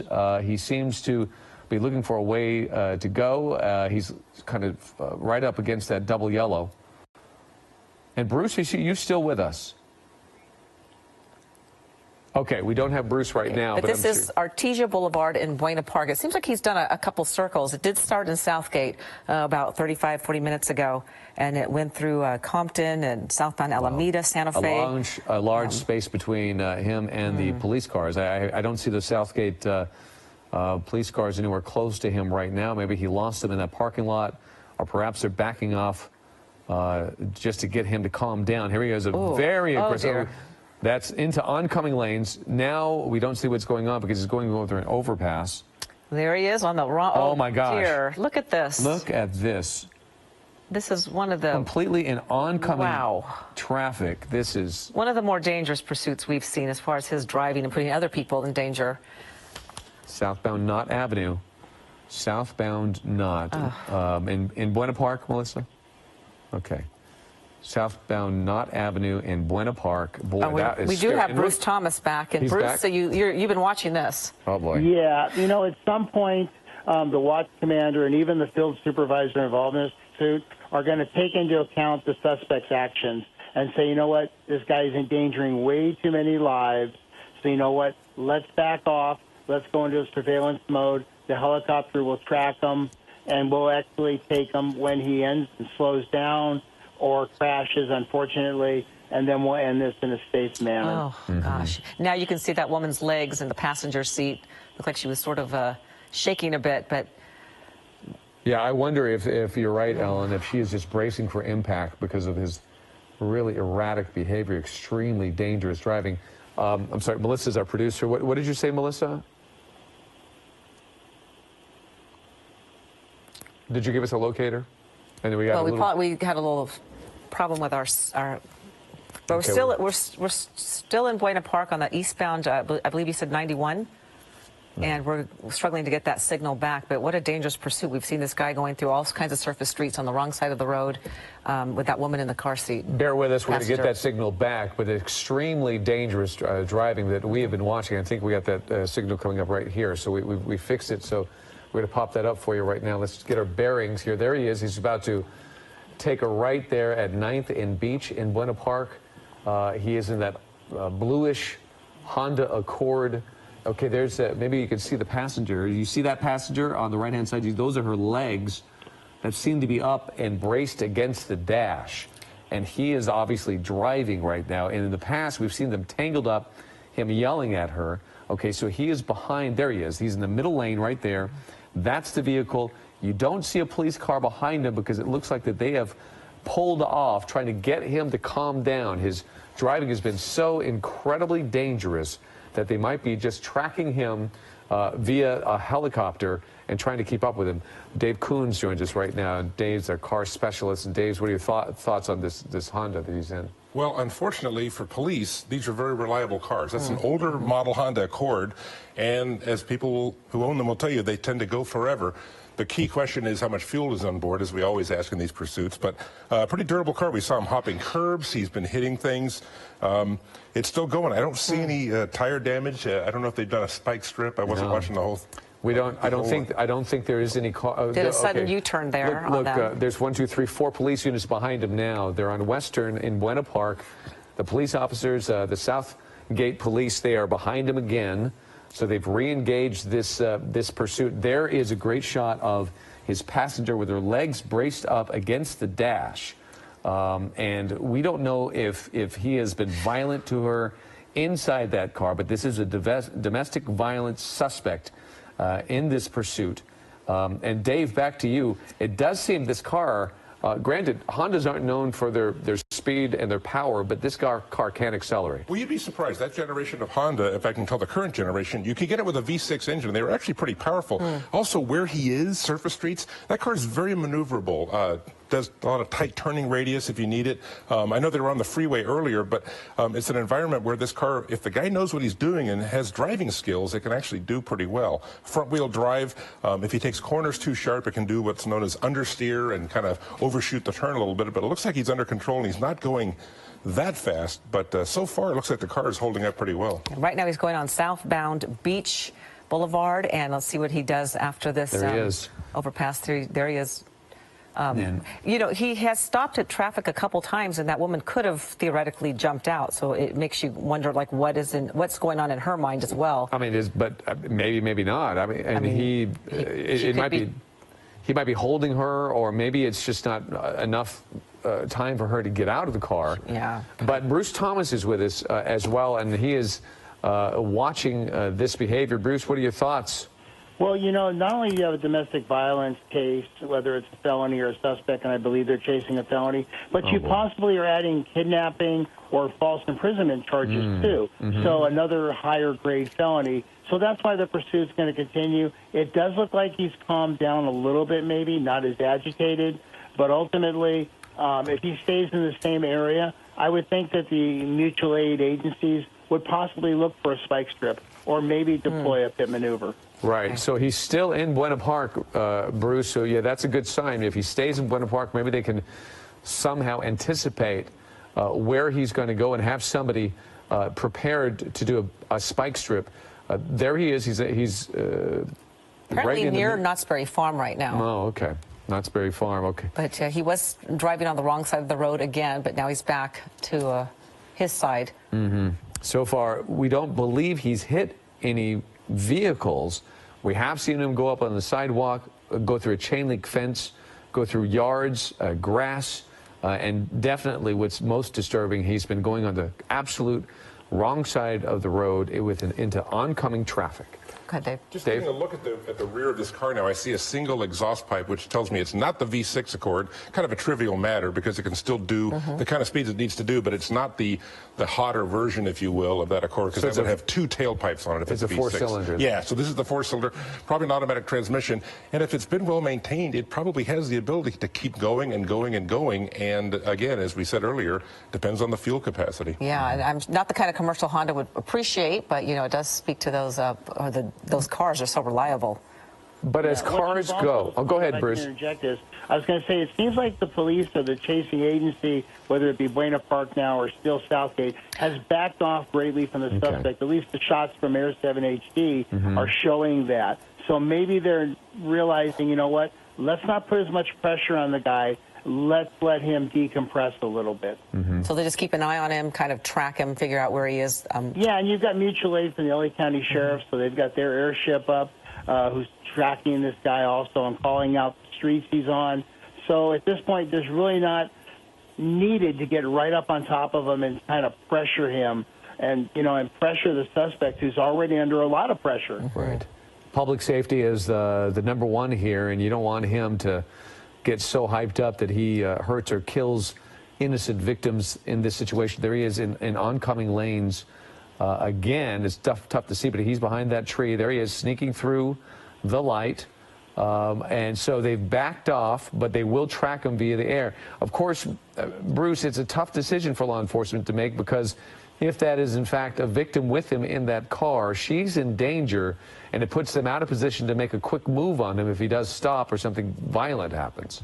Yes, it does. You're 100% right on that but as you said earlier, the most important thing in a pursuit is public safety. And even the safety of the suspect is important to law enforcement, because the last thing we want to do is have him crash into innocent people and hurt or kill somebody. Right, as he's headed to a large intersection, kind of just barreling through. Another going against another light, running a red light there, but luckily he hasn't hit anybody yet.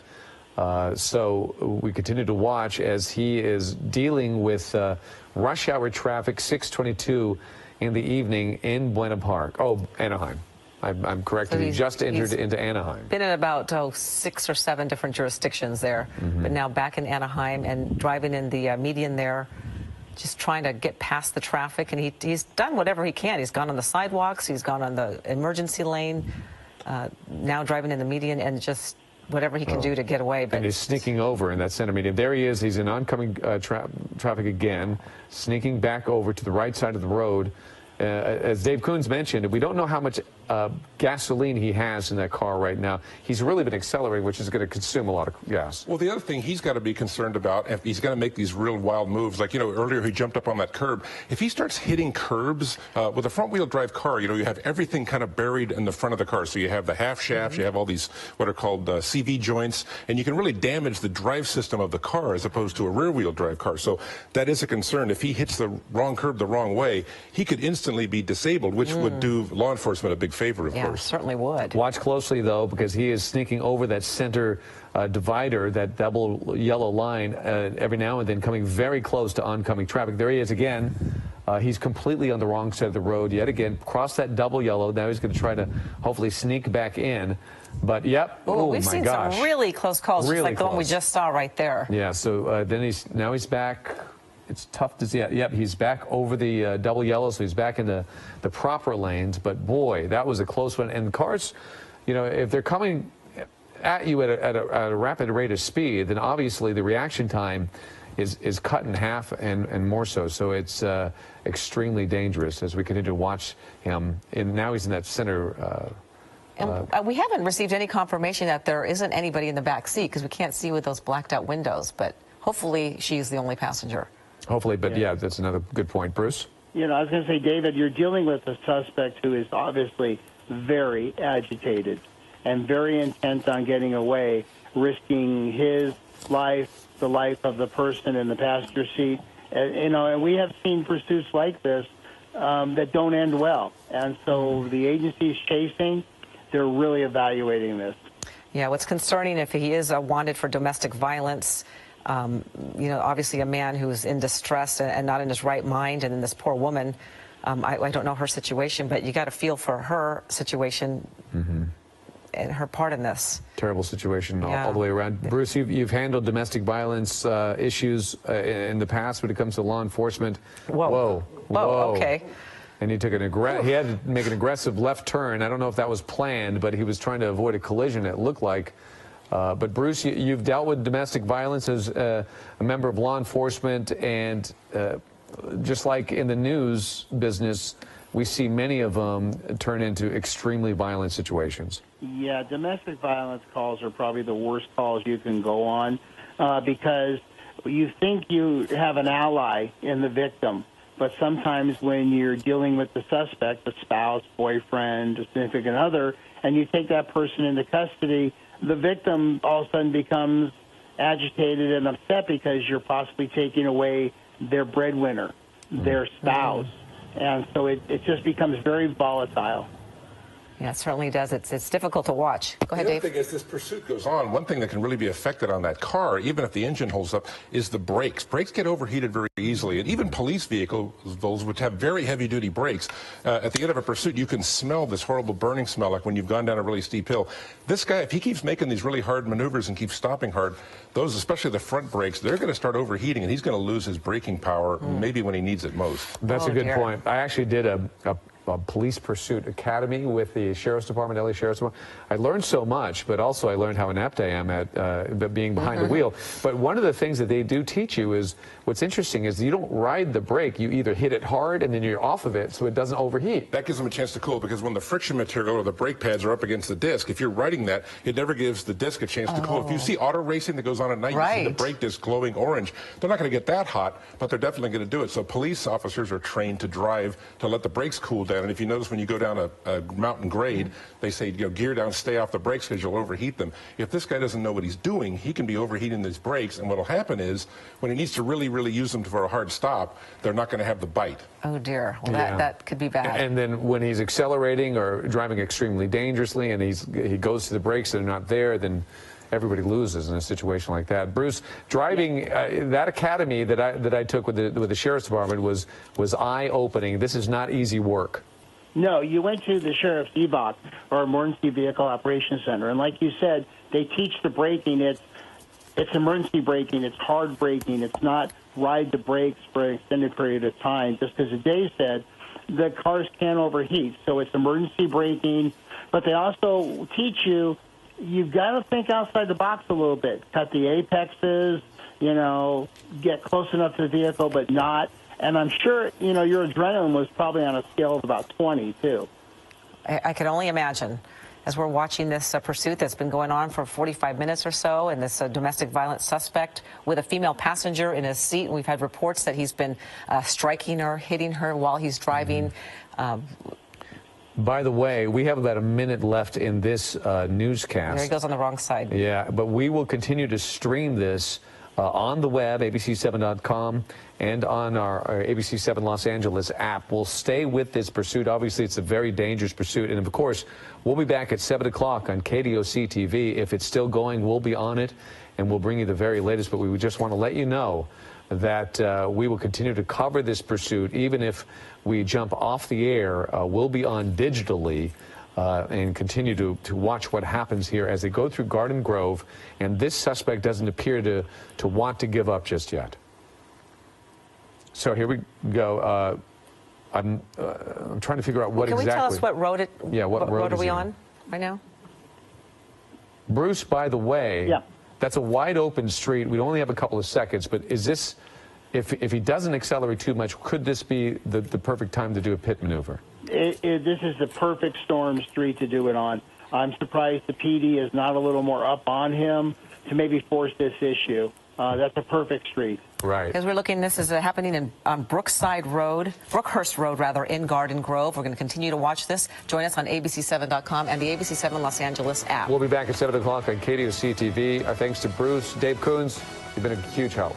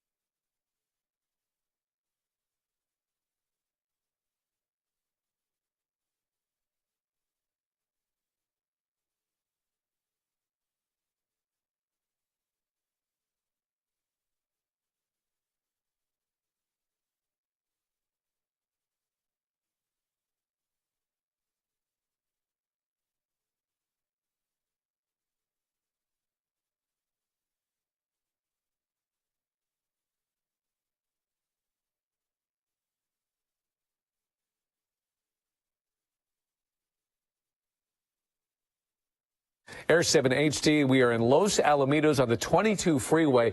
He has been driving extremely dangerously. He has not slowed down one bit. We did watch him a few minutes ago wind his way through Huntington Beach, and then it was onto the 22 freeway where he has just passed through Garden Grove and now is in Los Alamitos. Let's show you some of the highlights of this pursuit. Take a look on the right-hand side of your screen. That is video from just a few minutes ago. You can see him blatantly going into oncoming traffic. He's been doing that dozens of times throughout this pursuit. Extremely dangerous behavior. A lot of cars we've seen swerving out of the way, and then he moves back over to the right lane. Okay, real quickly on the left-hand side, that's a live picture. He is exiting Seal Beach Boulevard. Seal Beach Boulevard, he is exiting right now. It looks like he was. Maybe he's moving back to the freeway. Look at that on the right. Also, that is video driving onto the sidewalk, onto the grass. Blatant disregard for pedestrians who might be on that sidewalk or in this community as he drives quite a ways on that and eventually into a parking lot where he wound his way back onto the street. So we've been watching him with that kind of behavior, extremely dangerous behavior. And keep in mind, earlier in this pursuit, he was literally wrestling with his victim who was inside the car. She is in the passenger seat right next to him, watching her as she has her legs up. And then here he is. Look how fast he is moving. He is even swerving. He swerves into oncoming traffic yet again, almost loses the back end of his vehicle, which is a Honda sedan, an Accord. A 4-cylinder is what we believe. It's a front-wheel drive car. And we don't know, obviously, how much gas he has, but it's a vehicle that can go for a very long time. And this pursuit is going into about an hour and a half right now. Again, on the left-hand side, that's a live picture. On the right-hand side, that is video of some of his more dangerous behavior during this pursuit. Southgate PD has been in pursuit of him through most of this. As we go back to this live picture of him on the 22 freeway, always moving to the right-hand lane, almost faking like he's going to get off, and then he pulls back onto the freeway. We're watching him closely here. So let's see what he does. Yep, he does it again where it looked like he was going to exit, and then he moves over. Keep in mind, again, the domestic violence victim is sitting in the vehicle right next to him. I believe we have another video. I'm not sure if we're prepared to show it to you. Yes, it is. Look closely now. That is the victim. You can see her legs propped up on the dash. And watch closely. Look at her hands. She's holding her cell phone. It looks like she's actually texting during this pursuit. It did appear that there was some sort of wrestling, punching, something was going on in the early parts of this pursuit. Now, at least we could see her. She's moving. She's looking at her phone. Her legs are up. We don't know if that's because she's bracing for potential impact or not, but that was video that was taken just a few minutes ago, just before we hit this newscast at 7 o'clock. More video there on the right-hand side. On the left-hand side, he continues to roll down the 22 freeway. This time he is exiting the 22 freeway. We'll try to get you where he's exiting in just a second. But first, I want to bring in Bruce Thomas. 605 North Transition. Okay, so that's, if you're familiar with that area of Orange County, 605 North Transition. So about to hop onto the 605 from the 22 freeway. Bruce Thomas, our law enforcement expert, has been on the phone with us watching this pursuit. And Bruce, it's still going. Yeah, it's still going, and what you've seen is the handoff from the local police to the California Highway Patrol as it's moved to the freeway. The CHP has a lot more assets and resources to continue this pursuit for at least the duration of this. Okay, so you were saying during the 6 o'clock hour that would probably be a good move to get more resources on this pursuit because it is so dangerous. So this longest time we saw Southgate in pursuit throughout many communities, both on and off the freeway, but finally they've relinquished. CHP is now in pursuit. Does that change how this pursuit goes? It does to a degree. The other thing which we haven't talked about was the drain on the local police department's resources. Southgate has a finite number of cars out, and they're outside their area. So obviously that hurts them. But the fact that he's on a freeway now, it's a more controlled environment. He doesn't seem to be driving as erratic as he was on the city streets to get away. Speeds can be increased or decreased, but the safety of everybody involved is a lot better on the freeway. Right, that's a good point. So the freeway does seem to be wide open right now, so less potential people that he could run into. We understand that he is now getting into Long Beach, so he's on the 605 freeway going north. hitting Long Beach right now. So Long Beach, as CHP is in pursuit. And yes, Bruce, I did notice his behavior was not as erratic. It does seem like he's settling down a bit. Granted, not giving up by any means, still going at a high rate of speed, as you could tell as he flies by these other vehicles. But the good thing is he's on the freeway. He's not in those very tight, confining surface streets right now where some danger could pop out of nowhere. He's on the freeway where people can actually see him, and they could see the police or the CHP vehicles right behind him, sirens and lights on, and that gives people some warning. Yeah, it does. When you went to EVOC, one of the things they talked about is the lights and sirens running code 3 or a pursuit. People don't hear the siren, but they'll see the lights. And on the freeway, it's a very controlled environment, so that does increase the safety of the motorists. So that folks won't be surprised and hopefully get out of the way. He did seem to get very tense earlier when he would find himself into traffic. He got very nervous at lights that were stacked up, feeling the need to get out of there. That's when it gets a little bit tricky. Here on the 605, wide open right now as he seems to not really know where he's going because, Bruce, he's been through many different communities. And from what I understand, Long Beach, he's leaving Long Beach. He's getting, Lakewood now. He's approaching Lakewood on the 605 northbound. Yeah, it almost appears he's headed back to the Southgate area to some degree. Yeah, perhaps so, which we often see when it comes to these suspects. You know, there's a lot of concern about that victim in his vehicle. So for our new viewers there that are joining us here on KDOC TV at 7 o'clock, we have been watching this since the 5 o'clock hour of Eyewitness News. And in the early parts of this pursuit, it was extremely dangerous. His driving was erratic, but also he was heightened. He was clearly very angry. He was turning and yelling at the woman next to him. And often, some of the reports say that they actually saw him beating her in that seat. Now, we showed you that video. We were concerned about her consciousness. She clearly is conscious. She's got her feet propped up on the dash. She's got her phone in her hand. She looks like she is texting. So she is physically present right now. And there's that video again. So you see her legs are up. But if you notice, if you look closely, you can see her phone sticking out. She's holding it with both her hands, and it appears she's texting. So she at least is conscious and in that car, and they're not wrestling right now. There he is waving. I'm not sure what he's waving at, but we were very concerned about her safety, Bruce. But nevertheless, her mere presence in that car when this thing does come to an end complicates things. Yes, it does. But like you've just said, everything seems to be a little calmer in the vehicle. Maybe she's texting relatives or people to say, look, we want to end this. He wants to give up. He realizes he made a mistake. How do we do this? So hopefully they're in touch with law enforcement and they can put an end to this in a safe manner. I mean, his speeds are, 69, 70 miles an hour. So he's definitely calmed down a lot. Good point. As they enter Cerritos right now, Cerritos off the 605 freeway, that's where they are. The video on your right is just that video. The shot on your left is a live picture from Air 7. And Bruce, you've seen a lot of these pursuits. Often that might be the evolution of these pursuits. They start extremely angry, then they start to settle down, then they start thinking about negotiating their way out of it and bringing this thing to a peaceful conclusion. Perhaps, if you're a betting man, maybe that's the direction we're headed. Yeah, most of the violence calls, when you go to those or they start off, especially when Southgate rolled to this, there was probably a lot of emotion, a lot of anxiety by the suspect. She's trying to maybe calm him down. They get in the car. He's still agitated. He may be hitting her in the car like we saw. And at this point now he realizes, okay, I've calmed down. I am going to go to jail. Let's negotiate this.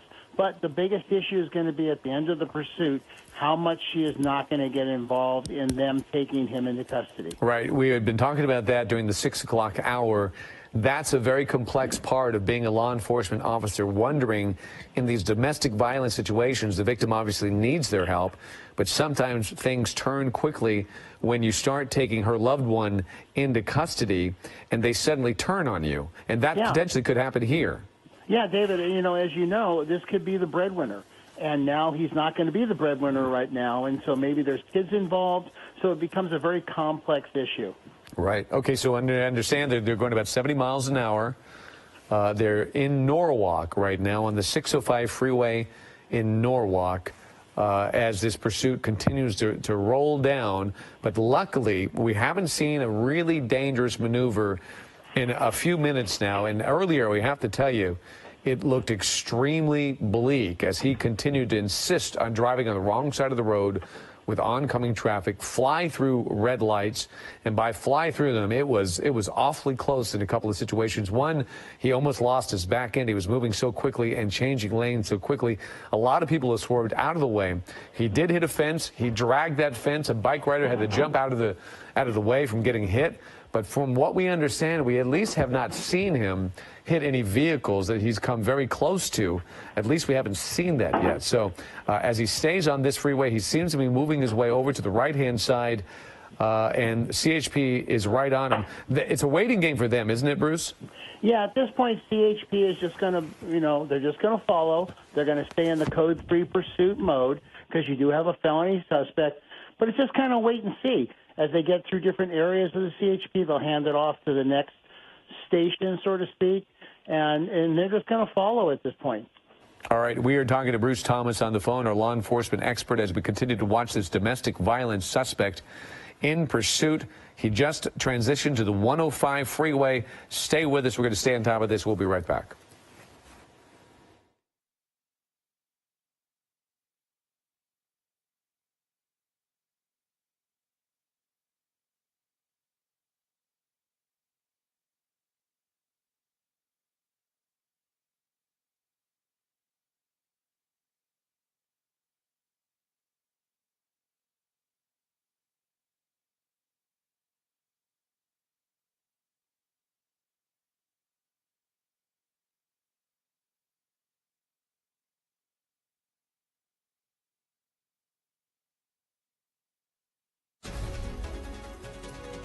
All right, we want to take you back to that pursuit. We are on the 105 West in Downey right now. The car that's being pursued is the one in the far left lane. You can see him moving through traffic. It is a Honda Accord, 4-door, kind of a silver blue. That's it right there. Older model Honda, but it's a peppy car. This guy has been driving it like crazy, accelerating, taking very tight turns. From Dave Coons, he tells us that it is an older model with a 4-cylinder, but don't let that fool you. It's a very good car and has a durability, and it can go for a very long time. And we have been watching this pursuit for getting close to 2 hours now. Again, on the 105 freeway, westbound, going through Downey. Inside that vehicle, not only the suspect, who is a domestic violence, a felony suspect, but also his victim, a woman who's sitting in the passenger seat right next to him, and the CHP is right behind. Most of this pursuit, during most of it, was Southgate, so they followed him from freeway to community in different communities, but the CHP took it over, and now they're staying close behind him, watching his movement. In the meantime, Bruce Thomas joins us right now, our law enforcement expert, to help me analyze what's going on. Bruce, they're content in just letting this guy go? Run the helicopter. You cannot outrun the radio. So at this point, we're going to stay behind him. We're going to follow him. At some point, hopefully the suspect gets tired of this game, pulls over, and gives up. I mean, he's ultimately going to go to jail, and in his mind, hopefully he can rationalize that. And there's a really good chance that they already know who this guy is. It's not like he's going to be able to avoid them. Even if, let's say, he got away today, they're going to still get him. Yeah, I mean, they've run the license plate. They've got information, what they call 1028, 1029 on the vehicle, which is the registered owner, the vehicle, wants, warrants. They know who this guy is. He's not going anywhere. If he gets away tonight, you know what? They'll get him tomorrow at that point. The other thing, too, is the officers are now in a much calmer mode because CHP practices the freeway pursuits. So their stress level's down also. They're just kind of sitting back, following them.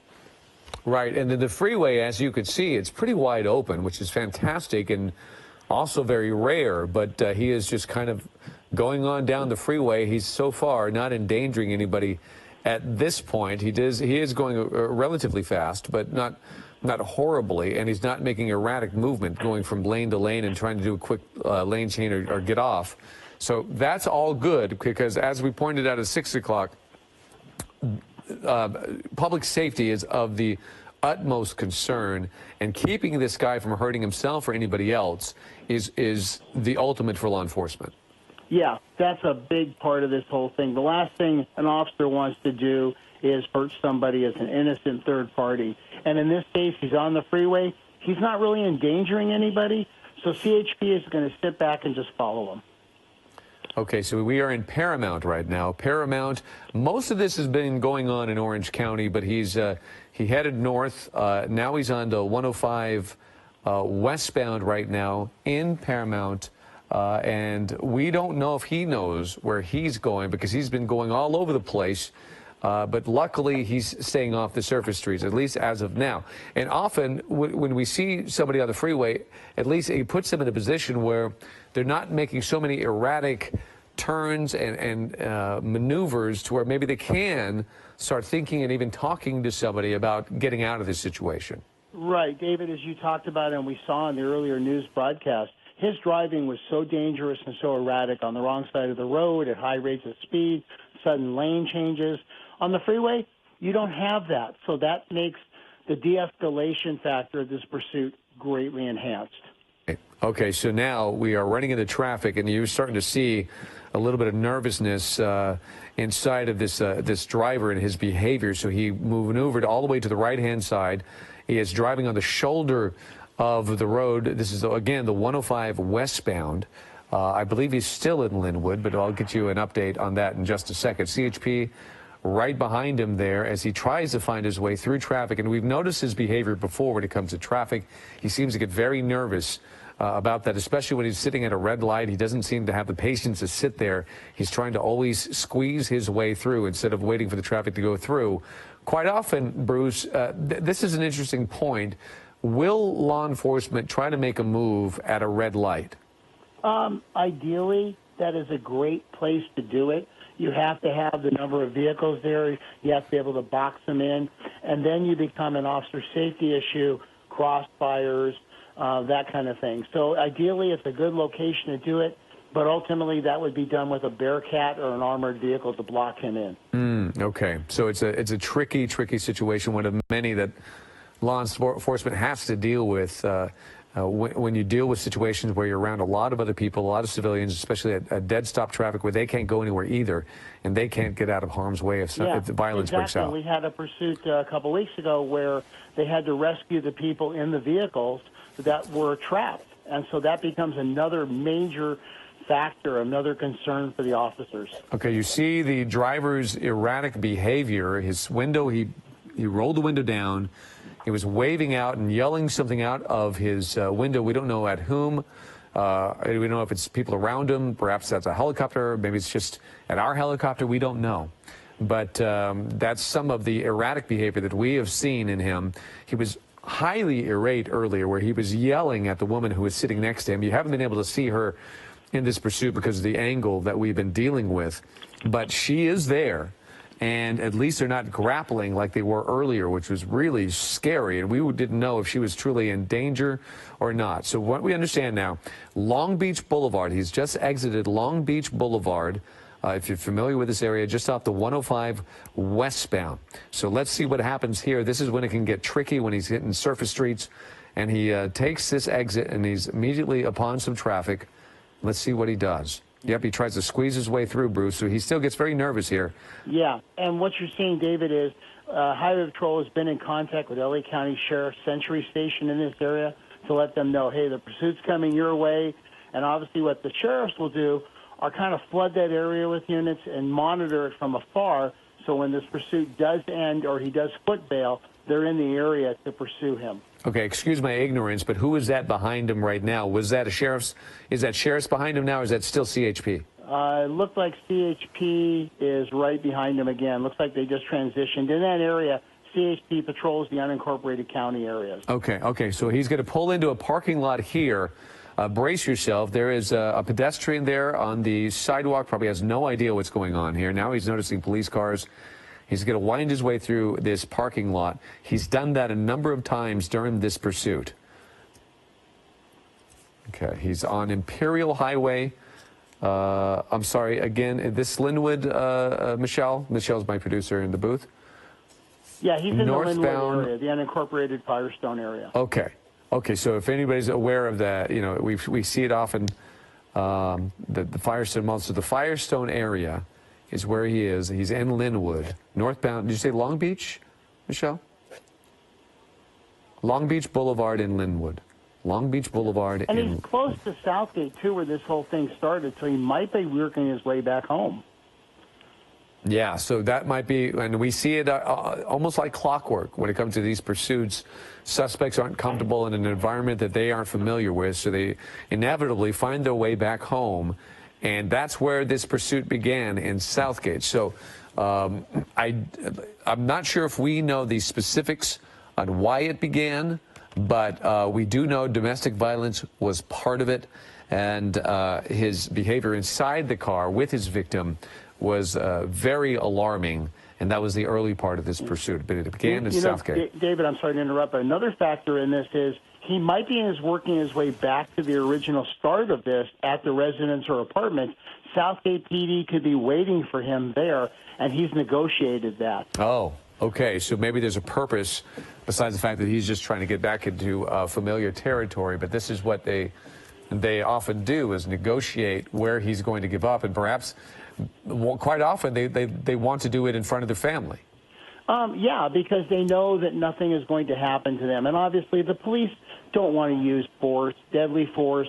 Maybe they'll have to use less lethal, pepper balls, things like that, to take him into custody. But ultimately, he's making a statement to his family, and obviously the police will honor that request to some degree. Right. And then also keep in mind, there is a woman sitting next to him. Perhaps her family is there as well, or they're all connected. We don't know, but maybe there's support for her as well, and he might be doing her a favor as well.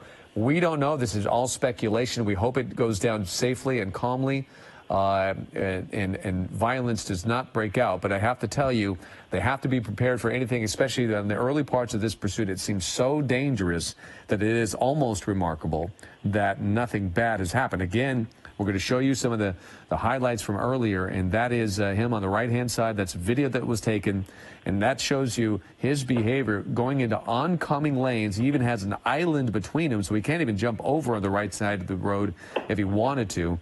But lots of that, lots of oncoming traffic. He never hit anybody, but it was extremely scary when he kept on doing that, and he kept doing it at a high rate of speed. And again, we're going to continue to watch. There he is on the sidewalk, on the grass, and he did that a number of times, as well as when he hit a fence, and he dragged that fence, a good portion of it, from an athletic field, dragged that several feet. So that's the behavior that we're talking about, where he was driving erratically, he was doing things in the car, seemed to be hitting the woman sitting next to him, and that was extremely stressful for everybody to watch. Okay. Florence area, Long Beach Boulevard. So that's the latest. He's in the Florence area right now. Continue to watch him as he flies through these, and as you'll notice the lane he's in oncoming traffic again, but at least he's going a little bit slower than when we saw him earlier. I imagine CHP is still right behind him, so hopefully people will see that and know that something is coming their way. So winding his way down Long Beach Boulevard in the Florence area. Let's watch and continue to see what he's going to do.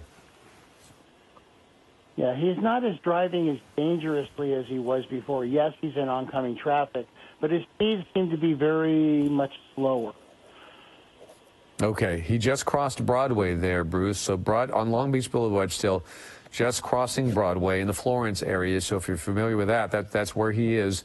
And yeah, David, if he makes the right turn and starts going east, I would say he's going back to Southgate. Okay. So we'll continue to watch and see what he does here. But you're right, his driving is so much slower. He seems to be in a bit more control, even though he's still breaking the law at times. But he's not outrageously fast right now. So just as a minor fact for information for the viewers, they will go back and pull the tapes on this pursuit, and they will charge him with every single violation. Oh, yeah, that's good. Good. So, yeah, you'd hope they would do that just to make people accountable. And let them know that they cannot get away with all these actions just because the pursuit is There's over. supposed to be a mandatory 2-year prison sentence for pursuits. I'd like to follow up on that to see if it's still in effect, but that was something that the law changed Okay. as a deterrent to this. Yes, yes, and we do need deterrence, that's for sure. So he took a quick left-hand turn. That was off of Pacific Boulevard he was on. A quick left-hand turn. Huntington Park is where he is right now. Huntington Park on Walnut. Huntington Park on Walnut. This is where it gets a little bit scary. It's obviously a very narrow street. Look at all the cars and the people that are out, too. I wonder if he's familiar with this area, but people, I think, are very aware of this pursuit. So you can see them walking out and looking at this pursuit, so they're aware of it. Uh-oh. I just saw the passenger door open. Maybe he's close to home. Maybe she's trying to get out. But did you see the passenger door open just quickly, and then it closed when he was slowing down there? Yeah, I think he's definitely getting closer to primary residence or friendly territory, as they call it. You were talking about people coming out watching this. Well, social media is a very powerful tool, and I'm sure people are watching this on Twitter, seeing the 87 app, so they're aware of where it is. The door open again. The passenger door is open. Let's see what's happening. He stopped abruptly. Did she get out? No, she did not. But the door we've seen opening a number of times. And good point about social media. So social media, as well as television, it's keeping people abreast of this pursuit. And my producer now tells me, Bruce, that this is very close to where this thing started. Yeah, I would not be surprised if he heads back home, he stops, she gets out of the car, goes to her loved ones, and they do a felony stop and take this guy into custody. Okay, so maybe that's why the door keeps opening. Maybe there's a bit of an argument going on and when she can and can't get out of that vehicle. She clearly wants to get out. That's why the door is opening. I'm not sure if he's letting her. I think you're 100% right on that. Yeah, so we've seen it repeatedly open. He seems to accelerate and then slow down, accelerate and slow down. There seems to be some indecision here. Okay, the car stopped, but the door didn't open. She didn't get out. It would make things so much easier if she gets out, right, Bruce? Oh, definitely, because now you don't have a two-pronged problem. You have just a one-pronged problem, as they say. You have to deal with a suspect, not with a victim and a suspect. Right. A victim who may not comply. Right. Okay, so you see all the people out on the street. Some have their cell phones out. They're very much aware that this pursuit is going down the street. It does seem that they do know where they are right now, and now it's just a matter of deciding what to do at this point. Back to their home turf or their home territory, familiar. Maybe they just couldn't figure out what to do and how. Her feet are still up on the dash there. You could get a good shot of the victim. She's in the passenger seat. Those are her legs. That's the way she's kept them for the last 2 hours, basically braced up against that dash. We don't know if she's bracing for impact or maybe that's just the way she wants to sit at this point, but that's her. A shot of the victim as well. And then he there is driving. You can see his hands on the steering wheel. So tinted windows, it's tough to kind of look in from the side. Earlier in the afternoon, we had a pretty good shot. So we don't know if there's some kind of negotiating going on between the two of them right now. But let's continue to watch and see what they do. Oh, he's got his window down now. You know, David, it's just interesting how she doesn't seem as very frantic as she was earlier. Oh, she's waving. She seems calm. You're right. Look at that. She's waving. But I don't know. I guess we can't. Northbound Long Beach Boulevard is where they are. Northbound. Okay, in Southgate. So they're in Southgate on northbound Long Beach Boulevard. Yeah, so, but we can't jump to conclusions either, but that is interesting. Her window is down. She's waving, but could she be waving for help or she waving? You know, I think we're going to go with the other avenue on this, that she's in friendly territory and maybe they're making, I hate to say it, like a victory lap almost. Right. Maybe she does. Maybe she feels that she's in trouble as well. We don't know. But yeah, I think there's a lot to figure out on what has been happening here and what the situation is. But they are calling this a domestic violence suspect.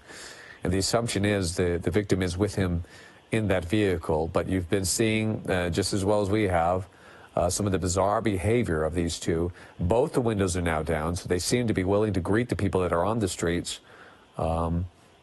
Perhaps it's a kind of a Pacific Boulevard is Michelle, is that correct? They're on Pacific?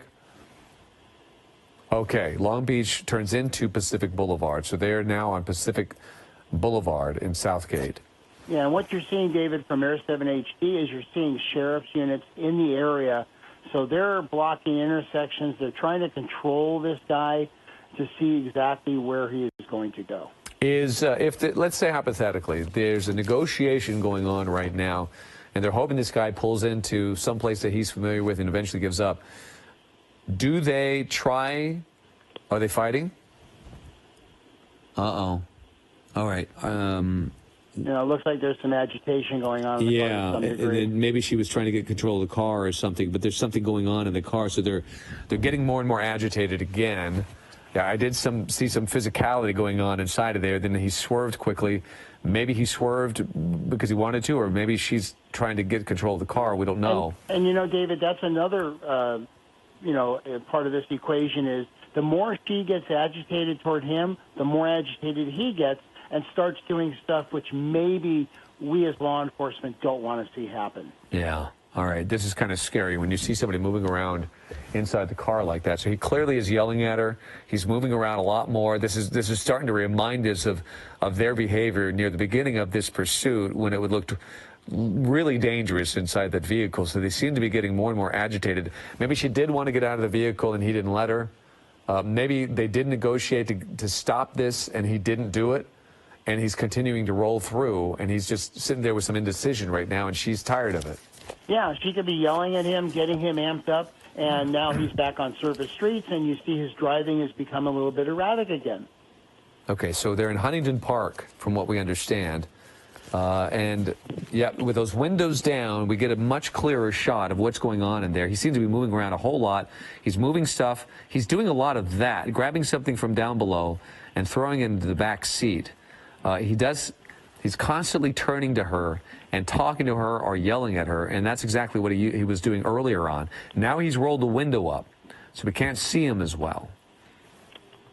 Yeah, and that presents another issue for law enforcement with tinted windows. They don't have the visual to look in the vehicle on a safety aspect of this. All they can see is through the front window, and on a felony stop, you're not facing the vehicle. You're controlling it from behind. Mm-hmm. Right. So just one more of the many obstacles that law enforcement has been dealing with and is going to have to deal with when it comes to this situation. So they have, they've gone beyond Southgate. They're in Huntington Park right now, moving into Vernon. So maybe he decided not to give up. Maybe he's decided to let this go a little bit longer while he thinks this through, although there's really not much to think about, but maybe in his standpoint, he thinks there is. Yeah, he's going to jail ultimately. The only thing, the question is now is he going to go to jail at 8 o'clock or is he going to go to jail at 9? Right. And a lot of concern then also about his state of mind when this thing comes to an end. We don't know if he's armed or not. We personally don't know his background, but law enforcement may have a good idea of who this person is. Right, Bruce? Yeah, they do. They've worked him up. They've run him to see how much information as they can get. And if she's been in contact with law enforcement, those are questions they're asking. And what they've found is, and I've seen in my experiences, these people may have warrants, he may be on probation or parole, and this may be what puts him back into jail, and so he's prolonging it. Right. He's at that I don't have anything to lose position, perhaps, which makes it especially which for scary. The general public is not a good position. Right. That's terrible. And then there you could see, I guess is that a CHP officer behind him? Yeah, I think CHP is still in pursuit as they're in a lot of the unincorporated areas, and CHP has not relinquished it to the local agency. Yeah, it's still CHP. Okay, so he does seem to be a little bit closer to the car. Could they be considering a pit maneuver, or is this still too fast? The speed, I'm guessing, is probably around the 40 mark. It may be a little high, but I think they're going to put some pressure and end this. I think they're done. He looks like he's slowing down a little bit. We may see a pit maneuver very shortly. Okay, he's on northbound Santa Fe right now. It's a little bit more of a narrow street, but as you'll notice, it doesn't seem to have as much traffic. That's a good sign, but he is moving. There's a little bit of traffic there, but he does seem to be accelerating right now. So it's complex. We don't know now the situation when it comes to the victim next to him. Maybe he's decided to completely blow off the whole idea of giving up. And now, I'm sorry, Michelle, where are they again? Moving into the city of Los Angeles. It looks like he was considering a pit maneuver there. Yeah, he was getting close enough to do it, and now you see an SUV coming in, which has the special bumpers to do a pit. So I think very shortly we're going to see it. However, the speeds are increasing. That does present a problem. Right. And then this guy probably knows what they're trying to do, so he's going to keep his speeds up. Unfortunately, most bad guys do know police procedures to some degree, so he may just prolonging this. But this is an ideal street to do it. It's nice and wide. However, there are some oncoming traffic, and that does present a safety issue. Right, but it's a dangerous maneuver, but we've seen it work before. And when it comes to getting this over with or letting it go on and potentially harm innocent people, oh, here we go. He's moving in just a little bit there, and he backs off. So again, they are on northbound Santa Fe. They've entered Los Angeles right now. Does that change any aspects? It only just because of the traffic, but you are in an industrial area, so as we get closer to the evening, the area is kind of quiet. But I can guarantee you the CHP has been given permission by their watch commander to deploy the pit maneuver when they see applicable. Okay, so they crossed Olympic from Santa Fe. They left turn on Olympic. What is this here? I'm trying to figure out what's up. All right, he's getting on the freeway. It almost looked like he was going to do it there, Bruce, but I guess he decided not to. Yeah, only because the oncoming cars there and spin this guy out. Right there would be a perfect place to do it. Right, okay. 10 East is from what we understand. I think we're going to, I thought we were going to see it right there. Boy, that's scary business. Yeah, and the other thing, too, is you're on a freeway on-ramp, so it's elevated. Right. So if you were, this car potentially could crash through the barrier and fall to the ground, and, now you've got a bigger mess. Right, and that might be why they decided not to do it. But, boy, you know that they were thinking about it. So let's watch what he does. The officer was definitely going to do it, and I really thought he was going to pull the trigger on that. Right. So as he gets further and away from home, does this thing get more dangerous? Well, now we've seen him try to go home, but he's changed his mind, so he really has the mindset of getting away now. I don't know where he's going. It looks like he's still northbound in the city of L.A. Now you're going to have LAPD also involved as the sheriffs have dropped off. So, yeah, this does get a little more complex. Okay. East L.A. overchanges where he is right now. Let's figure out. He just split over there to the right. CHP moving in again. But there are other folks on the road. He's heading into East Los Angeles right now. Yeah, and you're not going to see a pit maneuver on the freeway unless they can control traffic. Yeah. So far, from what we understand, we haven't seen any spike strips either. So 5 South is where he's going right now, Bruce. In East Los Angeles, he's heading to the 5 South. Yeah, because of all the traffic on the freeway, you're not going to see spike strips or the pit maneuver. But CHP is going to get behind him and let him know, hey, we're here. We're not going anywhere. So why don't you just pull over and give up? Right. Okay. So there's traffic ahead is what we're hearing. So he's going to start running into traffic. That's when he seems to get a little bit nervous. On the 5 freeway south right now. He's East L.A. is where he is. 5 freeway south. Look for some traffic, and we'll watch his behavior. I think is his window down again. His window is down again, so you can see the driver. You can't see the passenger who is next to him, but you can at least see the driver. The sun is starting to set, so visibility might be a little bit more tricky as well. I guess that changed things for law enforcement, doesn't it, Bruce?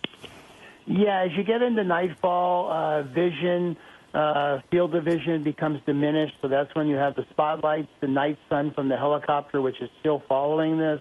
Those are tools that the officers will have to employ. All right, there's a really tricky maneuver there. He's trying to weave his way through big 18-wheelers as well as other traffic. A big lane change there and then multiple lane change there. He seems to think he can avoid or get rid of the CHP, but it's doubtful. So there he is on the far right-hand side. He seems to be exiting the freeway, and we'll give us 2 seconds here, and we'll tell you exactly where they are. But just exited the freeway, back onto surface streets into oncoming lanes. He just misses the car right there that took a right-hand turn. eastbound on Olympic. Eastbound on Olympic. He's accelerated to a high degree here, so the danger has increased quite a bit, Bruce. Yeah, he's back on surface streets. He's back on the wrong side of the road. He's driving erratically and increasing speed. It's getting dangerous again, and I wouldn't be surprised if CHP at this point may back off into a tracking mode. But it's the watch commander's call, and if I was the watch commander, you do want to take this guy into custody, but public safety outweighs everything. Right. You don't want innocent people to get hurt in this situation, and then you gotta wonder that the woman sitting next to him, when she kept opening that door when he was going a lot slower, if she's regretting not jumping out of the car at that point, because now it seems like she's stuck and there's nothing that she can do at this point. Yeah, and like Dave Coons was saying earlier, you've got a Honda Accord, very, very maneuverable vehicle, as we saw on the freeway, and how he weaves in and out of traffic. And the police cruisers are a lot heavier and a lot bigger vehicles and may not have that turning radius or that mobility, so that's another issue. All right, so the CHP moving. Oh, no, is that Sheriff? Is Sheriff's on him now? Or is that still CHP? CHP, yeah. Okay, sorry. They may try to pit him right now. Yeah, they moved way in on him, and then he backed up, but they got right up parallel to his bumper, and then suddenly they pulled off. So they almost got there. They made an aggressive move, and it looked like it was going to happen. Probably speed was again, a concern. And there you saw a car going through the intersection, and then he just blatantly kept going. So, the other thing that CHP may be doing is trying to get up there to have a good visual inside that vehicle to see what the female victim's doing. Her feet are on the dash. She seems very nonchalant about this. Okay. All right. Yep. That's what we've been seeing for a long, long time. So let's see here. He seems to be up. He is driving more dangerously, weaving in and out of oncoming traffic, flying through traffic lights against the red light. That's okay. Michelle, remind me. He's on East Olympic in East Los Angeles. So he's north of the Southgate area. Okay, approaching Atlantic. At this point, CHP is going to stay in pursuit of him. Yeah. So he's approaching Atlantic Boulevard on East Olympic in East L.A. Again, a Honda Accord. Dave Coons warned us that this vehicle could go for quite some time, although he has been really accelerating. We've been watching this pursuit for more than 2 hours now. And fuel may come to be an ally, or lack of it may come to be an ally eventually in this pursuit. We hope that he didn't have a full tank of gas. And just recently, we've seen a number of pursuits suddenly come to an end because they did run out of gas. So it does happen. Here we go. Let's see if he does this pit maneuver. Oh, and he's swerving into oncoming traffic, oncoming lanes. He saw it coming, dangerously moves into oncoming lanes. He gets away from it, but the CHP officer remains very close to his bumper. He's moving in again. Let's see if he does it. No, and he swerves into oncoming traffic again, and the CHP officer pulls back. But he got very, very close on that last one. But he seems to be really moving now at a very high rate of speed with other traffic in the area. So, Bruce, this guy, he knows what they're trying to do, and he's going to do everything in his power to not let them. Yeah, that's what it appears. However, this is a perfect street to do it on, nice and wide. Yeah, you do have some parked vehicles, but the CHP's officer sending a message to this guy, hey, we're right here, we're right behind you, we're not going anywhere, so why don't you just pull over, buddy? Boy, it is a remarkable skill to be able to do what these officers are doing. How do you practice a pit maneuver? I mean, do you actually do it in real life, and you pit cars? Yeah, you actually do. When you went through the EVOC course, the sheriffs, we don't have the bumper CHP has, but they actually practice it on other patrol cars. And the idea is to get to the right rear quarter or left rear quarter of the vehicle, impact it right by the tire, spin it out of control, so you have to give the vehicle gas to spin it, and then hit the brake so that you're not entangled with the vehicle. But it is a hard maneuver to do because it's counterintuitive to crash into a car. Yeah, it is kind of even maddening to watch. It's so stressful to watch. But I guess you have to do it enough to where you feel confident. You have to have some confidence to pull it off. Yeah, you do, and they practice it just as in briefings We talk about pursuit terminuses. So you have a pursuit, it's ended. How do we do it by the numbers? Or if you're in a pursuit, you practice pursuit. One of the things I used to do with my trainees was say, hey, we're in pursuit. I want you to call a pursuit, a mock pursuit. He Take touched a deep him. breath, decompress, give out the things that the watch commander needs. Right, right. Wow. Okay, so we saw him, he touched that back bumper, and now he's really accelerating. But the CHP officer touched his back bumper. He bumped him pretty good. It didn't turn the car, but he did hit him.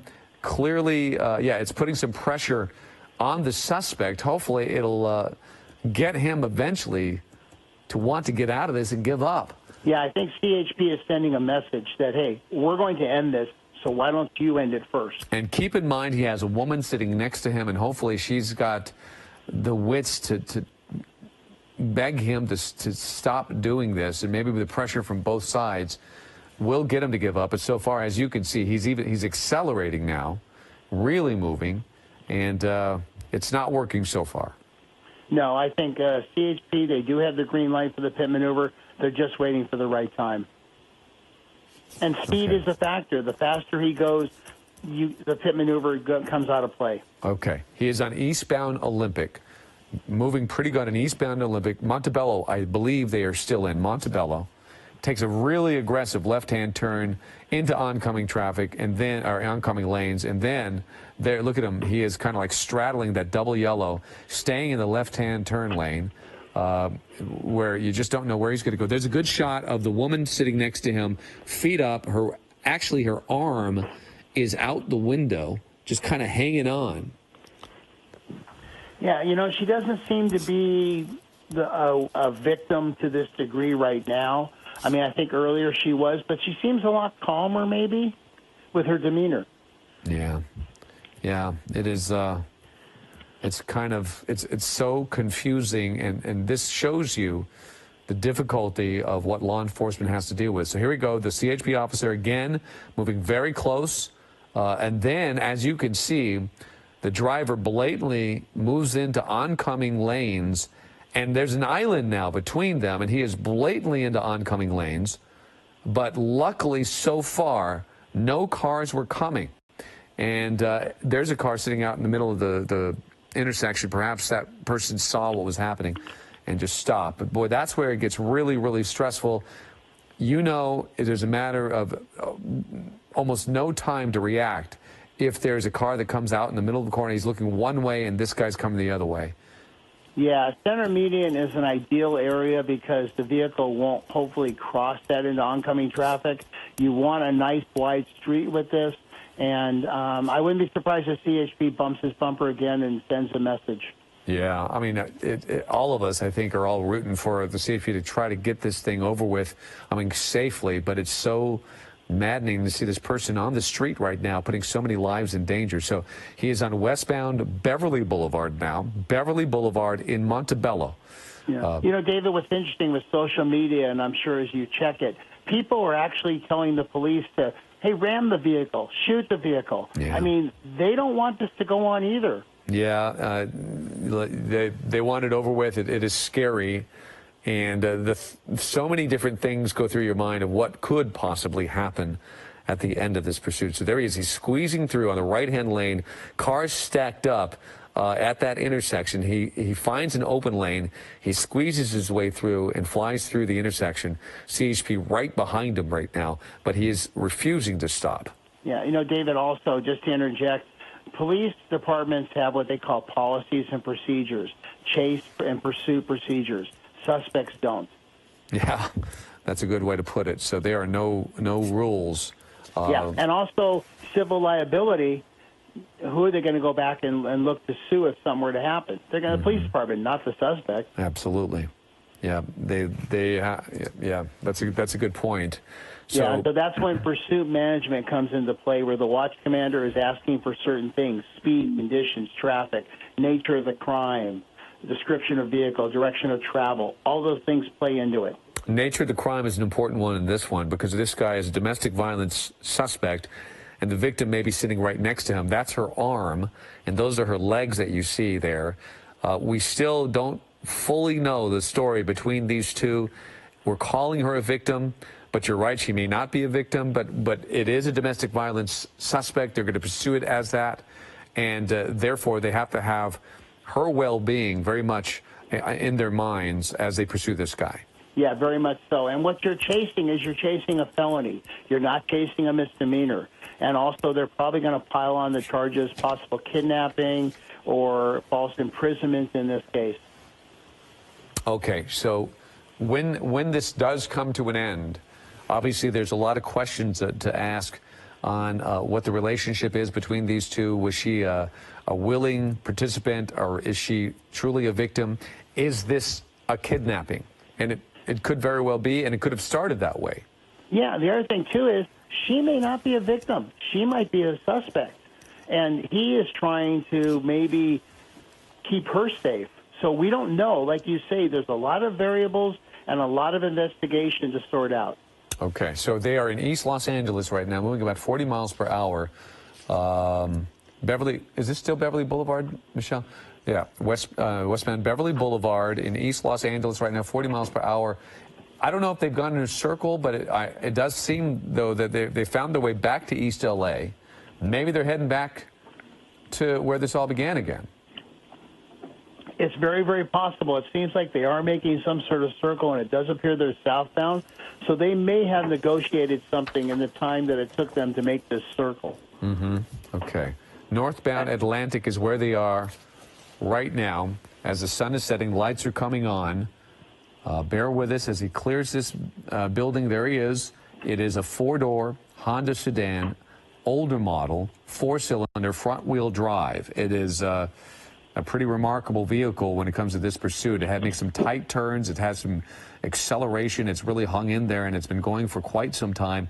Our hope is that he wasn't on a full tank of gas. So one way or another, we need this pursuit to come to an end. That's yeah, it looks like they're over by the headed toward East Los Angeles College, I think. I'm being told that they're in Monterey Park. Okay, so they're real close by that area. Wrong side of the road in Monterey Park. He squeezed through there yet again. He has done that dozens of times in this pursuit. Complete willingness to go into the oncoming lanes blatantly there, and remarkably, he's been extremely lucky that nobody's popped up and hit him or he's hit them. And you know, the other thing too, David, is we talked about it earlier, the traffic. It seems like you and I, we have traffic all the time. Suspects, somehow they don't. Yeah, we do make that point. It's the middle of rush hour. We'll sit there and go 1 mile an hour. Somehow suspects find a way to continue to move and not get bogged down and stuck like we do. Yeah, he's over by the East Los Angeles College now, so, you know, school's not in session at this hour to the most part, so it looks like we're going to be okay, but you are in a residential area. Okay, so that makes that heightens the danger. There will be pedestrians out. There will be cars unsuspecting here. There you see this pretty broad street that they're on right now, and if there wasn't traffic on it, this probably could be a candidate for a pit maneuver, but there seems to be a decent amount of traffic in this area. Yeah, and that's the problem. You've got too many moving parts here, as they say, to really do a pit maneuver. Ideally, you want a wide open street with very minimal traffic. Okay. So I'm sorry, is this still Atlantic, Michelle? Yeah, okay. Northbound Atlantic, Monterey Park? Okay. The Monterey Park, you said it was East LA College, Bruce? Yeah, he's in that general area. I only know that because I recognize the streets and I play baseball there on Sunday. Okay. Yeah, so, yeah, your connection to the community. So there he is, another example of him just kind of blatantly going into oncoming lanes. He just seems to hover quite often right in that middle left-hand turn lane, straddling the double yellow, so you don't really know where he's going to go, and he's more than willing to go into the oncoming lanes, especially when he was trying to get away, when the traffic was stacking up, and also when they were trying to pull a pit maneuver on him. And as they got closer, he just blatantly went into those lanes, having complete disregard of the possibility of a car coming out of nowhere and having no reaction time. But so far, everybody's been lucky in this situation. He hasn't hit anybody. He has hit a fence. He dragged that with him. He has been up on the grass. He's been on the sidewalk a couple of times, a couple of close calls there. But so far, it doesn't appear that he's hit anybody outside of perhaps this passenger who's sitting right next to him. And let's see, you could still see her legs up there, Bruce. Yeah, you know, David, as technology moves along, I really suspect in a couple of years we're going to see a way to disable vehicles safely, whether some sort of piton is fired from the patrol car that shorts the car out, but not locks the steering. You have OnStar now, not to plug them, but they have the ability to shut the car down. So this technology is catching up, and I really believe we're going to see in the next couple of years pursuits come to an end. Yeah, we've been hearing rumors about that. Boy, wouldn't that be great if they could just kill a car and make it just come to a stop and just end these pursuits, which you'd think in this day and age with our enormous amount of technology, we would do that more. That's interesting about OnStar, and I wonder if they've ever used that in other pursuits, but there may be some protocols still in place that you can't do that. I'm not sure yet, but that is certainly, that would make a good story for us to look into and try to figure out where we headed and how we deal with these pursuits to make them safer. And actually, David, there was a pursuit where they did use OnStar to disable the vehicle. I believe it was a couple weeks ago, and I want to say it was in Texas. But they did do it, and it worked like a charm. Wow. Okay, so that's a good case there that they can examine and see and use that as an example. That's a good one. Westbound Garvey in Alhambra, I'm being told, is where they are. Westbound Garvey in Alhambra. Are they anywhere close to their home? I don't think so. It looks like they're a little west, possibly, and north than where they are. It looks like the suspect, I don't know if his lights are on in the vehicle or he sustained some front-end damage when he went through that construction fence earlier. But that's another issue for law enforcement, too. If he's blacked out, driving on the wrong side of the road, that's a huge public safety issue. Okay, so there's a good shot of the woman next to him. I'm trying to figure out, is it just the movement of the light, or is she moving around? I'm not sure. But it does appear that those are her legs that are up. There's her arms. They're moving around a little bit. We did get some shots of her texting. Oh, he does make a crazy swerve right there. But yeah, as we continue to look into the car, when their windows are down like that, you can get a decent look at them. Although with the sun going down, we're not going to see a whole lot more of that without a real challenge. I guess when they put the spotlight on it, that might give us an opportunity to see what's going on in there. But you're right, she seems awfully relaxed. Yeah, and the windows down are actually a plus for law enforcement because they can see into it. The tinted windows are a huge issue for law enforcement because you're walking on a vehicle, and like you said, you don't know if there's any weapons in the vehicle, too. Right, and with a character that is capable of this kind of violence, then you have to, you got to play this expecting the worst. So there he is. He's on the wrong side of the road again. He's crossed over to the double yellow. And he's moving back right now, so he just keeps doing that, back and forth, back and forth. His speed isn't real high right now, so it looks like he might be trying to make a move. And this is another good street to do this. It's wide open. It's no pedestrians. It seems like get up on them and hit them, and let's just end this. Okay, that is the 710 freeway they just went under. So under the 710 freeway, in Monterey Park, I think they're still on Ramona Road. Yeah. Okay, so... And there he is continuing to do that same behavior, kind of staying right up against that double yellow in the middle of the road with, a complete willingness to go into oncoming traffic and oncoming lanes just like that. He just seems to straddle that thing, thinking that he can somehow evade the officers that are behind him, even though he's been doing this for the better part of 2 hours, and he's made no leeway. Yeah, and actually, just interesting, he just passed Sheriff's headquarters. The old Sheriff's headquarters on Ramona. Okay, and then, so speaking of sheriffs, the CHP remains on this, correct? Correct. They're the primary agency on this. They are in communication via radio and mutual aid requests with the sheriffs as they come into the East LA area, just as they were with LAPD when they were headed toward downtown. And sheriffs are monitoring, and if they're asked to get involved, they will. Okay, so East LA right now. He's winding through. I'm getting some instructions from my producer. So, Michelle, just tell me when you need that. And, okay, the 10 freeway right now. We're on the 10 freeway eastbound. So we are at 7:59, approaching 8 o'clock. And we're going to stay on this coverage on KDOC TV. So you don't turn the channel. You don't need to go anywhere. We're going to stay with this very dangerous pursuit that's been going on for 2.5 hours right now, perhaps more than that, on the 10 freeway, East LA, exiting at Ramona right now, exiting at Ramona. So we're at 8 o'clock on KDOC TV. And just to give you an idea, if you are tuning in for something else, this is extended coverage from Eyewitness News on KDOC TV as we continue to watch this very dangerous domestic violence suspect getting on, one more time, Michelle, the 710 northbound, 710 northbound. This suspect is in that Honda Accord. It's a 4-door, and he's wanted for felony domestic violence, and he has perhaps his victim in the car with him, sitting right next to him in the passenger seat. This pursuit has been going on for quite some time. His behavior has been extremely dangerous, very erratic. It's remarkable that they haven't hit anybody, but CHP is very close to them. They tried one pit maneuver. They tapped his back bumper. He accelerated. He has no qualms, no concerns about going into oncoming traffic. That would be on surface streets. He's at a freeway now. He's on the 710 northbound. Largely when he's been on the freeway, his behavior has been a lot better, especially freeways that don't have a lot of traffic. But here he is as we continue to watch. It looks like he might be, is he pulling over and is he exiting to the right? Let's continue to watch this. Maybe he's getting back on surface streets. And by the way, go ahead, Michelle.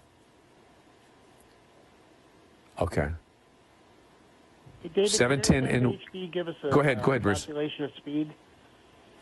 Well, he looks like he's getting off the freeway now. Yeah, they said the 710 came to an end, so that was Valley he's in Boulevard. The Pasadena area now.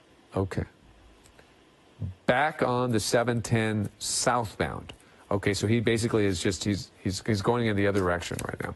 So this is Bruce Thomas that we've been talking to for quite some time. Bruce, you've been invaluable in covering not just this pursuit but many other law enforcement issues. We thank you for being here with us today and helping us with that. So on the 710 southbound, and Michelle, correct me because I'm getting mixed up here, but I believe it's 710 southbound.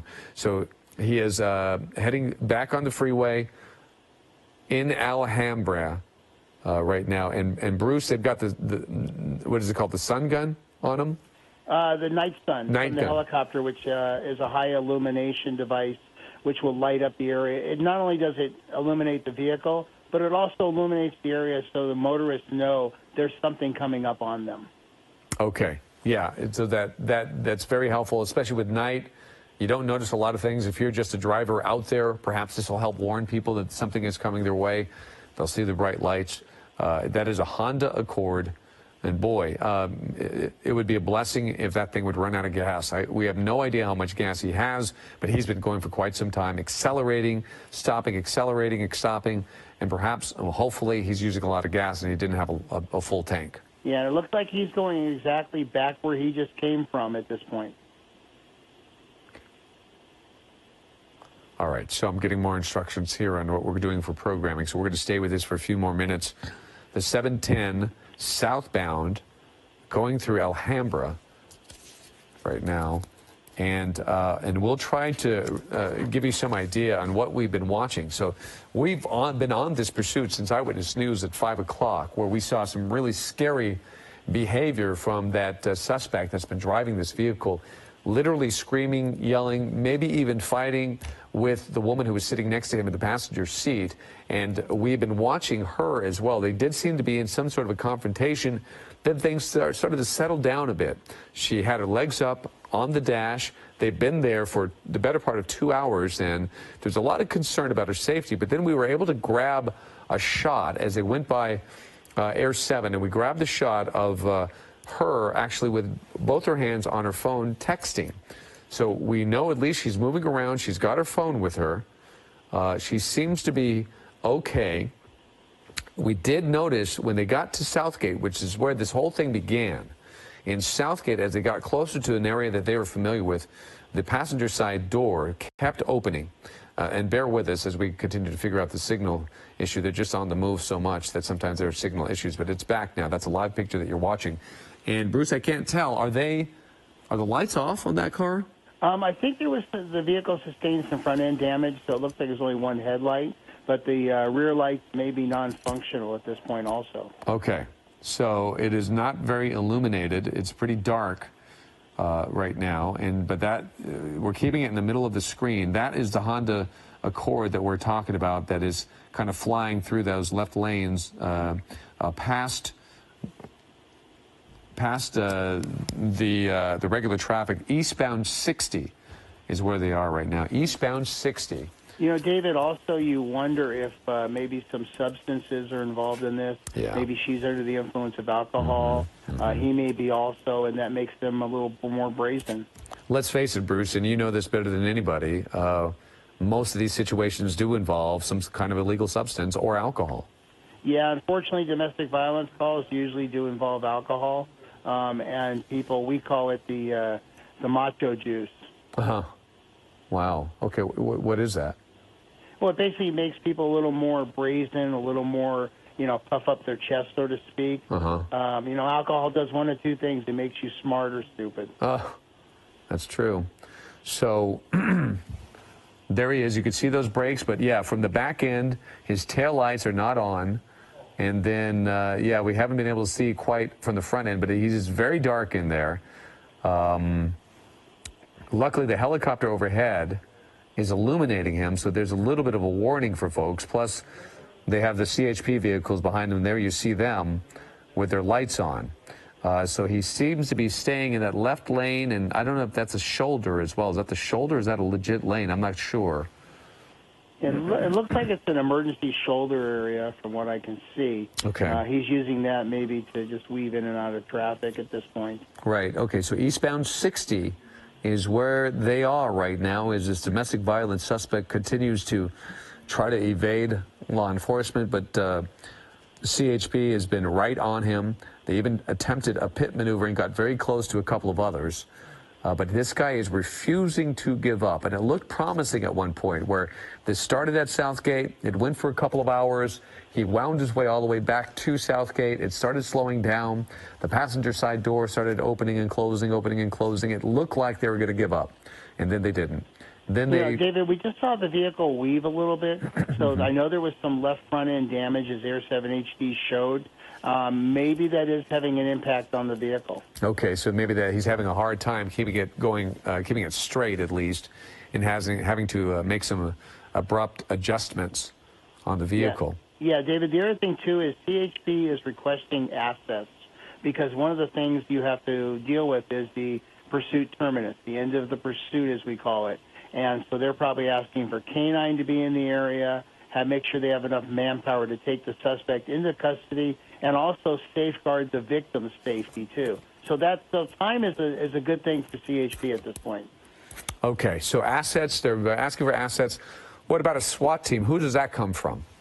They would probably ask for the sheriff's SWAT under mutual aid or our Special Enforcement Bureau at this point, as they're in the area of that. They probably have put them on notice or standby, but at this point they haven't made that request yet, unless this ends and it turns into some sort of barricade.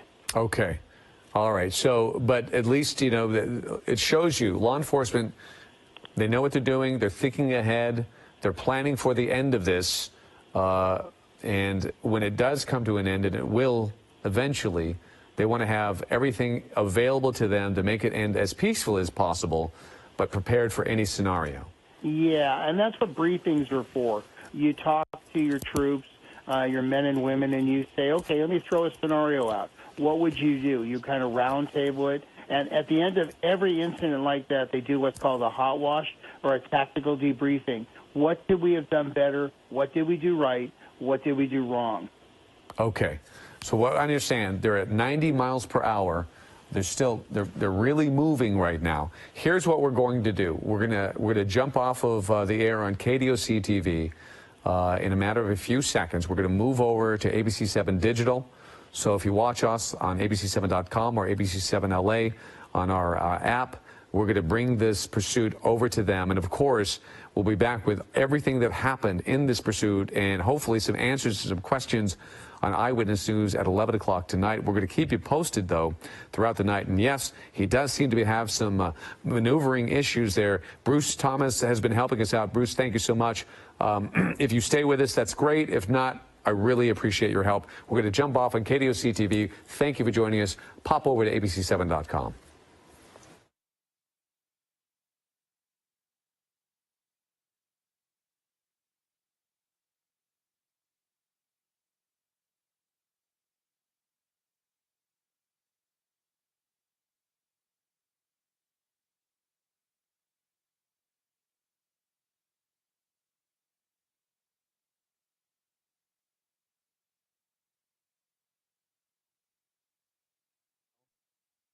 I'm David Ono coming to you. I am live in the studio here at ABC7 as ABC7, our Air 7 is overhead. We've been watching this pursuit for more than 2.5 hours now, and it continues to go. And a very dangerous pursuit at that. A domestic violence suspect inside that vehicle, but what complicates it is the fact that he has his victim with him. Early on in this pursuit, a lot of fighting and a lot of arguing, a lot of concern about her well-being inside that vehicle, but it also creates a lot of complication on how law enforcement has to deal with this high-speed pursuit. We've been watching some indications that there's some dissension between the two. She looked like she was going to try to jump out of the vehicle a couple of times. It started in Southgate. They wound their way back to Southgate. We thought it was going to come to an end, but it didn't.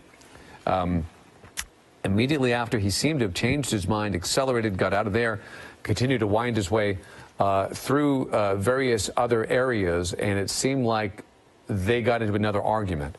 But she's been sitting in that car. Her feet are up against the dash. They've been there for quite some time. We did see a shot of her texting on her cell phone. So we know that she's largely okay. We don't know if she wants to be there or not. Bear with me for 1 second. We're going to do an anchor change. I'm standing with Eyewitness News anchor Mark Brown. So we're going to do a little shift. My voice is almost gone.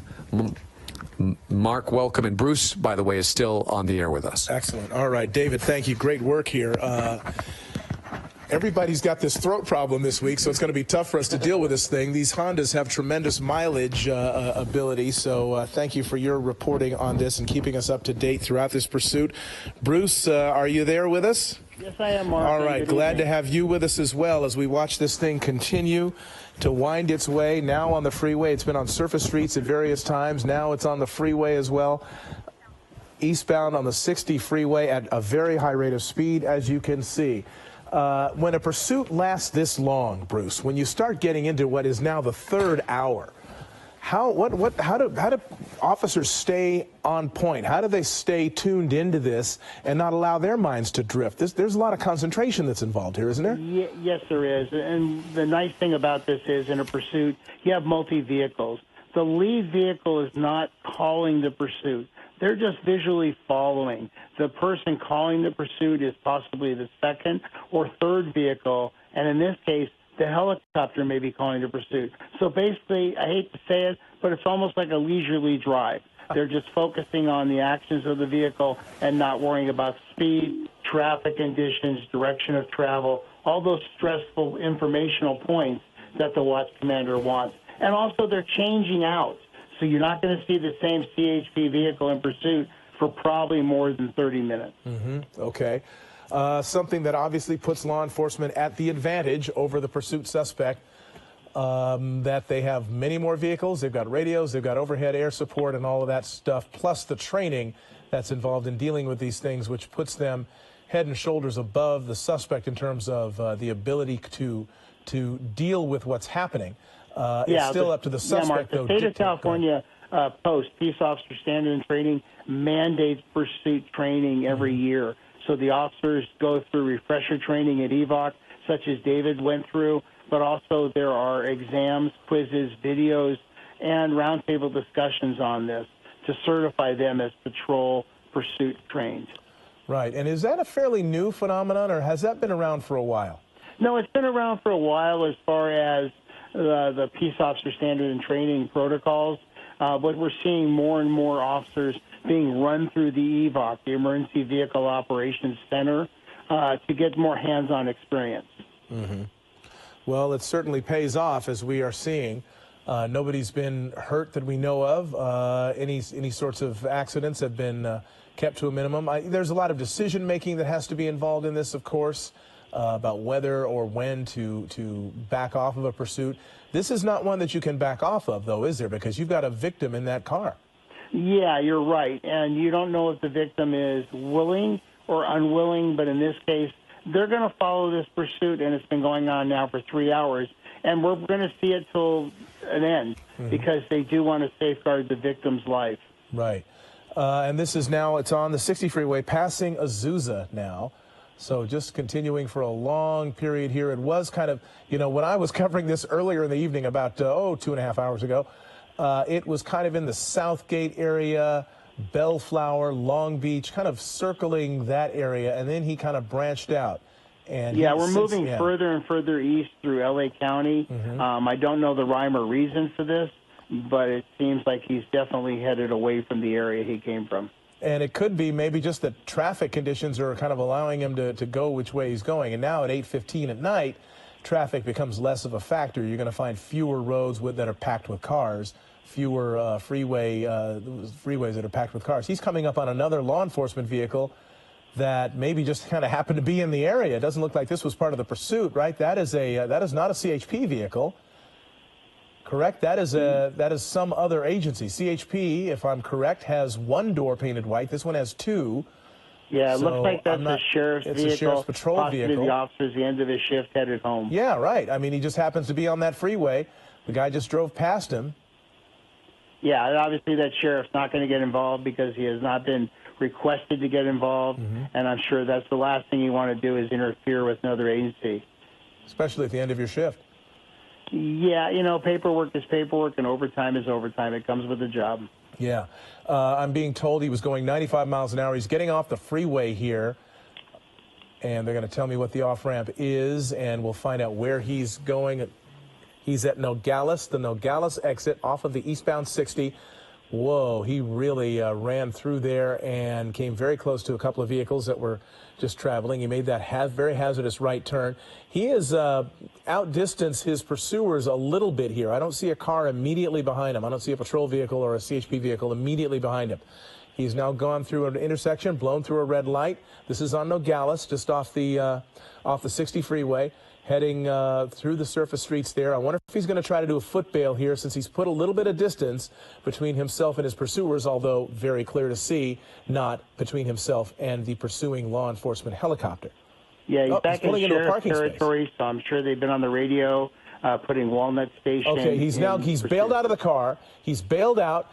And there's a pursuing law enforcement vehicle. This is some sort of a business here. We don't know what it is. We're going to circle around, see if we can get to find out what it is that he's trying to run into and if he made it inside. This big building here, this is a parking lot, some sort of a business. It could be a grocery store. It's a 99-cent store, I'm being told in my ear, in the city of Industry.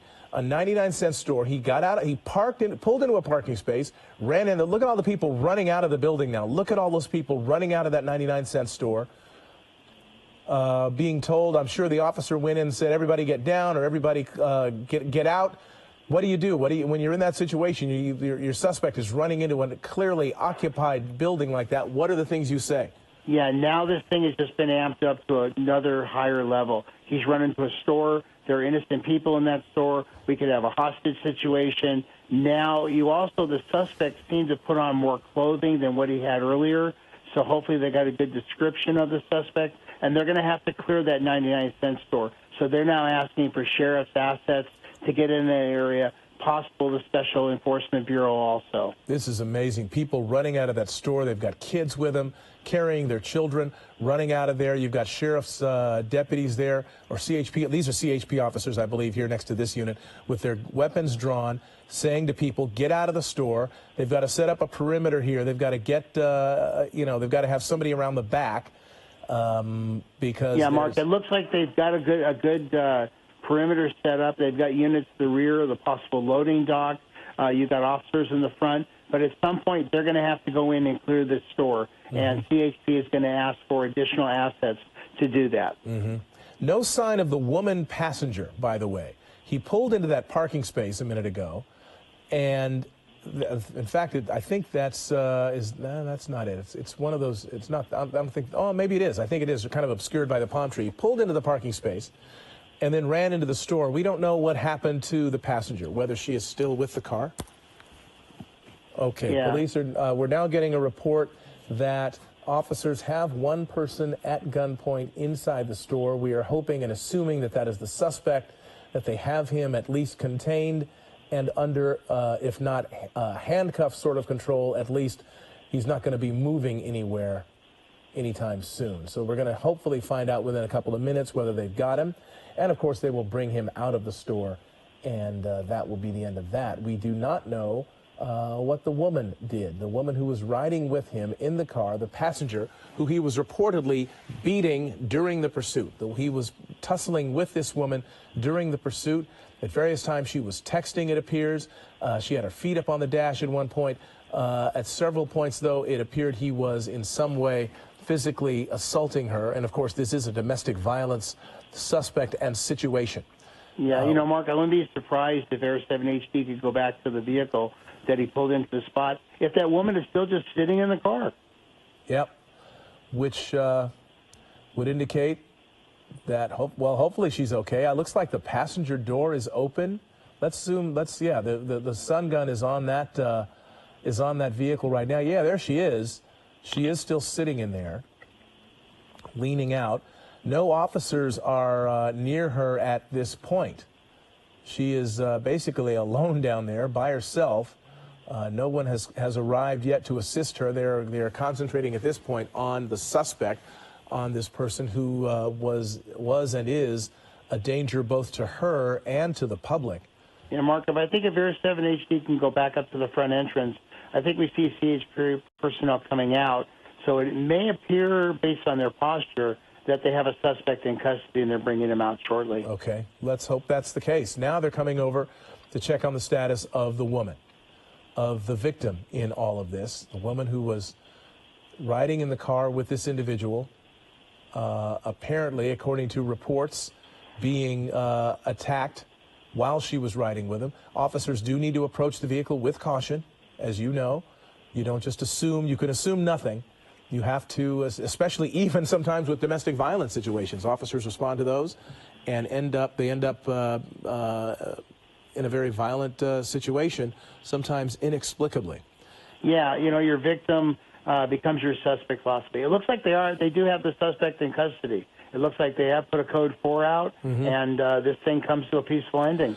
Well, it sounds like it. Yeah, we just heard the suspect is in custody inside the store, and they should be bringing him out in a couple of minutes. I believe we have a ground crew on the way there to try to find out as much information as they can about this.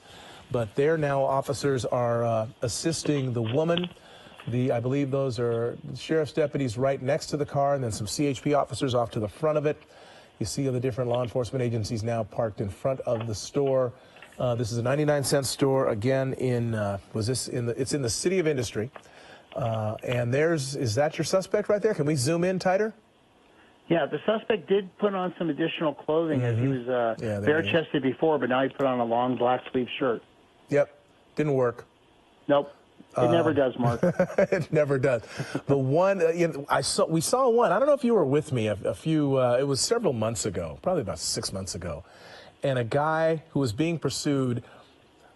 He stopped right at a freeway overpass or over, I think it was over the LA River. And he stopped, hopped over the fence and went to a homeless encampment under there and gave somebody else his clothes. And yeah, I remember that, right? Yeah. And the guy came walking out like, I don't know what's going on. Yeah. And they ended up, they found that guy too. I mean, they try all kinds of tactics. That is one that doesn't work. Yeah, Mark, as you know, and we've talked numerous times, the percentage of the suspect getting away is very minimal. Okay, we have a troubling update now to this incident, and that is that the woman is breathing, but she is unresponsive. Breathing, but unresponsive, unconscious at this point. We do not know what sort of injury, if any, she has or what might be going on with her. But according to reports we're getting from the scene, she is unresponsive. That is very troubling. A substance abuse issue may have raised its head, maybe alcohol in this case, and maybe she just passed out. Yeah, we'll have to find out. Now, this is how the pursuit ended. He pulled into that parking space, took off running inside the 99-cent store with a CHP officer in hot pursuit there, as you saw. Pulled into that space, and within about 5 to 7 minutes or so, he was in custody, but not before a bunch of people came running out of that store, some carrying their children with them, watching while highway patrol officers and other law enforcement officers went in after that suspect, presumably with guns drawn, looking for him, and one can presume barking out orders and or warnings to people to get out of the area and the like. So that's what happened. Yeah, go ahead, Bruce. If I can interject something, there's a thing and actually a crime called domestic terrorism. Mm-hmm. And if you look at the definition, a bank robber who runs into a bank and causes people grief could be charged under that. And so the fact that he runs into a store filled with people and possibly holds them hostage to just a little bit, disrupts that, that's something that maybe the district attorney is going to be looking at.